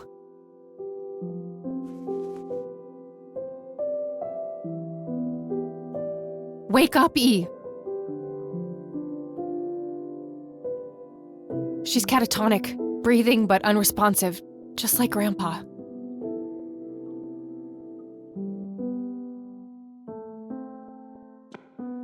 He's knocked out cold.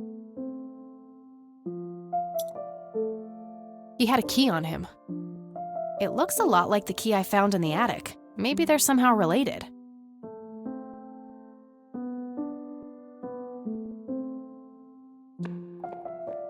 Wake up, E! She's catatonic, breathing but unresponsive, just like Grandpa. He's knocked out cold.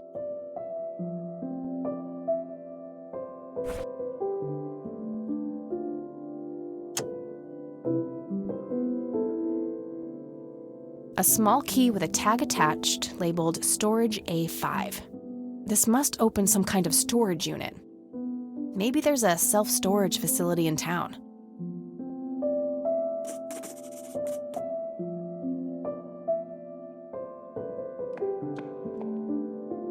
Joshua David Price, born June 8, 1961. Died October 21st, 1983. Isaac's brother, perhaps? William Thomas Price, born February 13th, 1931. Died September 5th, 1983. Father Bill himself. Agatha Price, born November 13th, 1899. Died July 17th, 1979. Ernest Edward Price, born December 20th, 1898. Died May 8th, 1973. Henrietta Ann Price, born April 22nd, 1933. Died May 4th, 1981. Father Henrietta Ann Price, born April 22nd, 1933. Died May 4th, 1981. Father Bill's wife? That grave is blank, probably reserved for future descendants. That grave is blank, probably reserved for future descendants. That grave is blank, probably reserved for future descendants. He's knocked out cold. That grave is blank, probably reserved for future descendants. Isaac Jeremiah Price, born March 3rd, 1959. The death date is left blank. Arthur Price, born April 11th, 1918. Died December 4th, 1982.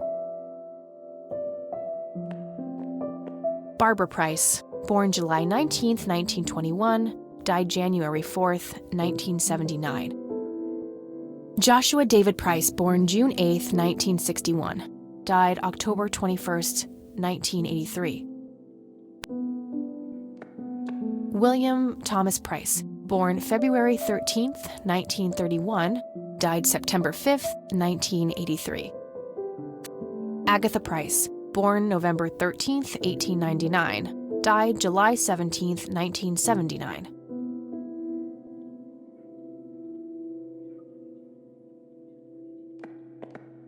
I should make sure he's not a threat before leaving.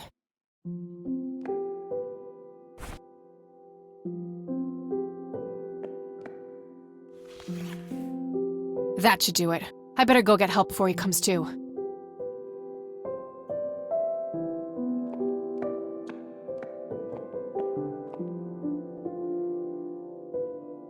All right, we'll take it from here. Should we bring what's-her-name to the clinic? Eileen, and no, she's not physically hurt, it's just shock, that's all. I'll take care of her, please, just drop us off at Grandma's. All right then, but don't think you're off the hook for that stunt you pulled at the station. Considering the circumstances, I'm gonna refrain from hauling your ass back to that cell. But you better not leave town until we've sorted all this out, or you can look forward to a statewide APB. Got it? That's more than fair, Sheriff. Thanks. Good. Come by the station when you've dropped off your friend. We'll need to take your statement. I will.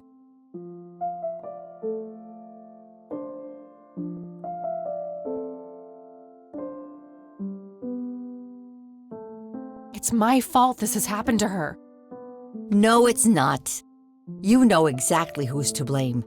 That vile man behind bars or whoever is pulling his strings. Go there, find out what he knows, and get to the bottom of this. It's too late for Joseph, but maybe she still has a chance. Well, I'm sure as hell not gonna wait here for her to rot away. Good. She'll be safe with me. All right then, I'm off.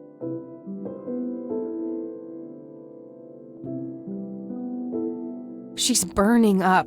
She's fighting it, whatever it is. I'm sorry, E. There are a few things I need to ask you, Grandma. Very well, dear. How is she? The same. Don't worry about us. Hey, Grandma, do you know if there's a self-storage facility in town? I think so, yes. Why don't you look it up in the phone book? Sure, I could do that. Thanks. Okay, that's all I need. Good luck out there.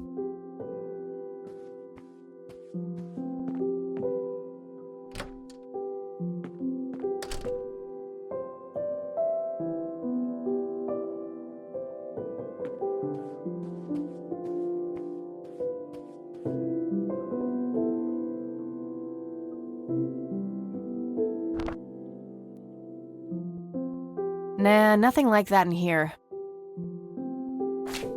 Okay, there's a place in town. Got the address, I should head over there.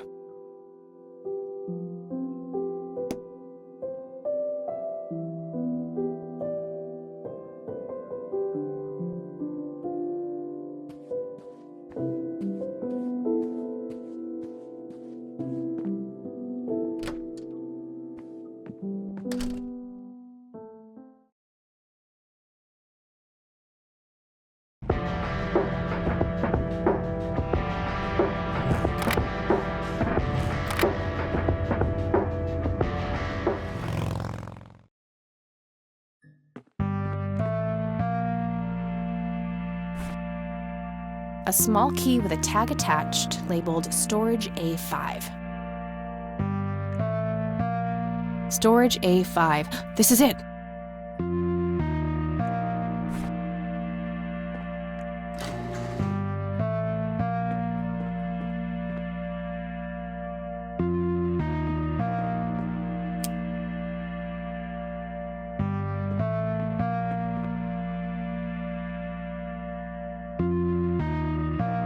I don't believe this. They're ruined. He must have used that paint thinner on the paintings. That means there's only a single painting left. The one in the cabin.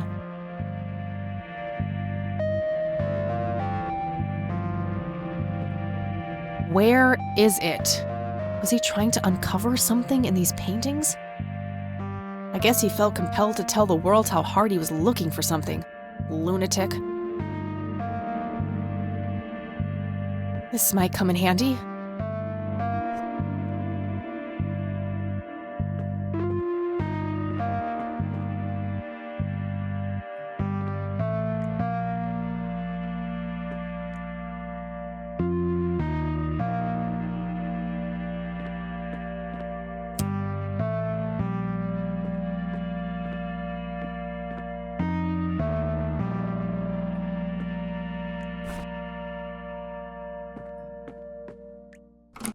Doesn't fit. Must be for a different unit.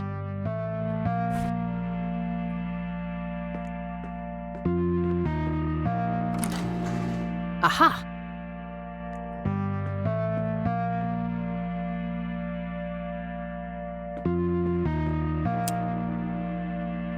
So that's where Grandpa's old uniform went. I wondered why I didn't see it in the attic. Looks like an old Boy Scout uniform. Guess Grandpa was involved back in the day. Oh, wait! Didn't Jimmy's note on the back of the photo say something about being in a troop before they were men? That's gotta be the Boy Scouts. It says Camp Parowan on a patch here. Parowan Peak is a local clifftop not too far from here. Could Jimmy have hidden Grandpa's metal box somewhere in that area?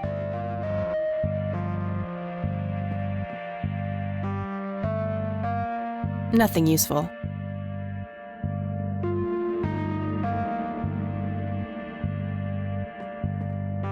Empty.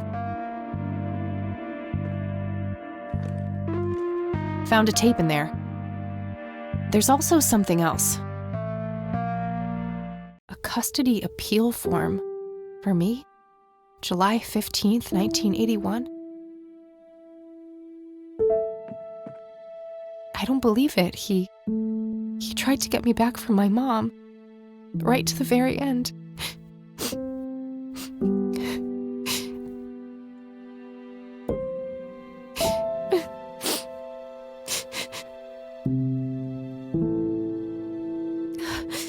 Pull yourself together, Kathy.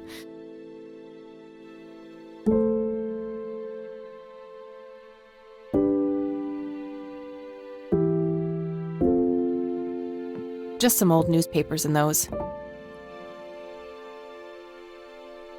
An old gas-powered lawnmower. Looks like it's in pretty good shape.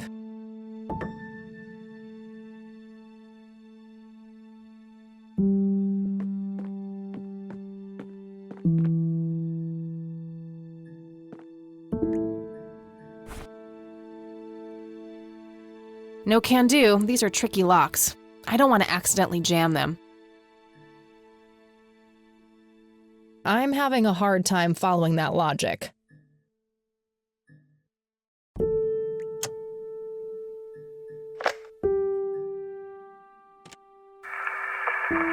This is Joseph Rain. Operation Log, Part 2. August 2nd, 1981. I've come to believe that the glowing lights are sudden bursts of energy, similar to the static discharge that causes lightning. However, instead of a positive and a negative electric charge, the colliding forces have a dimensional nature. Assuming this hypothesis is correct, the lights would only appear on the edges of the zone.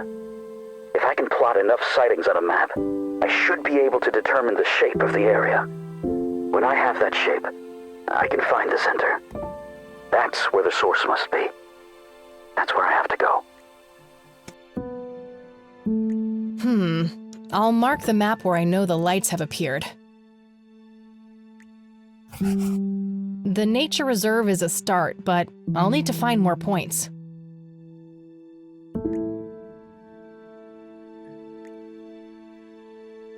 Storage A8. Storage A9. Storage A6.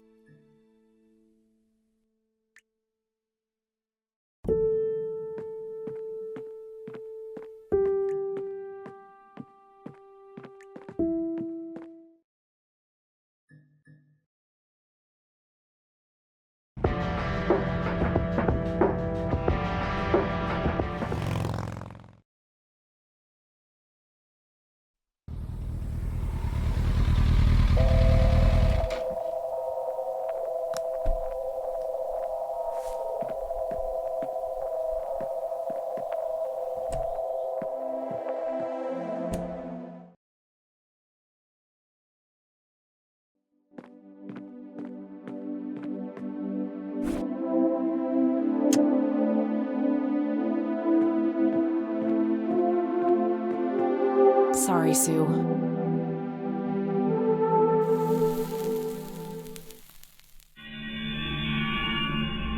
A hidden picture. Oh my god, that's Nathan! He's holding a girl underwater. It must be Lily. Wait, that doesn't make any sense. Lily wrote a suicide note, so either she planned this or saw it. I knew you were trouble. Sue, I found something. It's horrific. Spare me. I invite you into my home, and this is how you repay me? Breaking in here, sticking your nose where it doesn't belong? Just look at it. That's your son. That's Nathan. You think I didn't know? What kind of mother you think I am? Wait, you knew? For how long? Long enough. Now it's time for the lady with the gun to ask the questions. Okay, relax. Whatever you want. Good. Now who else knows about this? No one. I just found out. Good. Now, we're in kind of a jam, aren't we? How do I know you won't squeal on us as soon as I let you out of here?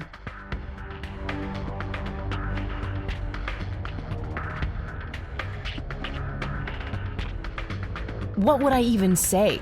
That I found this creepy painting of a murder that happened 2 decades ago? You'll figure something out. You're so fucking clever, aren't you? That's not the word I'd use considering the situation I'm in. I suppose you got a point there. If this ever gets out, you know he'll be put away. They'll lock him up in some horrible institution.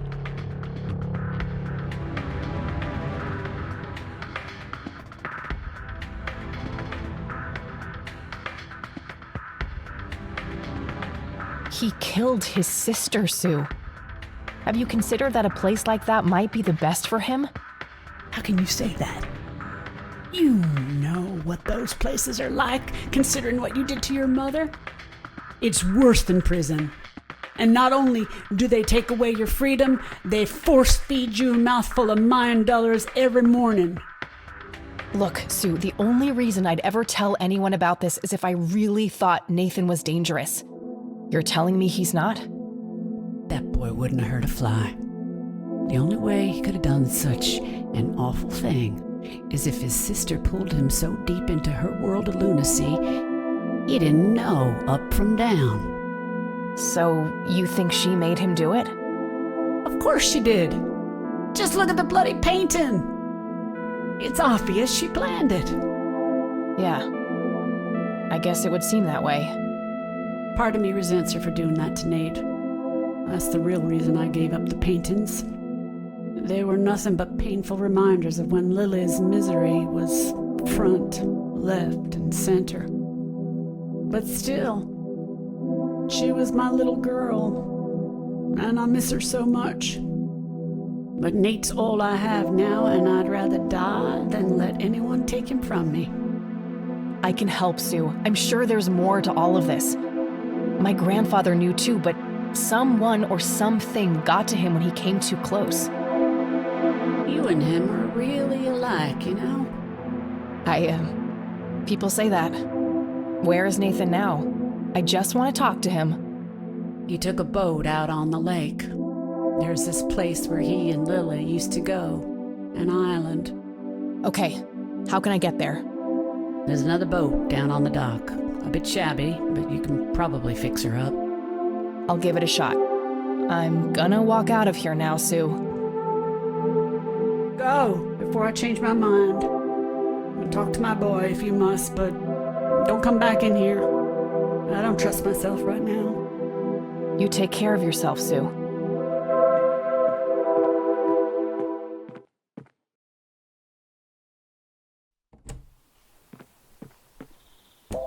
Christ, that was close. Oh, what's this? Looks like another of Nathan's drawings. He must have dropped it here.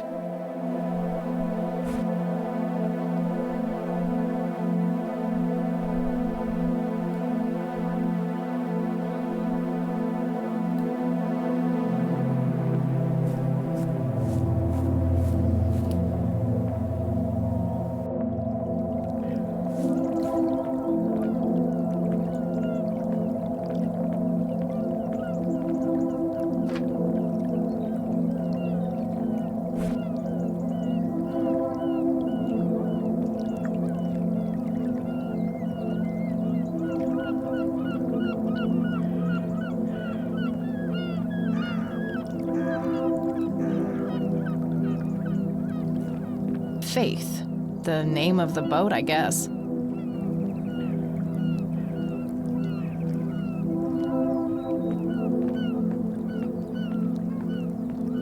Alright, let's see here. Well, crap, the tank's empty. I'll have to find some kind of fuel for that, which means that I need to get my hands on a gas can first. Looks like one of the spark plugs is busted too. I'll take that with me. Hopefully I can find a matching replacement plug somewhere. Sad looking thing. I'd be surprised if it even floats. Big island over there in the distance. That must be where Nathan went.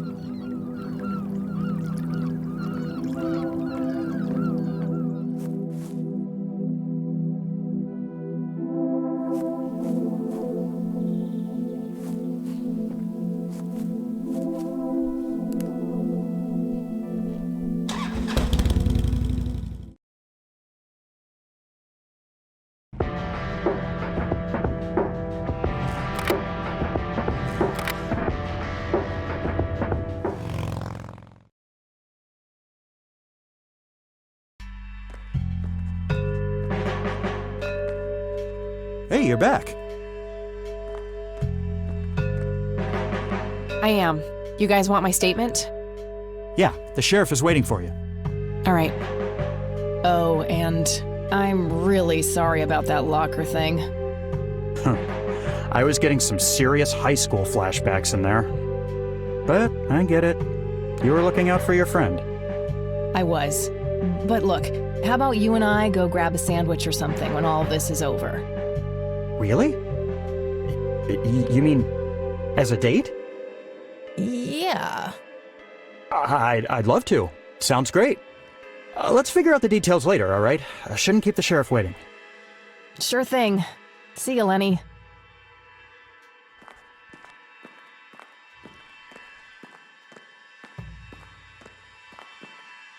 Let's talk, Sheriff. And that's when I found that creep with her tied up in the crypt. Jesus. I had my suspicions about that church, but I never thought it went this deep. Yeah. So, what happens now? I'll call the judge and get a warrant. We find anything else, that bastard won't get away with it.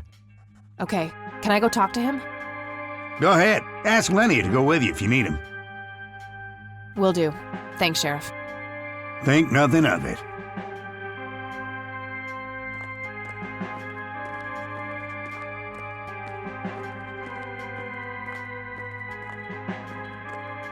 Hey, Lenny. Hello, Kathy. What's up? They already arrested Isaac. There's nothing more to say. Well, gotta go. See ya.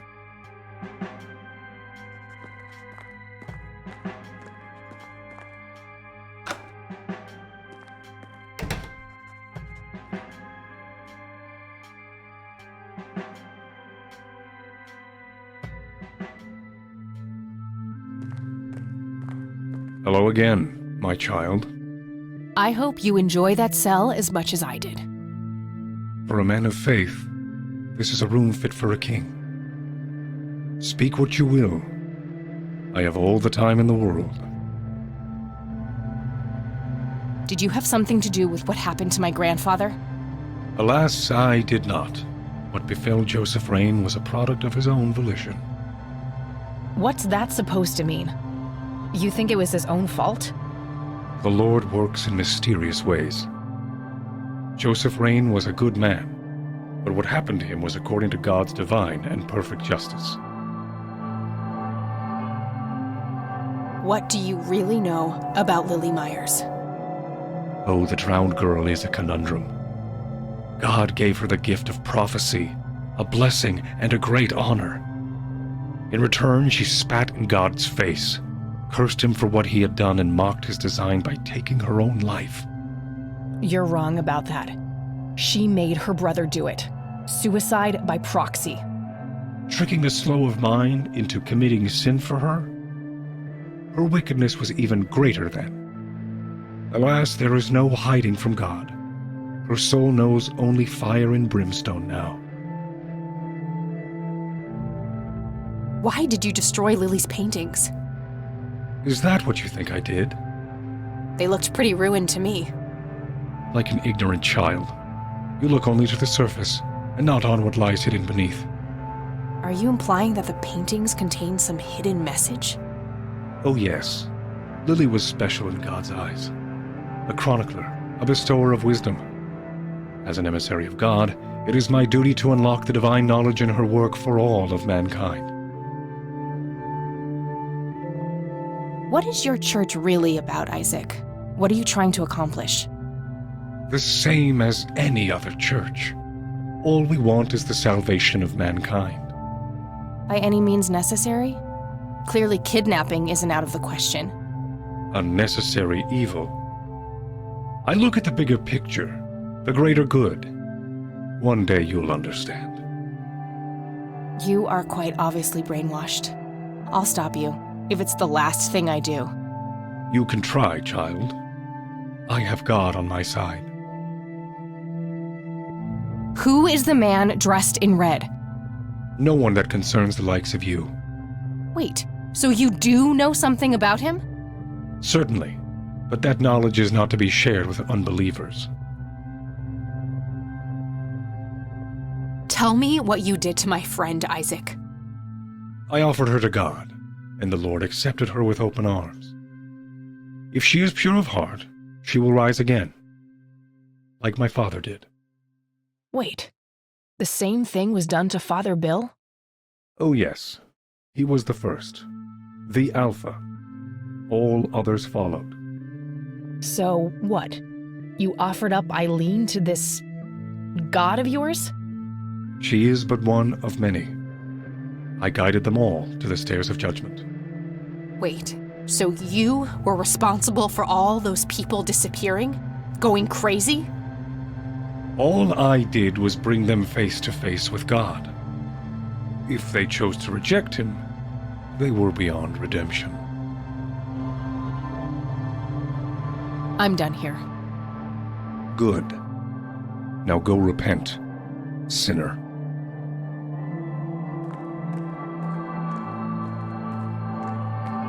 I'll just borrow this for a while.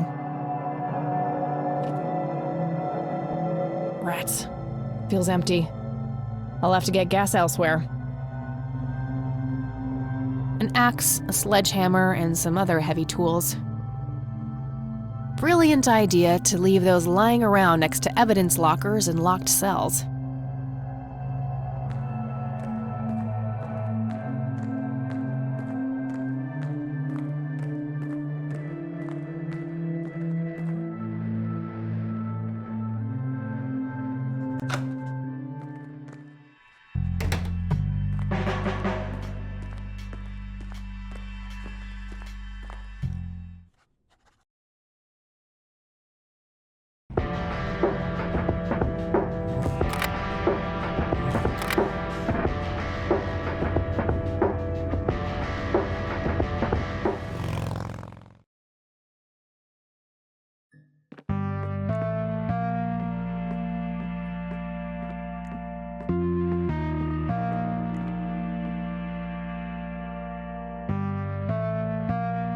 An old gas-powered lawnmower.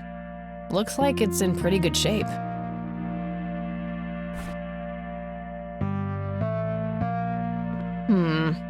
Let's see here. Aha! Same plug size. I'll take a good spark plug and throw away the busted one.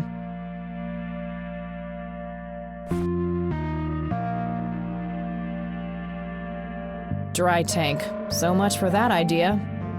Just as well. Even if there was any gas left in that thing, it would be totally expired by now.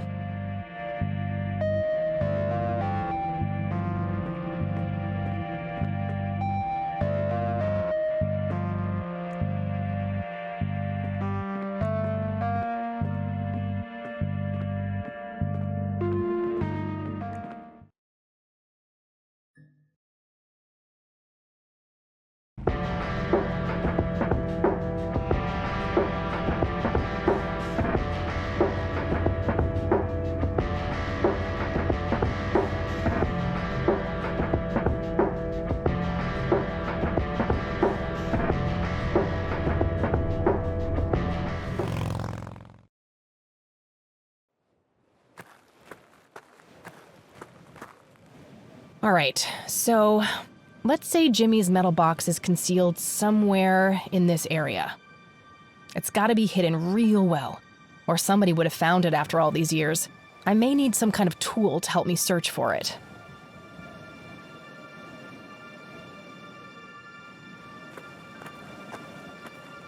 Guess some graffiti artists like to live dangerously. Oh good, a sign. I was worried I'd miss this huge-ass cliff.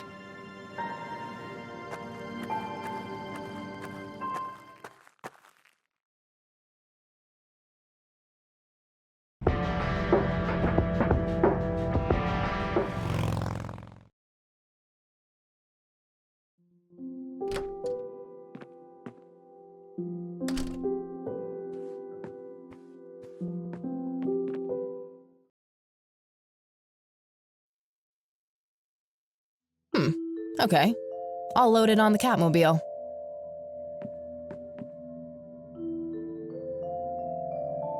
All right. I'll have access to the metal detector anywhere now.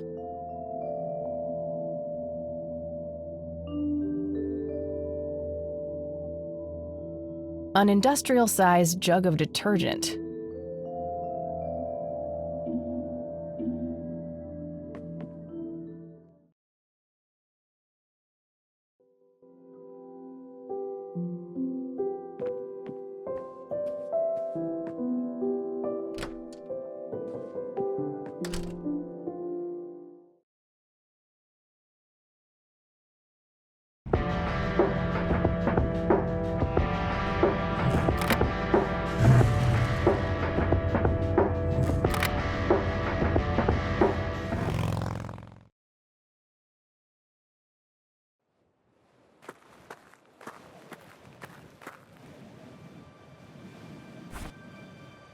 I'll go grab the metal detector off the bike.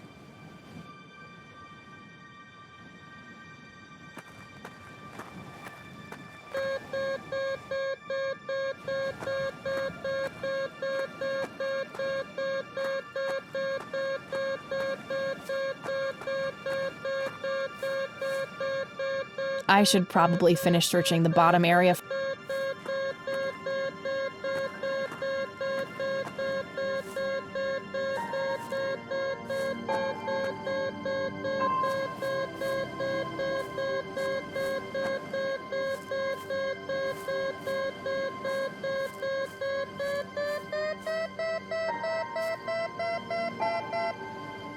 Got something.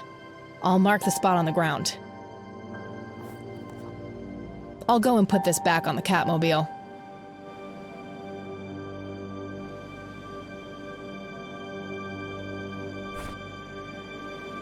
Handy little shop?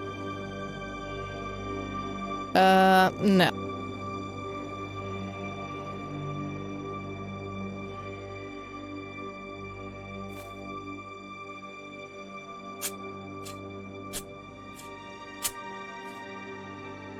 There was a metal box buried here.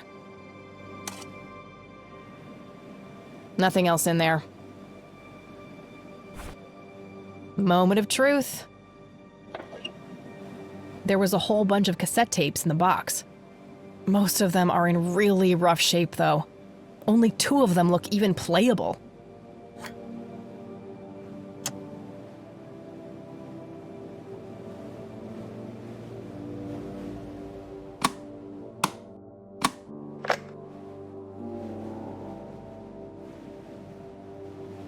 Not a big fan of that idea.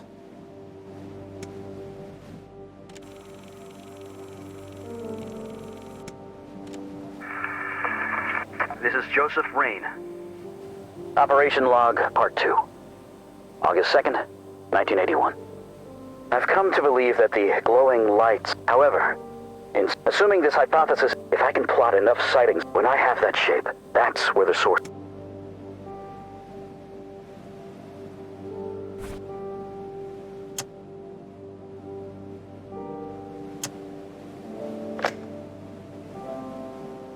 August 6th, 1981.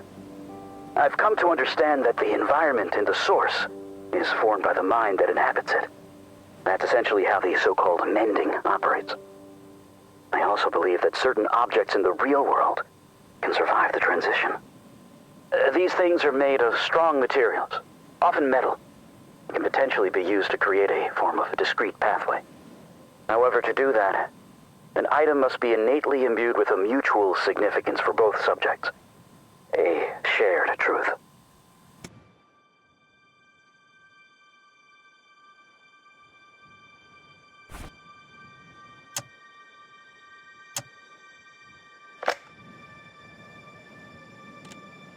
August 8th, 1981. Along the outer perimeter, I've determined that some kind of endothermic reaction is taking place. So it's important to be observant of changes in temperature. Find the source. By severing the link, perhaps I can save them. Jimmy and all the others. Reoccurring dream. I'm standing in front of a huge black hole in a clearing in the woods. There's a man dressed in red, urging me to jump. I'm afraid to, but I take the plunge anyway. For some reason, I don't think I have anything to lose.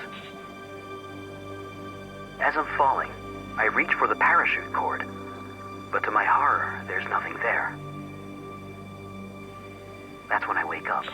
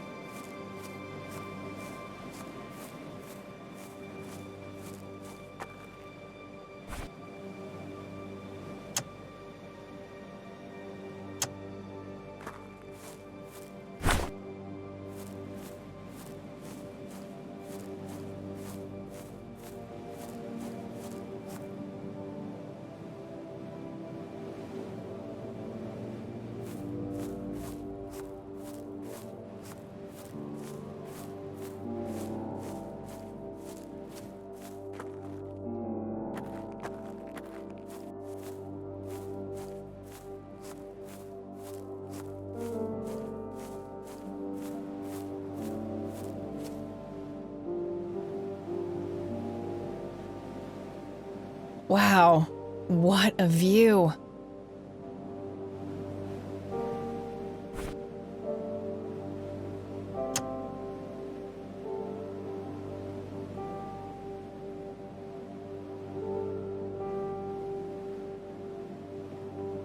That looks like the town area itself. Conwell Lake, where Lily Myers met her demise. Conwell Woods. What were you doing out there, Grandpa? A prominent cliff top near the highway, likely the most popular tourist spot in the area. One of the oldest Air Force bases in the U.S. Grandpa was stationed there during the war.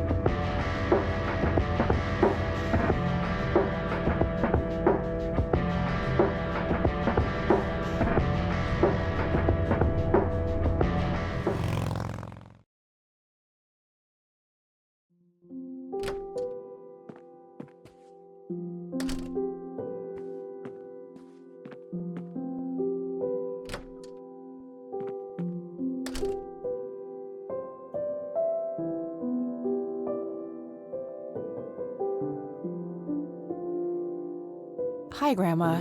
Listen, I found something in this storage unit. Oh? What was it? Custody papers, with my name on them. I was hoping you wouldn't have to see those. I need to know what happened, Grandma. Sharon was never a good mother to you, Kathy. I know. It was the illness. She tried her best. It wasn't all bad. You don't know the despicable things she and Brian did. Drugs, violence. We wanted something better for you. Joseph started talking to lawyers, staying up late at night on the phone, trying to find a way, some kind of loophole to get you back. But eventually we ran out of courts to appeal to, and your mother retaliated with a restraining order. And that was it. She had won. I wish things could have been different. I do too, dear. Every day. Now you're getting me close to tears. Let's talk about something else. Okay, Grandma.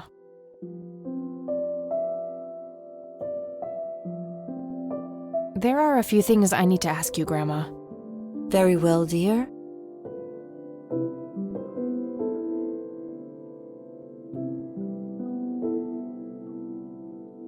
I don't need to show her that now.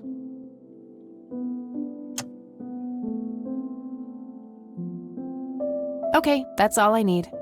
Good luck out there.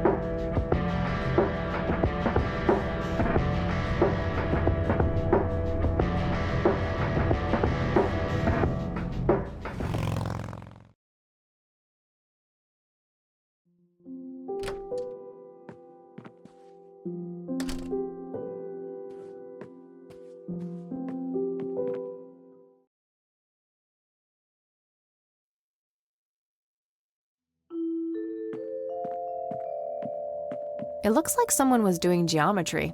I can't make much sense of it.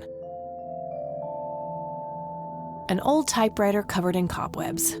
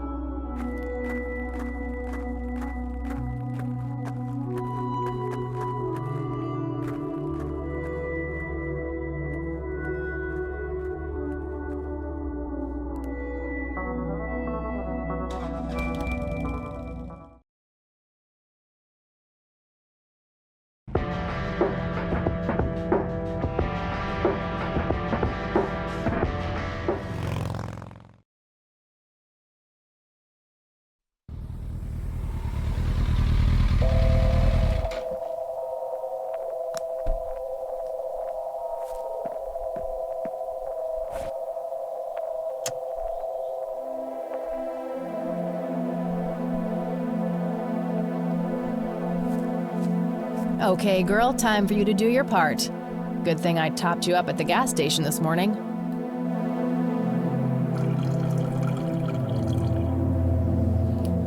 Okay, that should be enough.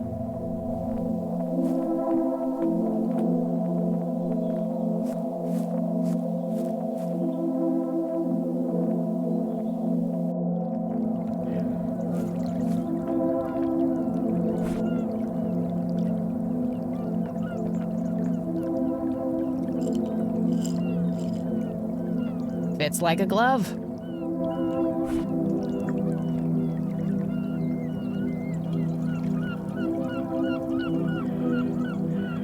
All right, moment of truth.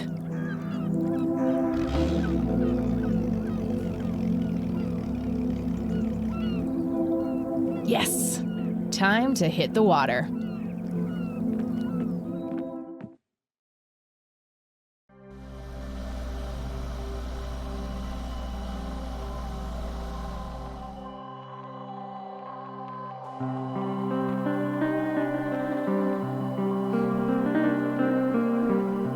That's the other boat.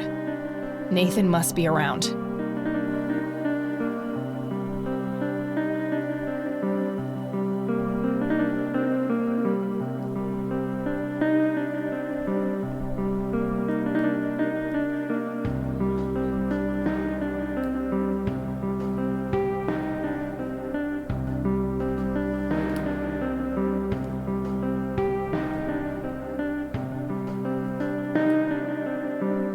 A rope ladder has been pulled up to the treehouse. There's no way I can reach that.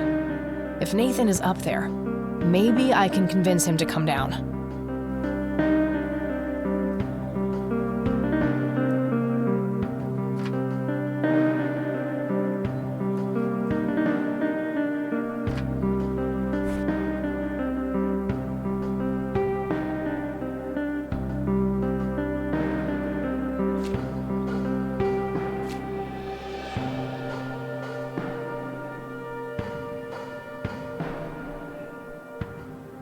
Nathan! You up there? Go away! No girls allowed! Well, that went great.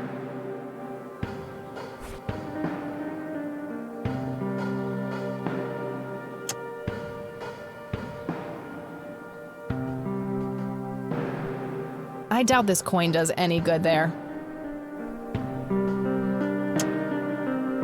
Not a bad idea, but these drawings don't seem complete. I should make sure I have all of them first.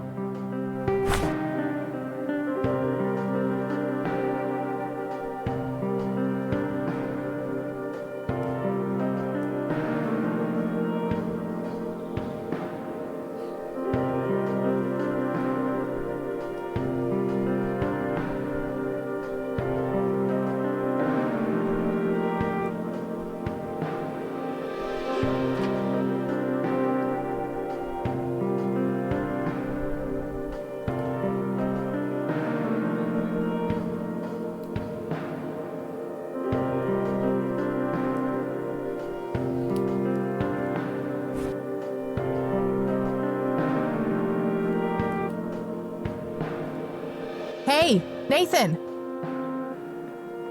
I know what happened with you and Lily. Nuh-uh! Yes, I do. In the beginning...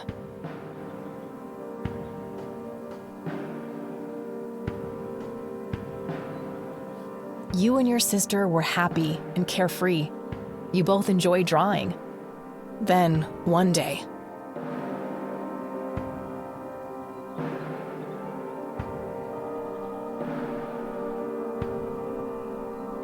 You met the strange floating lights in the forest. After that, Lily started painting scary things. And then, Lily became angry. She wanted you to do something. In the end, something terrible happened. And Lily drowned in the lake. I had pruny fingers. Yeah? It's hard to hear you up there, Nathan. Can you come down? Okay.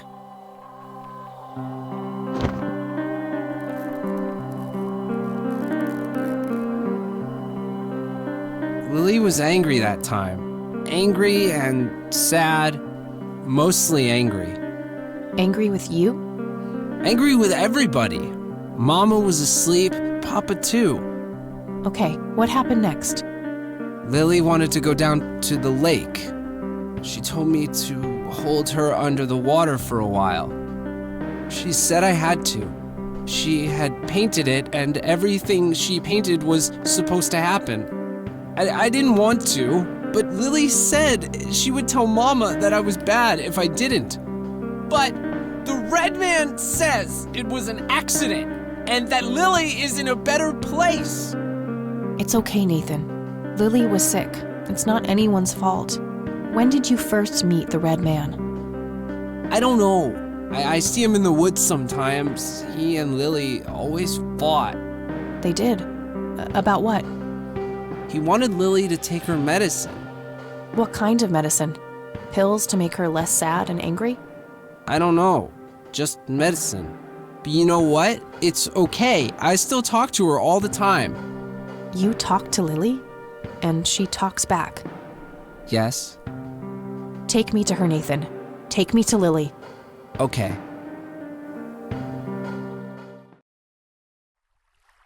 So, what are we waiting for? Shh! They're close!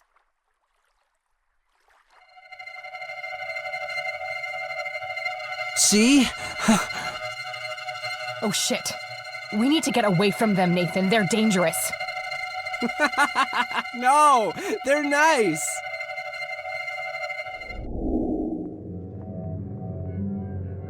Poor little Mender met her end, witnessed so much she couldn't comprehend.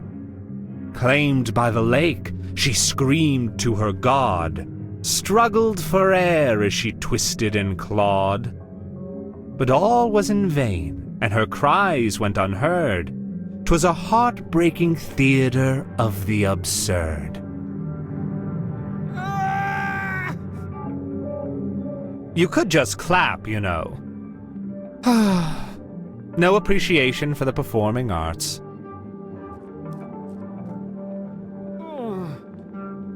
There. You're being dramatic. Is it all those secrets piling up behind your face? No pain, no gain. At least that color looks good on you. Well then, it's always a pleasure, Bill. Jesus. Wakey, wakey! They're gone now. You know what, Kathy?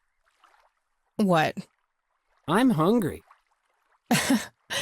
All right, Nathan. Let's get you home.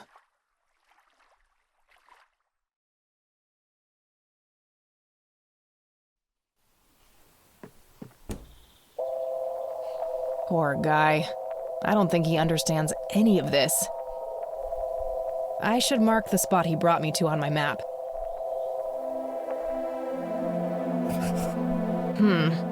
2 points can make a line, but that's not really a proper shape yet.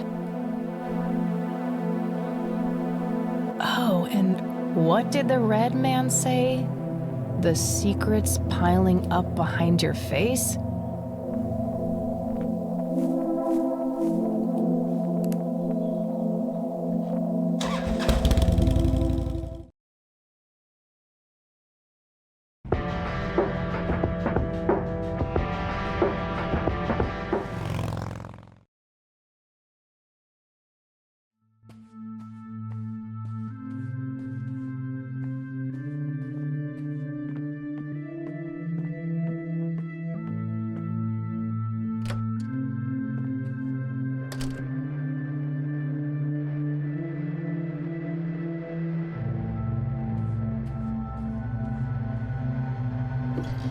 Hidden safe.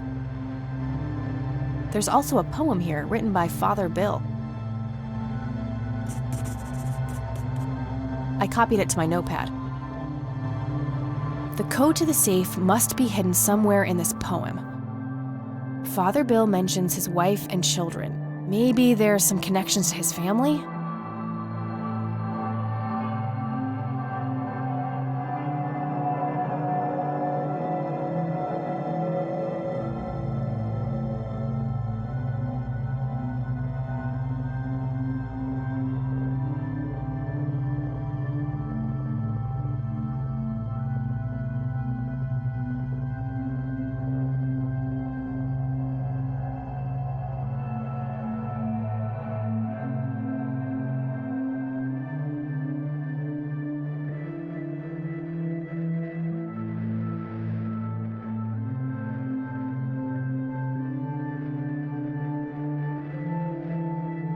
I'm sure there's a hidden meaning in this, but I think I'm missing something in order to make sense of it.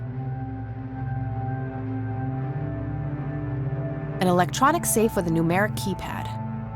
I could always try guessing. Most people use numbers they can relate to, like important dates to them.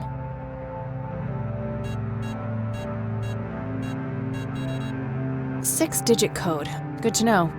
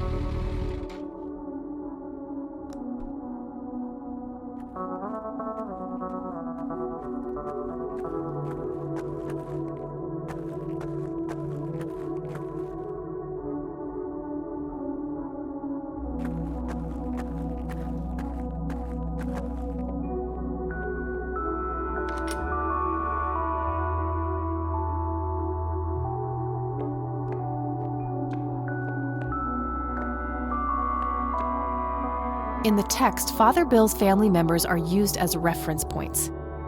Could he be referring to the physical layout of the graves?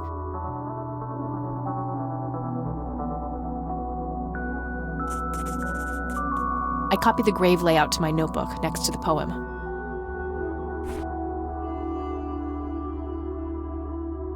This information should relate to the poem somehow.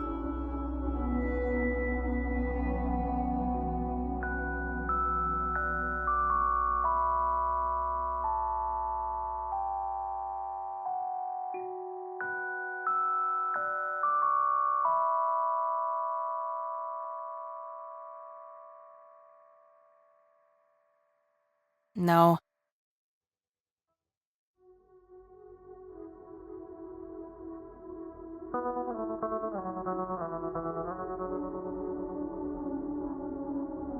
Of course! The sign of the Lord! Some of the graves can form the shape of a cross. Now, if I can only figure out which dates are relevant.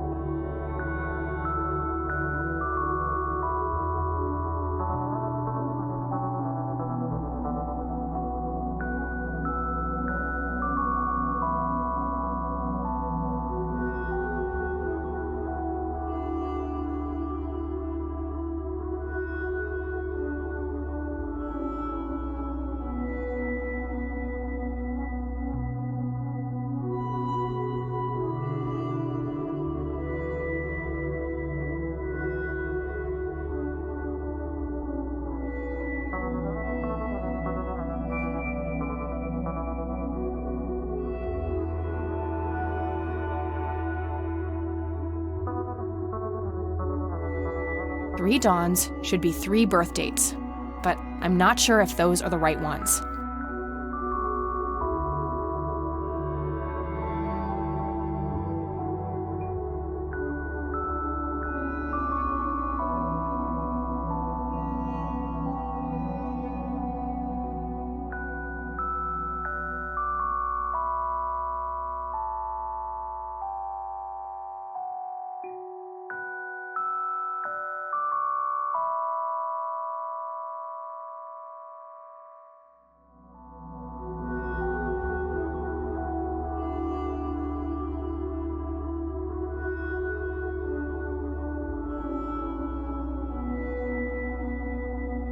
Yes, that must be it. 3 dawns mean 3 births, and they're all adjacent to Father Bill's grave. I'm sure I'm close now. I just have to somehow narrow down these to the correct number of digits.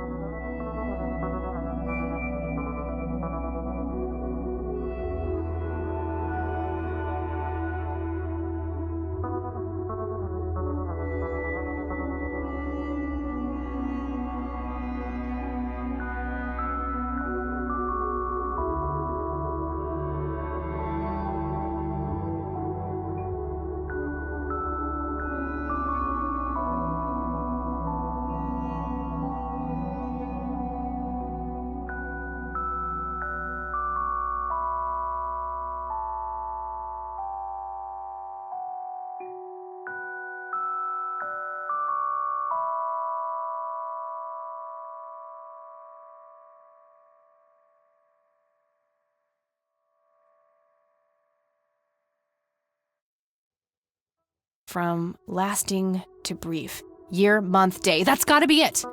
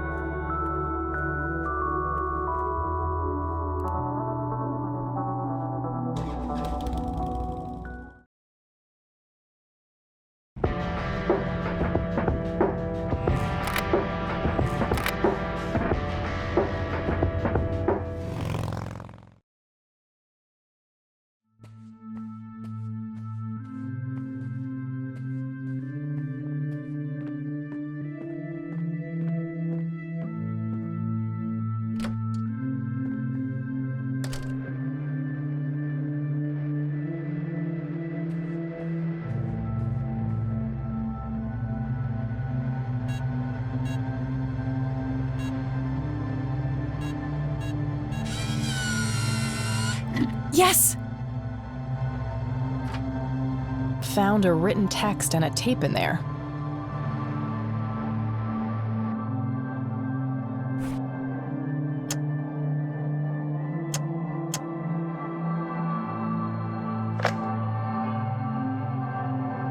This is William T. Price. My visions concerning my sons are troubling. I've watched them become corrupted with pride, turning their backs on the very foundations of our faith. I've seen great sins committed, unholy acts of intimidation and violence, outsiders brought to hallowed ground with neither reverence nor ritual. These are dark dreams indeed. I pray that they never come to pass, lest my soul shall weep tears of blood. The mending is not only a gift, it is a sacred duty, but it must begin in the heart of a true believer.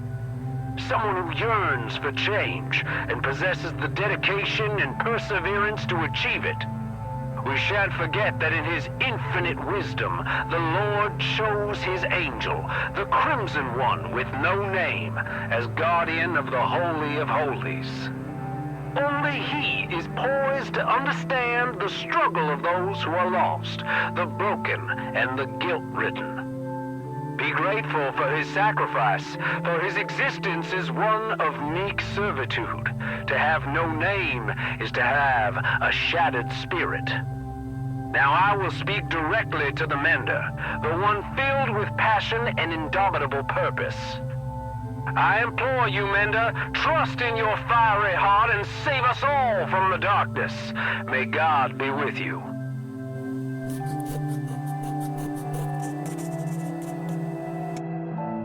Geez, Father Bill was nutty. He was right to be worried about Isaac, though.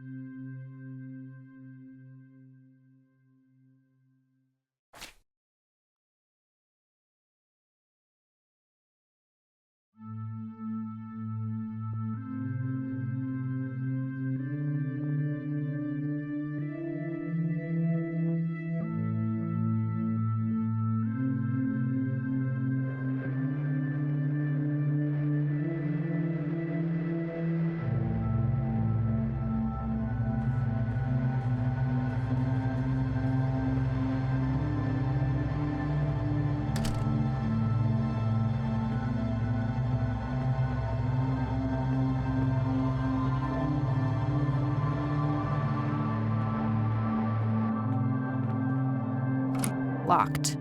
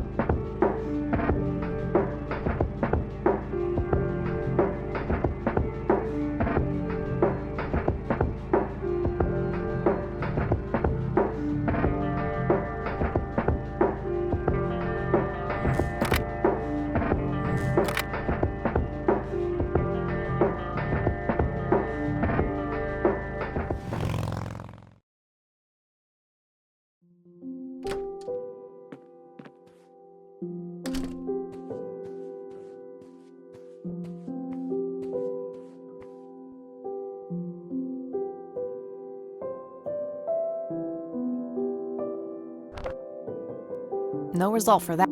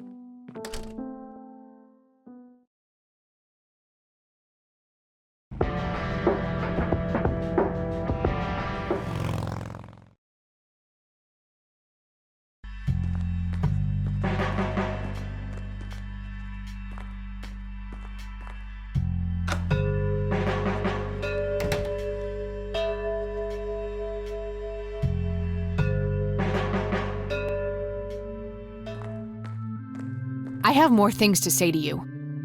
Speak what you will, godless one. Who is the Crimson One? No one that concerns the likes of you. Wait, so you do know something about him?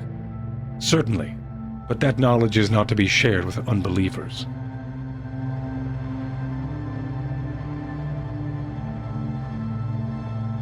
Look what I found in the church, Isaac. Come to gloat, have you? I see that you've added stealing to your list of sins. Honestly, I just want to understand. What does it all mean? The mending? I don't believe you are sincere for a second. I'll speak of this no longer.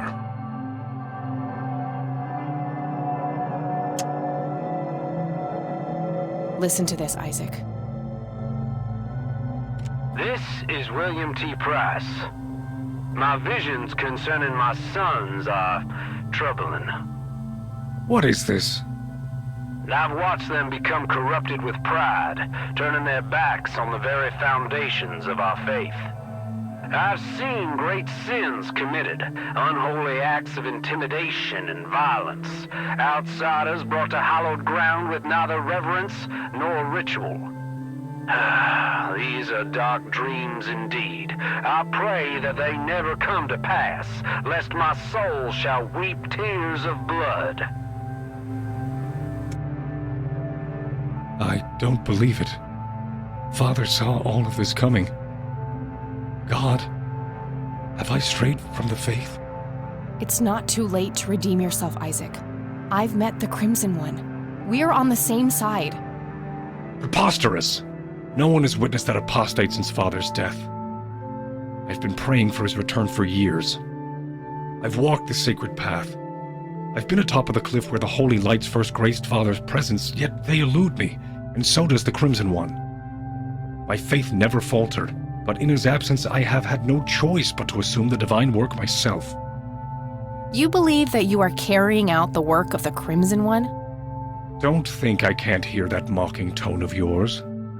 I will speak of this no longer. So Father Bill saw the lights on a cliff. Was he talking about Parowan Peak? That's the only real cliff top in these parts, so probably more likely than not. I'll mark the location on my map for now, and see if it can help form some kind of pattern. Wait. It's a triangle. The lights were spelling it out all along. And there's the center. That must be where I'll find answers.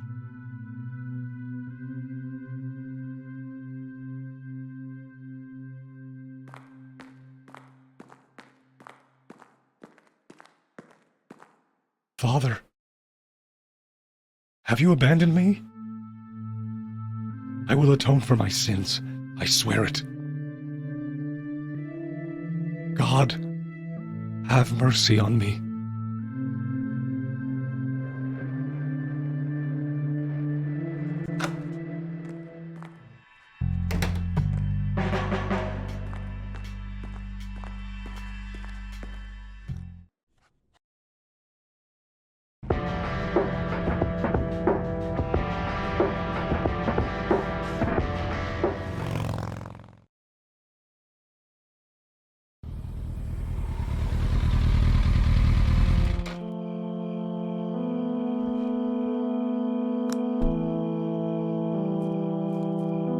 All these trees look the same.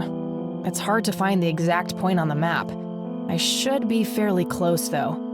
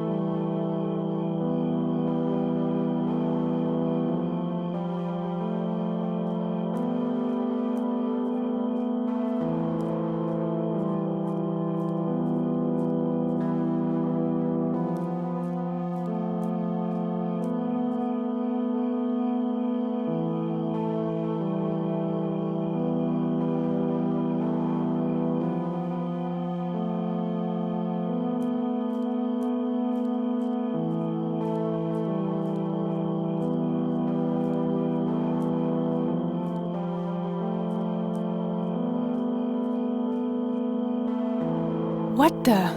How did I get back here? I must be going in circles.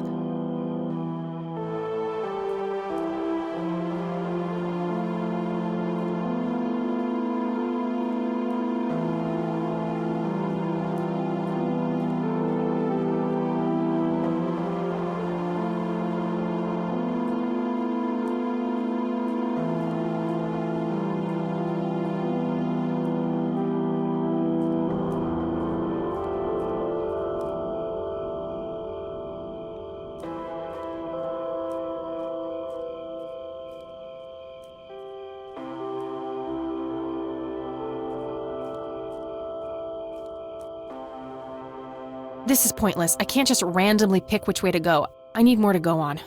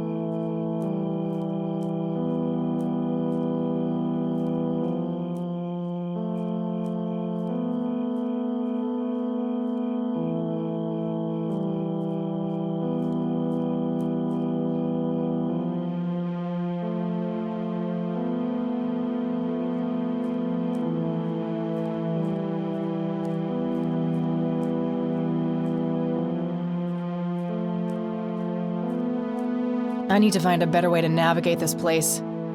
What else did Grandpa say on those tapes?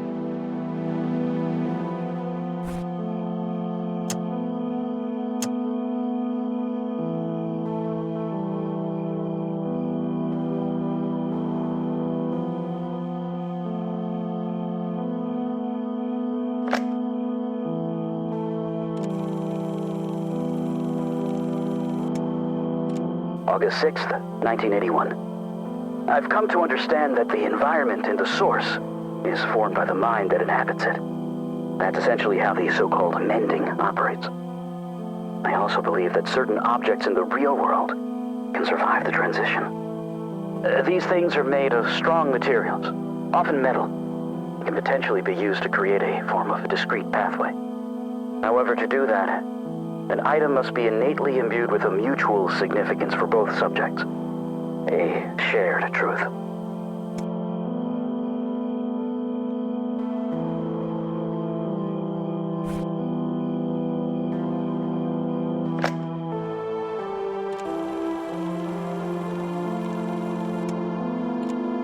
August 8th, 1981. Along the outer perimeter, I've determined that some kind of endothermic reaction is taking place. So it's important to be observant of changes in temperature. Find the source. By severing the link, perhaps I can save them. Jimmy and all the others.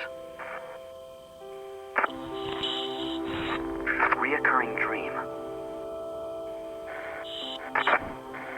I'm standing in front of a huge black hole in a clearing in the woods. There's a man dressed in red, urging me to jump. I'm afraid to, but I take the plunge anyway. For some reason, I don't think I have anything to lose. As I'm falling, I reach for the parachute cord, but to my horror, there's nothing there. That's when I wake up.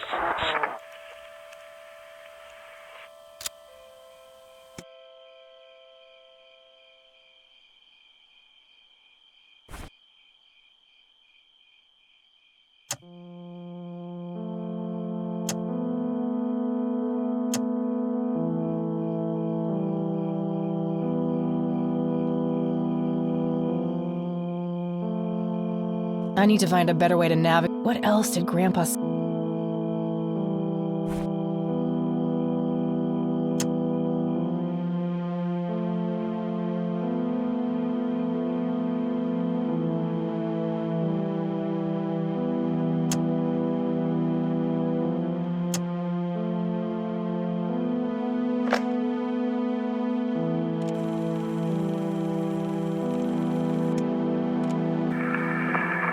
This is Joseph Rain. Operation Log, Part 2. August 2nd, 1981. I've come to believe that the glowing lights are sudden bursts of energy, similar to the static discharge that causes lightning. However, instead of a positive and a negative electric charge, the colliding forces have a dimensional nature. Assuming this hypothesis is correct, the lights would only appear on the edges of the zone. If I can plot enough sightings on a map, I should be able to determine the shape of the area. When I have that shape, I can find the center. That's where the source must be. That's where I have to go.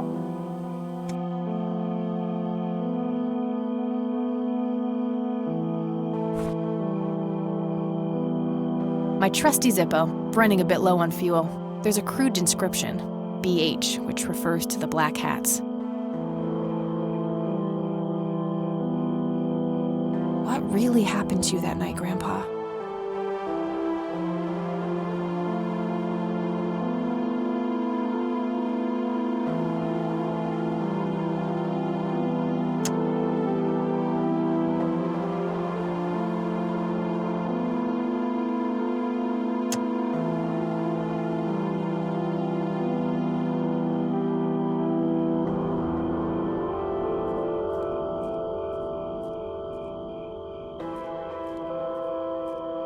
I need to find a better way to navigate this place. What else did Grandpa say on those tapes?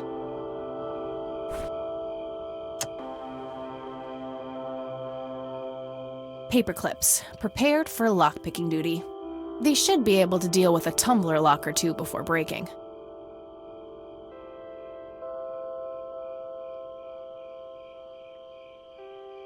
I should try to make my way to this spot. Parowan Peak, likely where Father Bill first saw the smoky lights. I've marked the top of the cliff on the map.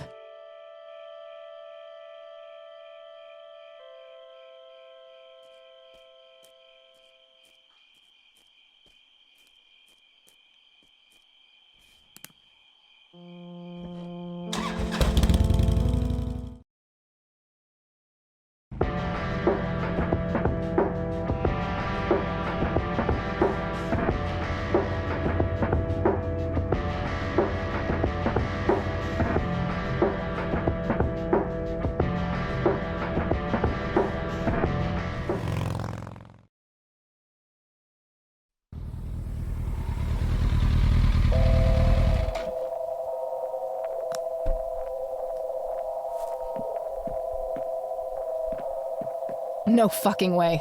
I barely got out of there in one piece. Somebody around here is a chain smoker. We have something in common. Good to know. I don't think I need to go back there. I don't think I need to go.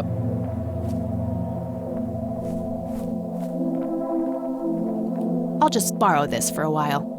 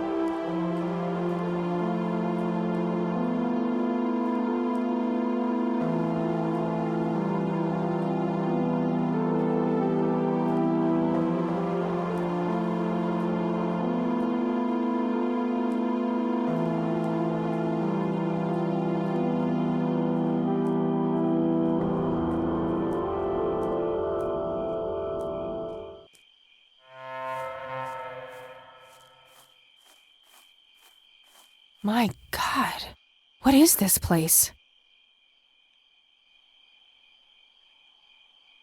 Met her end. Someone left this message here for me.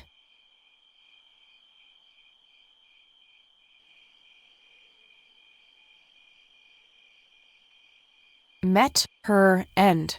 Someone left this message here for me.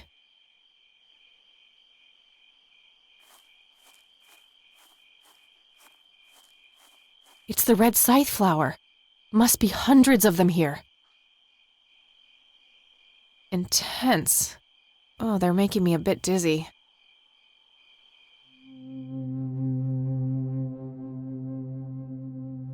Greetings! You again. Me again. You better have some answers, Crimson One. All in due time. Your friend is being claimed by the darkness. She's standing on the brink of the abyss as we speak. Are you talking about Eileen? Yes. If you wish to save her, you must descend. Why? What is down there? The tribulation, the reflection of the soul. We call it the mending. Who's we? My kind. Are you capable of giving a straight answer? What does your kind actually want? All we want is for you to take your medicine, Kathy. For you to grow and be happy. If that's the case, why were all those people hurt? Lily, Jimmy, Grandpa? You misunderstand. What one wants and what one is able to do are two different things. Happiness is not a one-way street. It cannot be given, only earned. Your grandfather understood that. He embraced it. Wait, you saw Grandpa? Oh, yes, right here.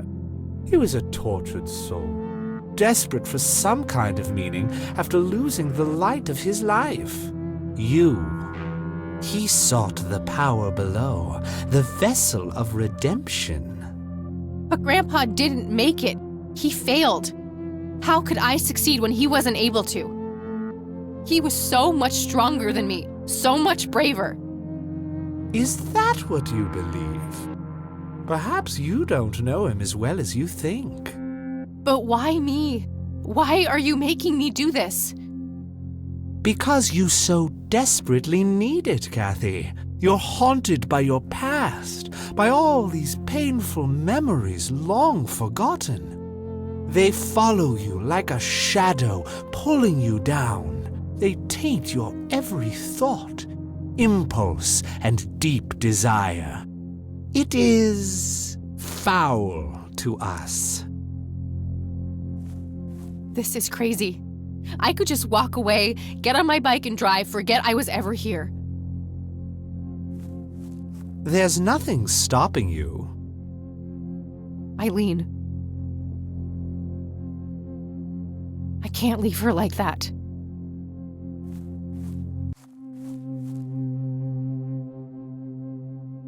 Perhaps she'll be the one who breaks the cycle.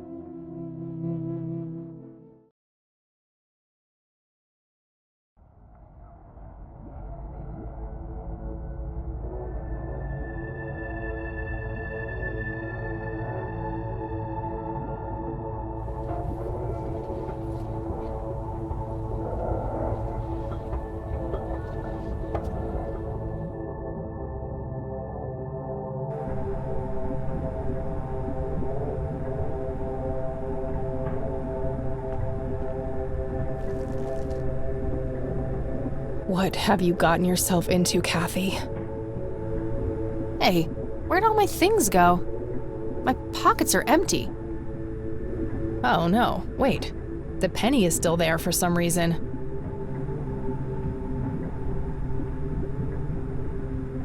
The vines are covering the exit. There's no going back that way.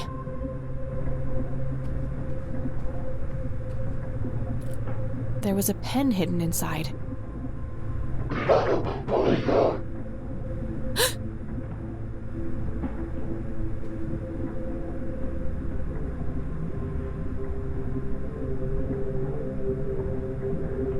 Looks like Grandpa and Eileen have both signed already.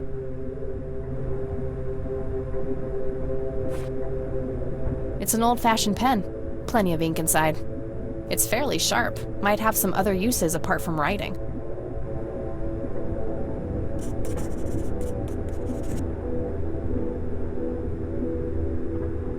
What the?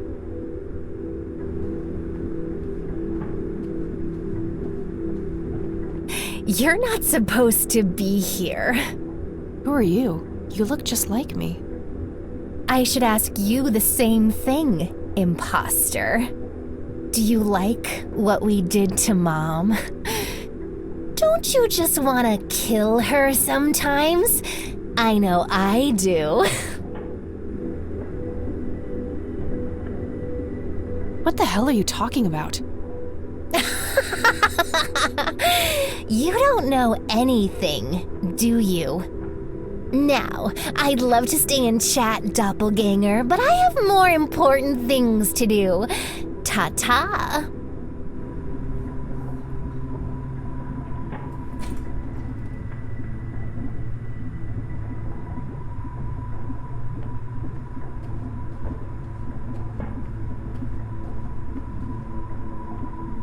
No dial tone. The door is sealed by 2 thick chains attached with padlocks.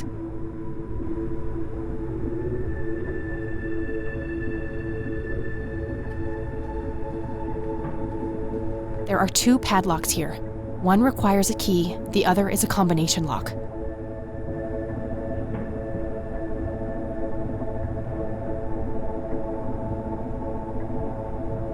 Gears are moving behind the window. Am I inside some huge, bizarre machine? What the hell was that?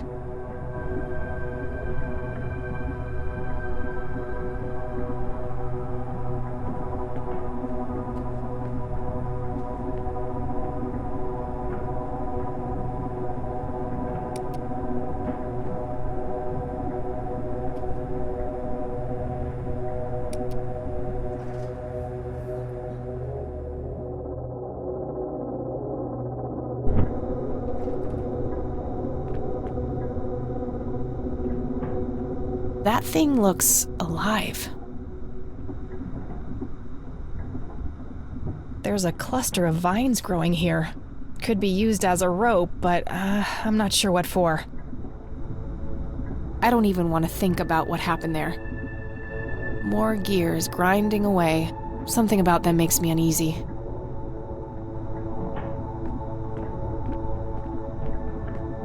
A jukebox. Broken by the looks of it. Nothing is lit up.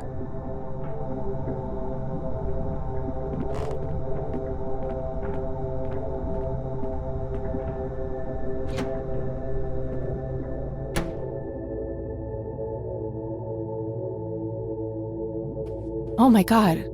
Mom? You're here?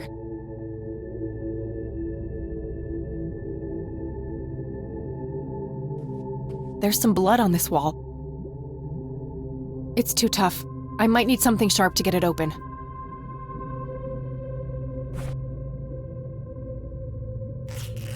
There was a scalpel hidden inside the wall.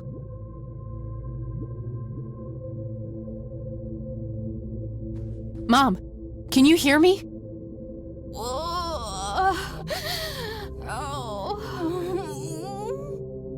Don't worry, I'll find a way to get you out of here.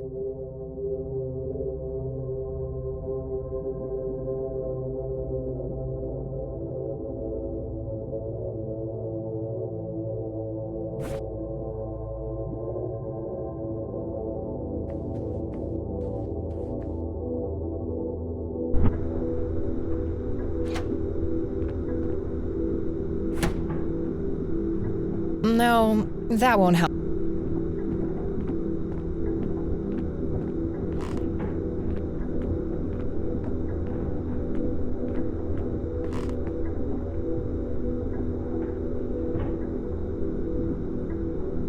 That thing looks alive.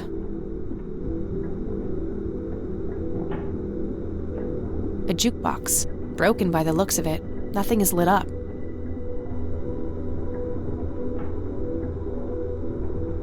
More gears grinding away.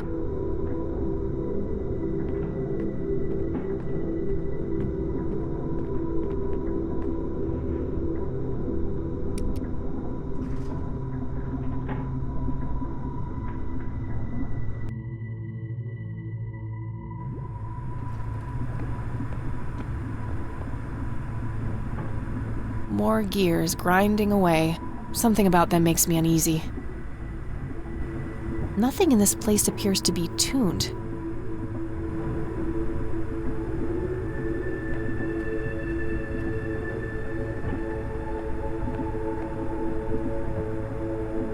A small casket is placed in the middle of the cage. The chain looks broken there. Looks like the crank is connected to a mechanism for raising the cage. No use, the chain is broken. I'll need to fix it first.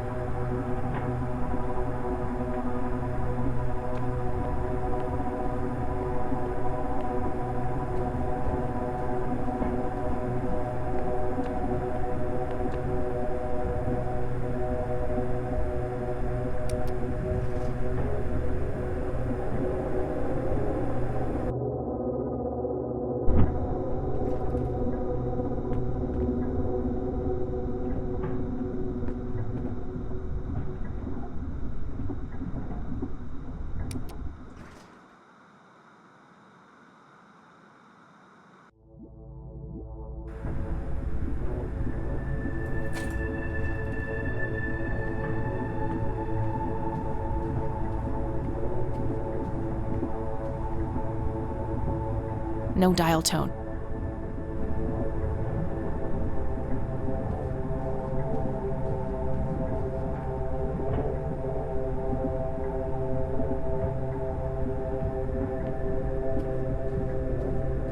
I've signed it already.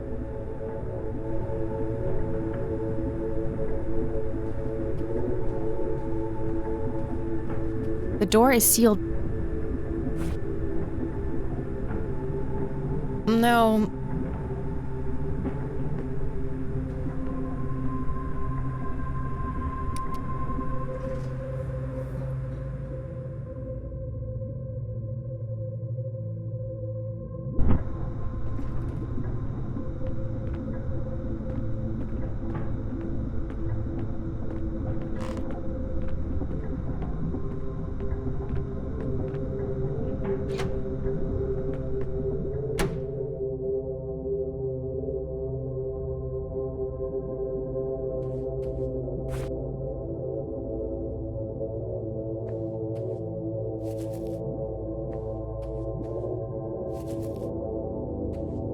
There you go, Mom. Are you okay? No!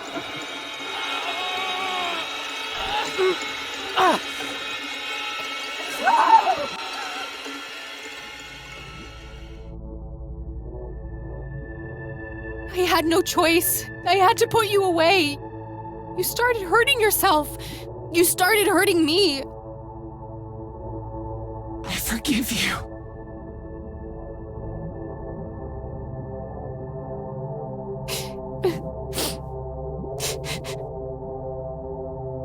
Oh, God. Get me out of this place. There's a weird scarab thing in there. There's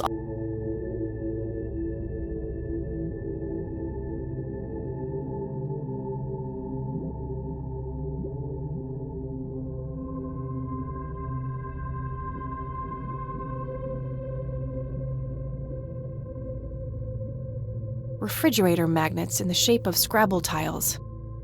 The score values are off, though. I remember because the game I played with E the other day. Hopes in jar, an inkier heart, rule me nemesis. Not sure what to make of it all. Refrigerator magnet, the score hopes, not sure what to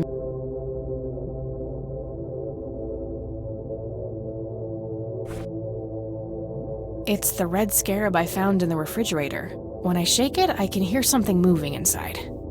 It has a hard shell. I'll need something heavy to break it.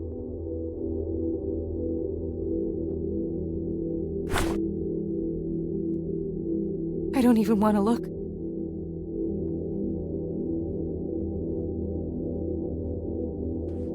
Nothing else in there.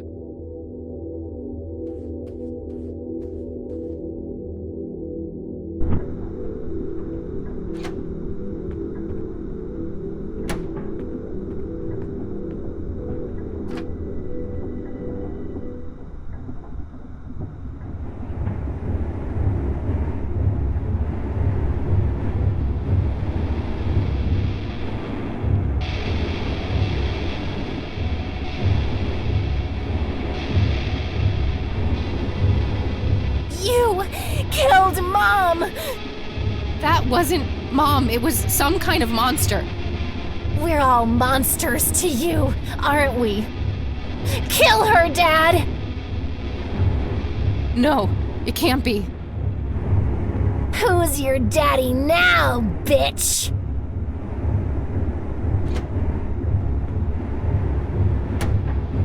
Stay away from me.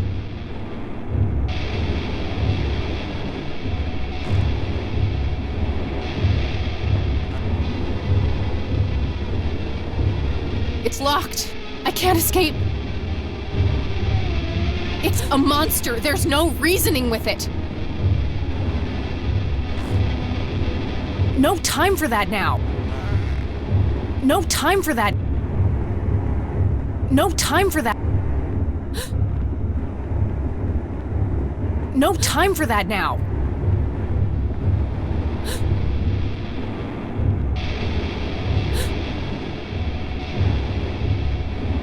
No time for that now. It's a monster. It's a monster.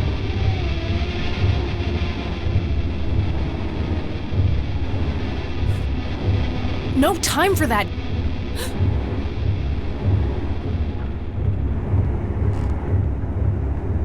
No time for that now. It's a monster. There's no...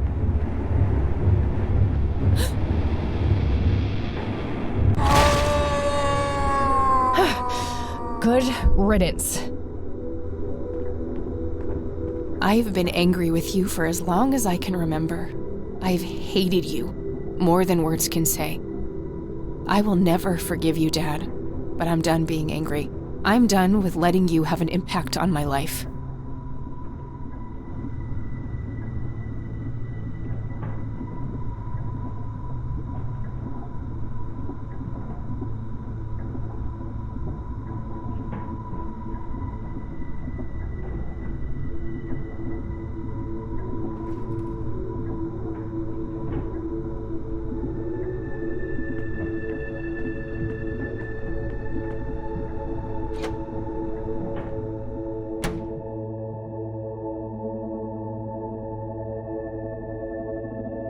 Where did that thing go?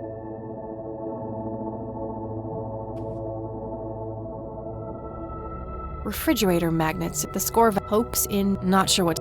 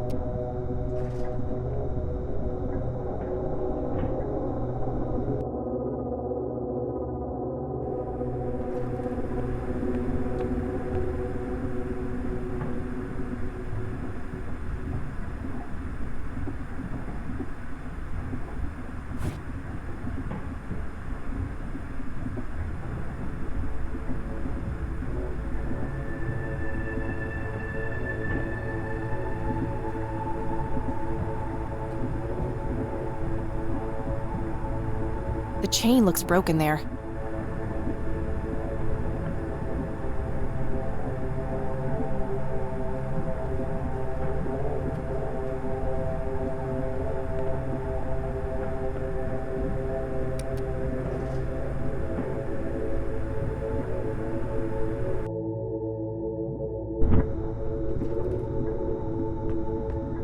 There's a cluster of vines growing here.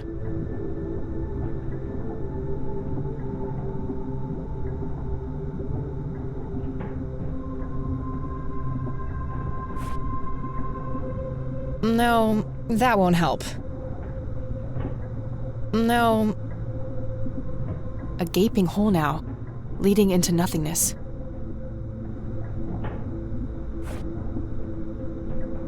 I don't want to throw that in there. No, I don't think the penny should go there.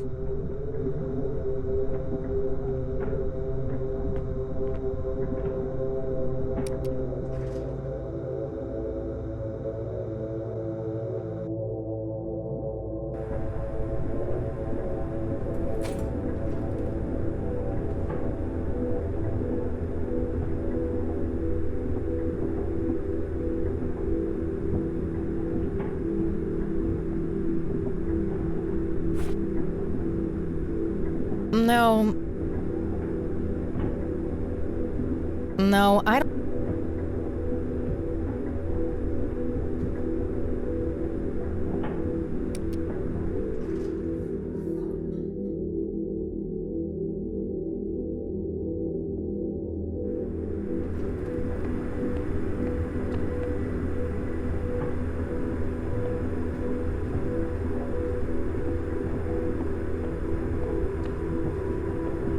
No use. The chain is broken. I'll need to fix it first. No. A small casket is placed in the middle of the cage.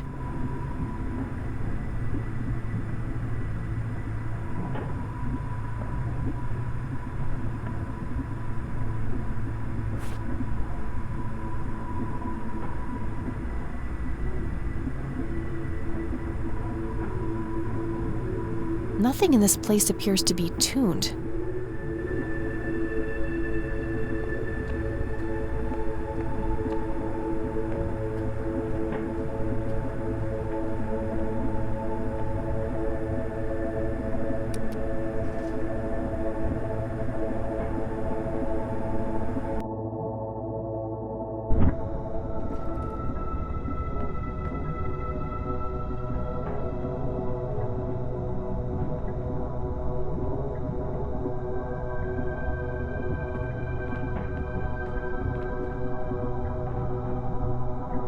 A gaping hole now. A jukebox, broken by the looks of it. Nothing is lit up.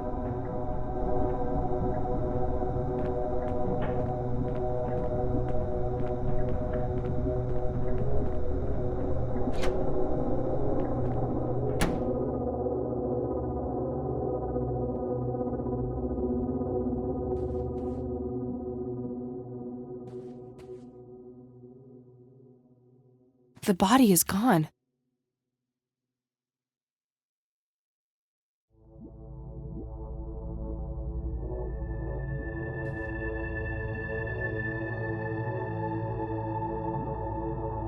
Refrigerator magnets in the shape of Scrabble tiles. The score values are off, though. I remember because the game I played with E the other day. Hopes in jar, an inkier heart, rule me nemesis. Not sure what to make of it all.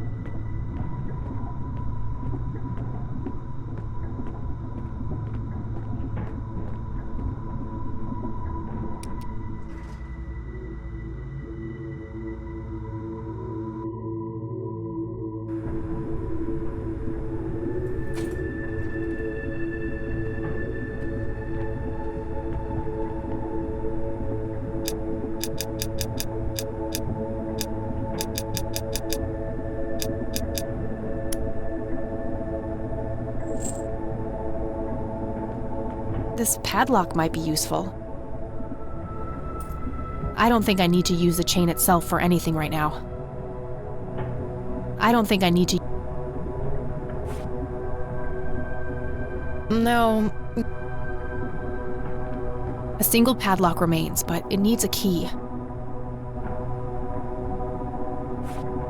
A sturdy iron padlock. This should be pretty hard to break. No, that won't help.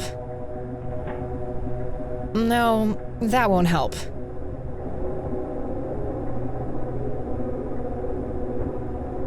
It's the red scarab I found in the refrigerator.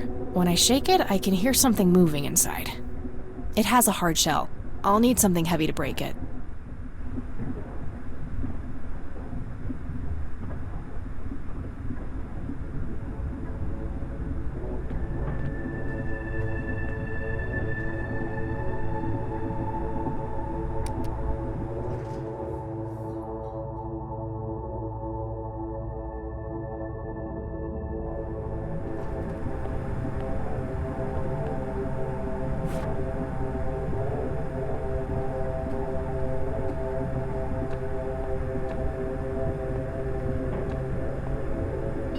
That should work.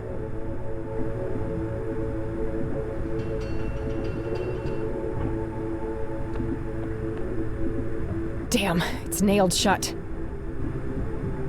Indentations from spikes on the cage.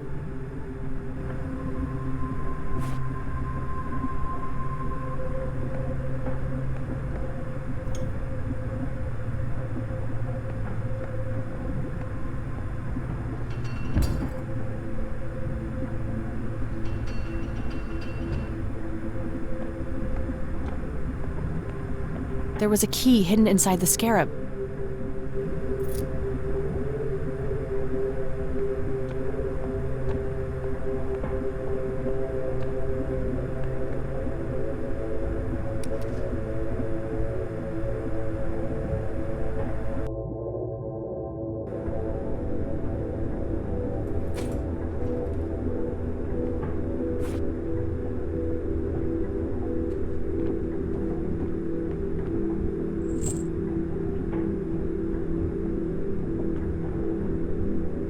Damn, it's locked. I don't see a keyhole. It must be bolted from the other side.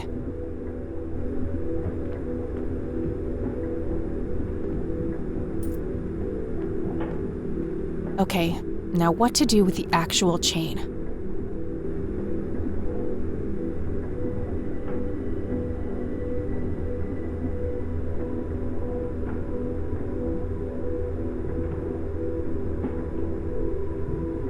Maybe I should figure out what I want to attach to the other end before trying to extend the chain.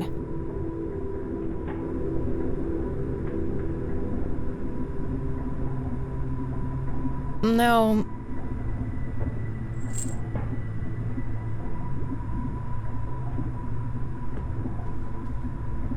Maybe I should figure...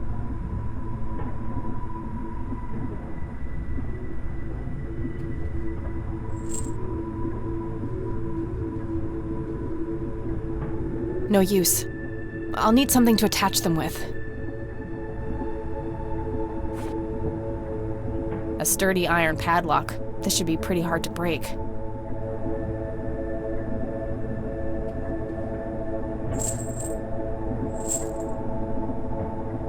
All right, we should be good to go.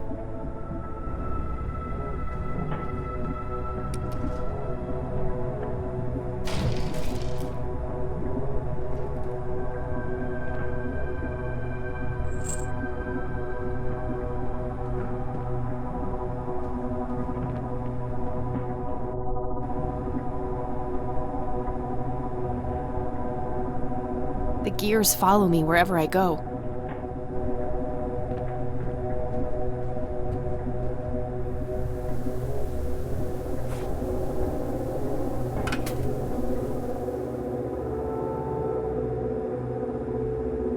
No, it can't be. Grandpa! It's so good to see you, Kathy. You found our shared truth. Well done. Is it really you? You've been here for all this time? It hasn't been that long from my point of view. I've missed you, Grandpa. I wanted to come back so many times. I know you did. I've been watching you every step of the way. I found out how you tried to get me back from Mom and everything. I just wanted you to be safe. I wanted what's best for you. Can I get you out of here somehow? I don't know how all this works. I'm afraid that's not possible. Upon my death, I knew I was finally free. I felt myself pulled away from you. But then I saw you on that screen. I chose to remain until we could meet one last time. What is this horrible place, Grandpa?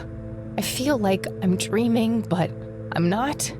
I don't even know what's real anymore. I can only give you my pointless theories, which range from everything between divine punishment and a mindless force of nature. What truly matters is not what it is or where it comes from, but what it does. It takes each of our fears, every source of guilt, and turns them against us. When I came here, I had hubris. I thought I was the one who could beat it. I thought I could kill it somehow. Like all those men I butchered in the war. I was wrong. So, it's pointless. We can't stop it? I believe there is a way. The red flowers, Kathy. I've come to understand that they anchor this realm to the real world. When you make it out of here, you need to destroy them. You need to burn them all. If I'm right, this place will be ripped away. But if I do that, what will happen to you? Don't worry about me. I'll just go where dead people go. There are worse things than dying, kid. Believe me.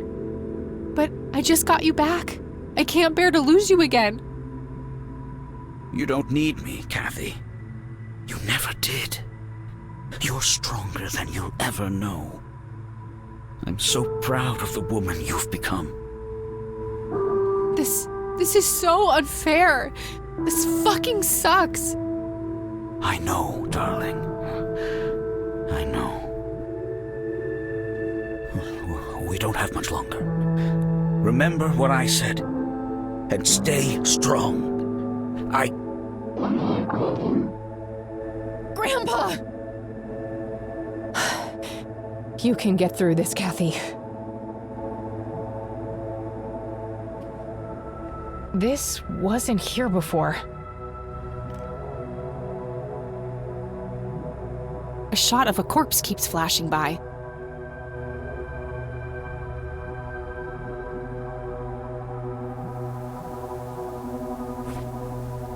It's the TV remote that Grandpa left behind. Nothing but static. Just like...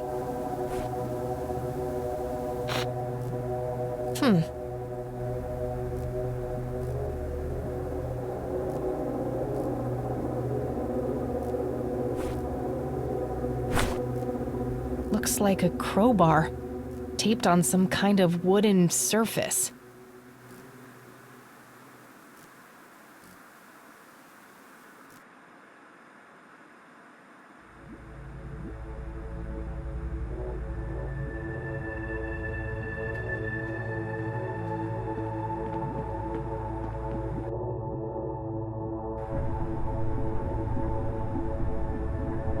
That elevator must have one hell of an engine.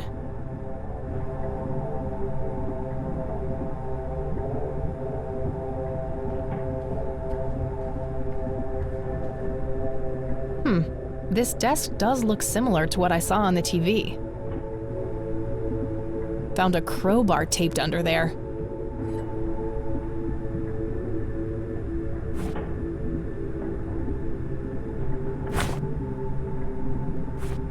Solid iron. Should come in handy if I need to break something.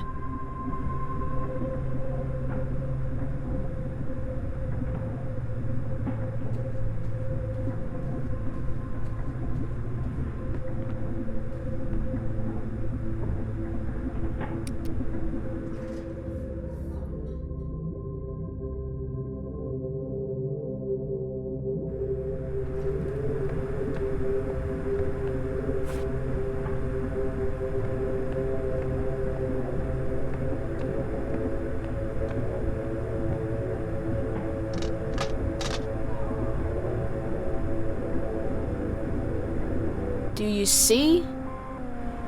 I don't want to see. Do you see? Yes, kid, I see.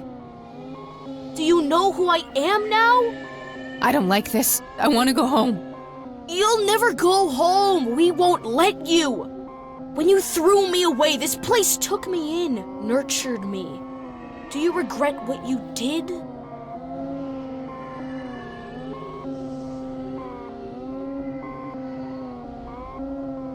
Part of me does. I wish things could have been different.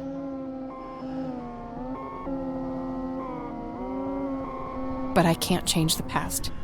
It's time for me to let you go.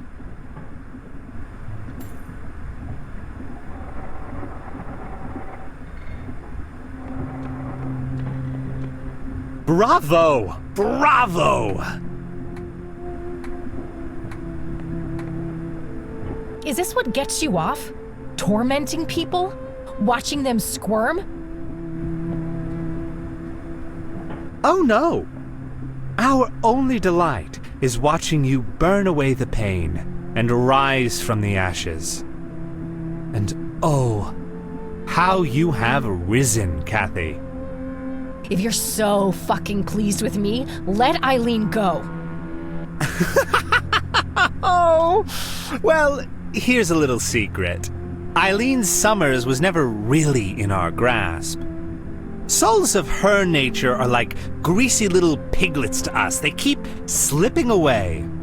We are only concerned with those who truly long for our embrace. People like you, Kathy.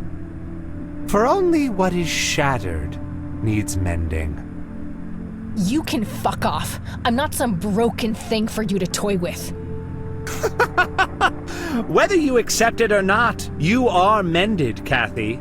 The collapse comes next. The collapse?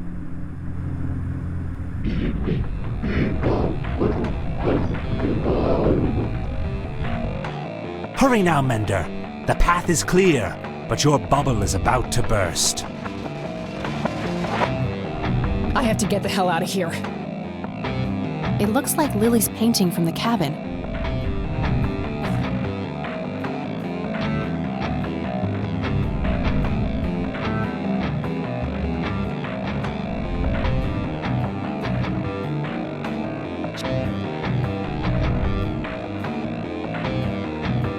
I don't even want to touch those.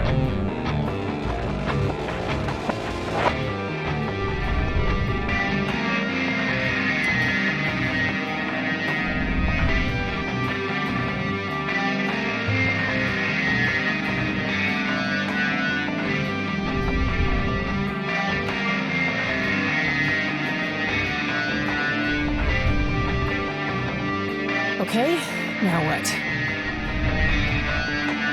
I can't believe I'm doing this.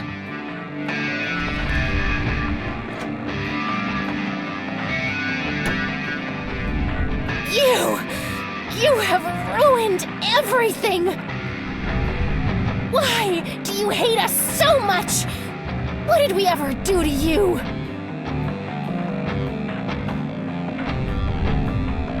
You again. I'm getting sick of your bullshit. And I'm not afraid anymore. I see you for what you are. You are nothing but a fearful little child, and there's nowhere left for you to hide. Now get the hell out of my way. No! You look a bit pale. No! I am the original! I am! This can't be happening!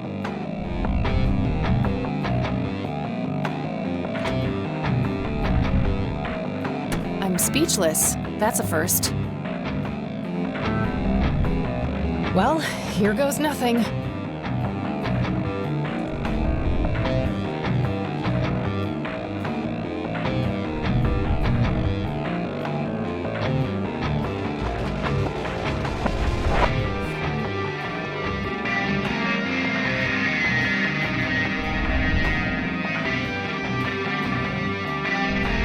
Now that's a hard impact. What if the graves can be pushed in like buttons?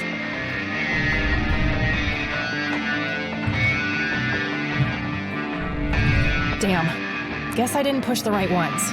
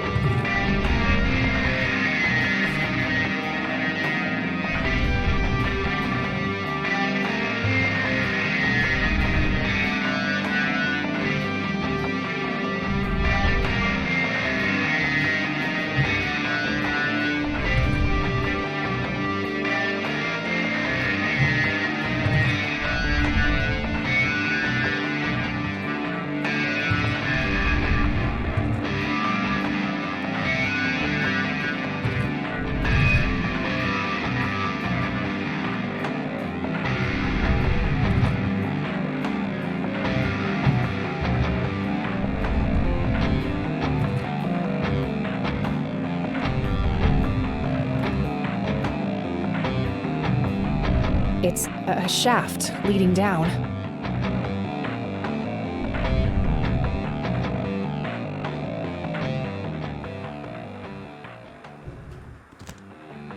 Ah, shit. Just a little bit longer, Kathy. You can make it.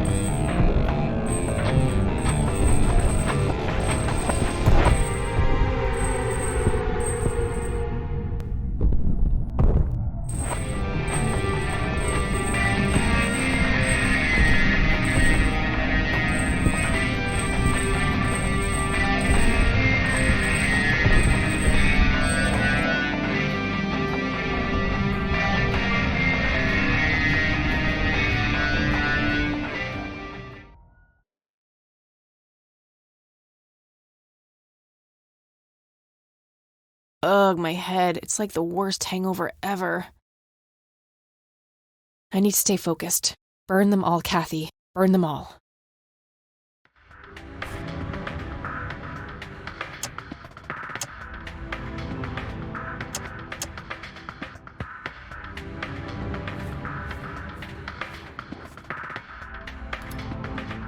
It's too humid. The lighter alone won't be able to ignite them.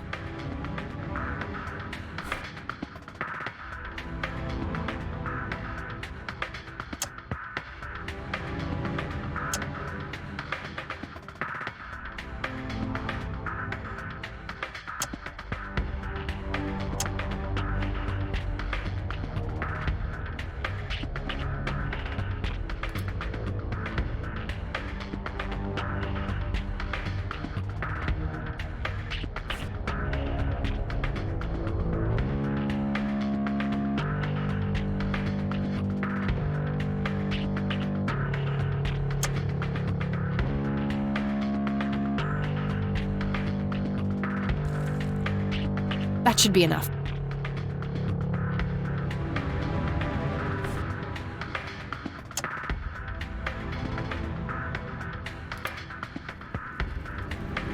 Oh, damn. That's a strong smell.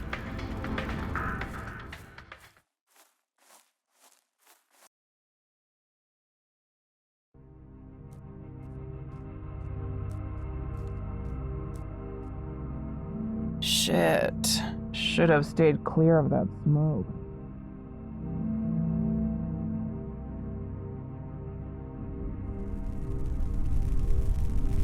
Ugh. Oh, fuck. I gotta get out of here.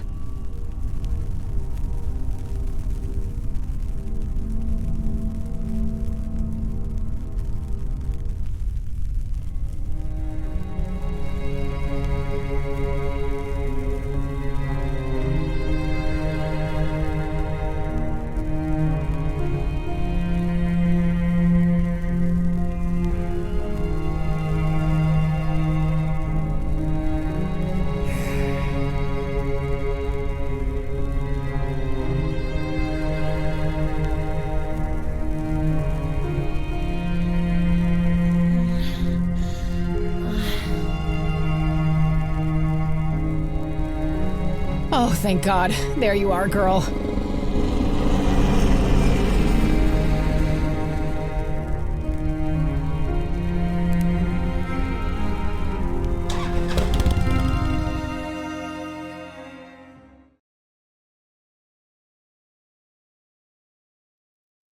Major forest fire raging in Conwell Woods. The cause of the blaze has yet to be determined. But the latest reports say that the fire has been successfully contained, largely thanks to the local lake, which provided ample water for the dousing efforts. Over to you, Mark. Oh, thank goodness you're all right. You're back. We were worried about you. Oh, thank God. Are you okay, E? I think so, but I feel a bit different. Yeah? You were out for a long time. Do you remember anything? I think Isaac drugged me. I started feeling dizzy and weak. He carried me into the woods. I remember hearing the wind in the leaves and the biting cold. There was a weird, sharp smell in the air, too. I'm not sure what happened next. Things are a bit blurry. But I remember this terrifying dream. You know, like one of those fever dreams? Something was chasing me. I kept slipping away, but no matter what I did, it kept coming. Sounds scary. It was. Well, and after that, the next thing I remember is waking up on this couch. Well, I'm glad you're okay, E. Things looked scary there for a bit. Yeah, Mary Elizabeth told me what happened, how you found me and got Isaac arrested. Yes, about that poor man. The sheriff called. Something happened while you were away.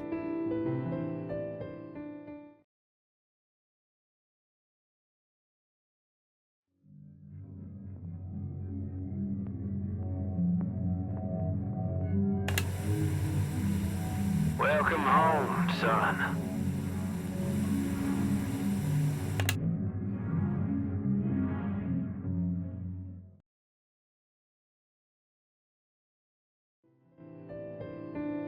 Guess he finally grew a conscience.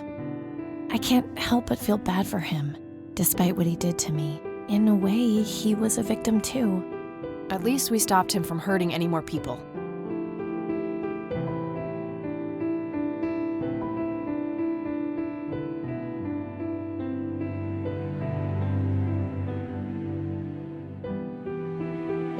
So, I guess this really is goodbye.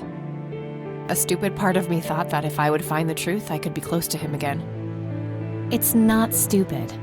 We all look for love in the strangest of places. It's an inseparable part of human nature. Jeez, when did you become so philosophical, E? I told you, I feel different. Yeah, me too. You know, despite everything, I think we made a half-decent team. Really? You do? Well, except for the part where you got yourself kidnapped. Try not to do that next time, okay? Wait, there'll be a next time?